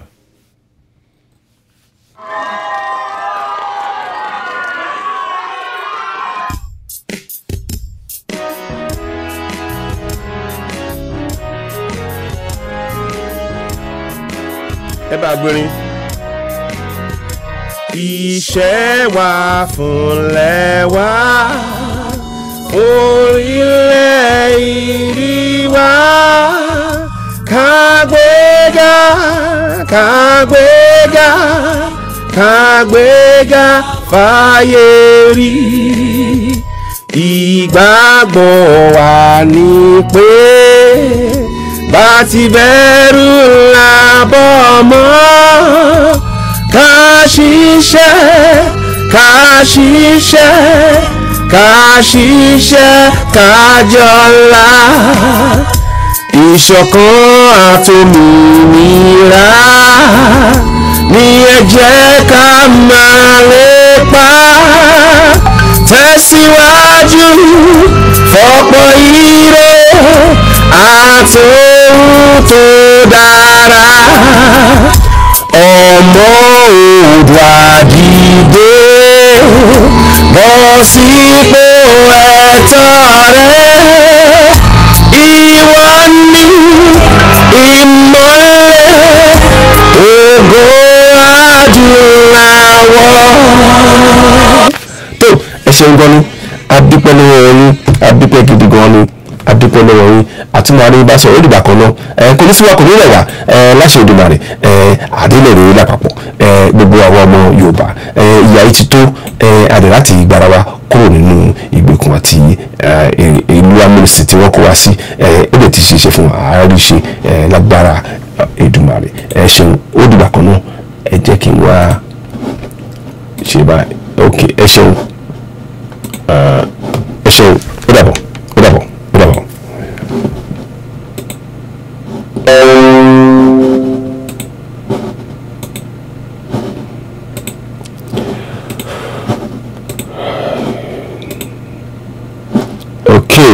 ẹ ṣeun tó ẹ̀yin tẹ́ wà lórí Odùduwà TV radio YouTube mo dúpẹ́ lọ́wọ́ yín adúpẹ́ gan-an ni ẹ bá wa máa kí ètò bàbá ṣe gbọ́ lọ́la ẹ darapọ̀ mọ́ wa ẹ dédé aago 12 a máa ti padà wá inú wa dùn adúpẹ́ lọ́wọ́ yín fún bẹ́ẹ̀ ṣe darapọ̀ mọ́ wa kò ní sí wa kò ní rẹ̀ wá láṣẹ Èdùmàrè lápapọ̀ wa àgbà òmìnira yìí ṣé gbogbo wa ni gbogbo wa ló kọ̀ pátápátá ìyàtọ̀ tí fi ń jẹ wá lápapọ̀ ó ti wá tó ẹ jẹ́ ká gbára wa kúrò nínú oko ẹrú lápapọ̀ láṣẹ Èdùmàrè àádọ́ ìlú ṣe lápapọ̀ ṣe ó dìgbà kan náà ó dàbọ̀.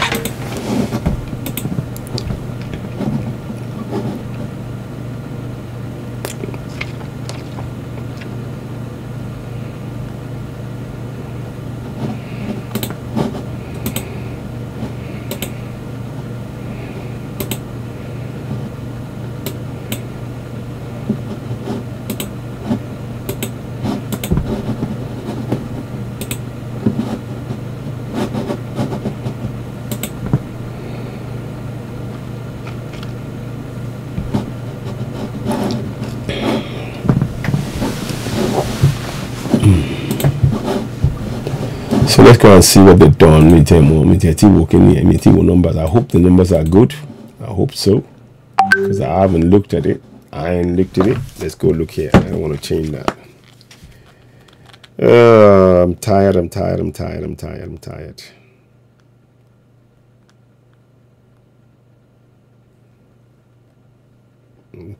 man.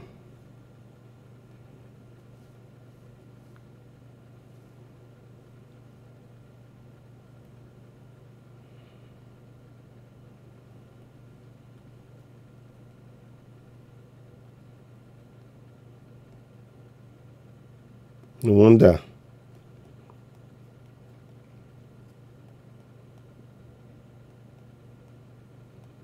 Notice the number ain't drop.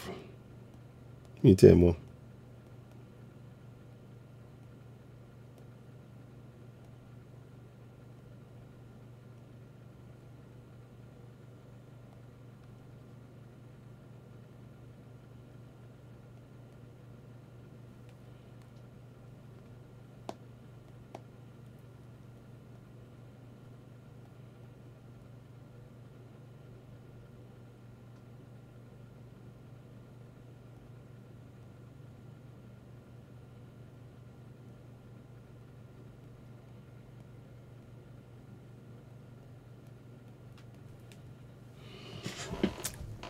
Mama post, Ben, you know.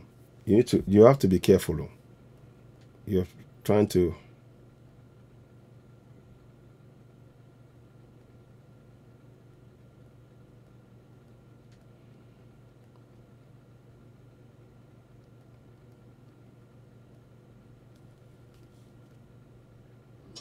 I want one place is only where I can come.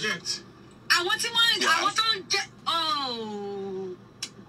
gbogbo yín lẹ lọ́wọ́ ń bẹ ẹ̀yin ọba náà lọ́wọ́ ń bẹ gbogbo ọba ẹ lọ́wọ́ ń bẹ o gbogbo yín lẹ lọ́wọ́ ń bẹ bí Yorùbá ṣe dà lónìí bí Nàìjíríà ṣe dà lónìí ẹ̀yin ọba wa lọ́wọ́ ń bẹ to ensure that this money is used ẹ̀yin gómìnà wa lọ́wọ́ ń bẹ ẹ̀yin pásítọ̀ lọ́wọ́ ń bẹ ẹ̀yin general fasia lọ́wọ́ ń bẹ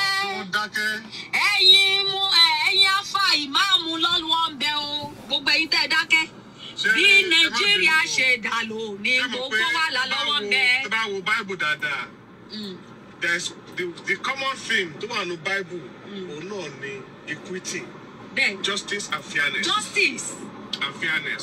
The poor taking care of the poor. Exactly. Ohun tó Bible nìyẹn gbogbo sọ́ọ̀bù Bible fún tó wà bẹ́ẹ̀ nìyẹn. Ohun tí Bíbélì ohun tó wà nù Bíbélì nìyẹn. Àtijọ́ ìtọ́ ti ń pààyàn káàkiri. How many pastors Adébóyè and co. Ni wọ́n ti dìde. Wọ́n ti sọ̀rọ̀ nípa ẹ̀. Èmi ò tí ì rí wọn. Àgbúrò yín. So where is that justice? Where is the justice? Where is the justice? Where is that justice? Where is the character of the Bible that the Bible is talking about? All the prophets about what also they pay. Gbogbo prophet nínú Bible àti Daniel àti Jeremiah àti Isaiah. It's all about justice. Gbogbo ìkéde táwọn wòlíì inú Bíbélì máa ń kéde sí tí Jésù Olúwa wá gbélé wa lọ́wọ́. A ní kó máa ṣe ìdájọ́ òdodo. Every day in Nigeria, pastor jáde bọ́ta kó wá sọ̀rọ̀ àfikún àti pé táìtì nìkan. Gbogbo yín lẹ lọ́wọ́ ń bẹ, ẹ̀yin pásítọ̀ lọ́wọ́ ń bẹ, ẹ̀yin pásítọ̀ gbowógbowó, ẹ̀yin pásítọ̀ èké, ẹ̀yin pásítọ̀ tó jẹ́ wípé èmi ìdájọ́ yín ọwọ́ Ọlọ́run ló wà ṣùgbọ́n ẹ ronúpìwàdà torí pé Bíbélì tí a jọ gbé dání tá à ń kà yìí ohun tí Bíbélì fi kọ́ èmi tèmi kà nínú Bíbélì ni pé kẹ́ ẹ ṣe ìdájọ́ òdodo kẹ́ ẹ tọ́jú opó àwọn aláìní kí wọ́n má gbẹ̀bí fáláre kí wọ́n má gbáre fẹ́lẹ́bí nígbà tí Jésù Olúwa máa gbé òfin ó ní kò sí òfin tó ga ju eléyìí lọ òfin wo ló gbé fún wa o ó ní fẹ́ràn Ọlọ́run kó wá fẹ́ràn ọmọnìkejì rẹ bí ara rẹ ẹ̀yin ọba mélòó lẹ fẹ́ràn ọmọ ìlú yín bí ara yín ẹ̀yin ìjòyè mélòó lẹ fẹ́ràn ọmọ ìlú bí ara yín ẹ̀yin pásítọ̀ mélòó lẹ fẹ́ràn ọmọ ìjọ yín gangan kátẹ̀ má ti sọ ará àdúgbò lẹ fẹ́ràn ọmọ ìjọ yín bí ara yín ìmáàmù àfáà aláàjì alájà ẹ̀yin mélòó lẹ fẹ́ràn ọmọnìkejì yín bí ara yín ẹni tó bá fẹ́ràn ọmọnìkejì rẹ̀ bí ara ẹ̀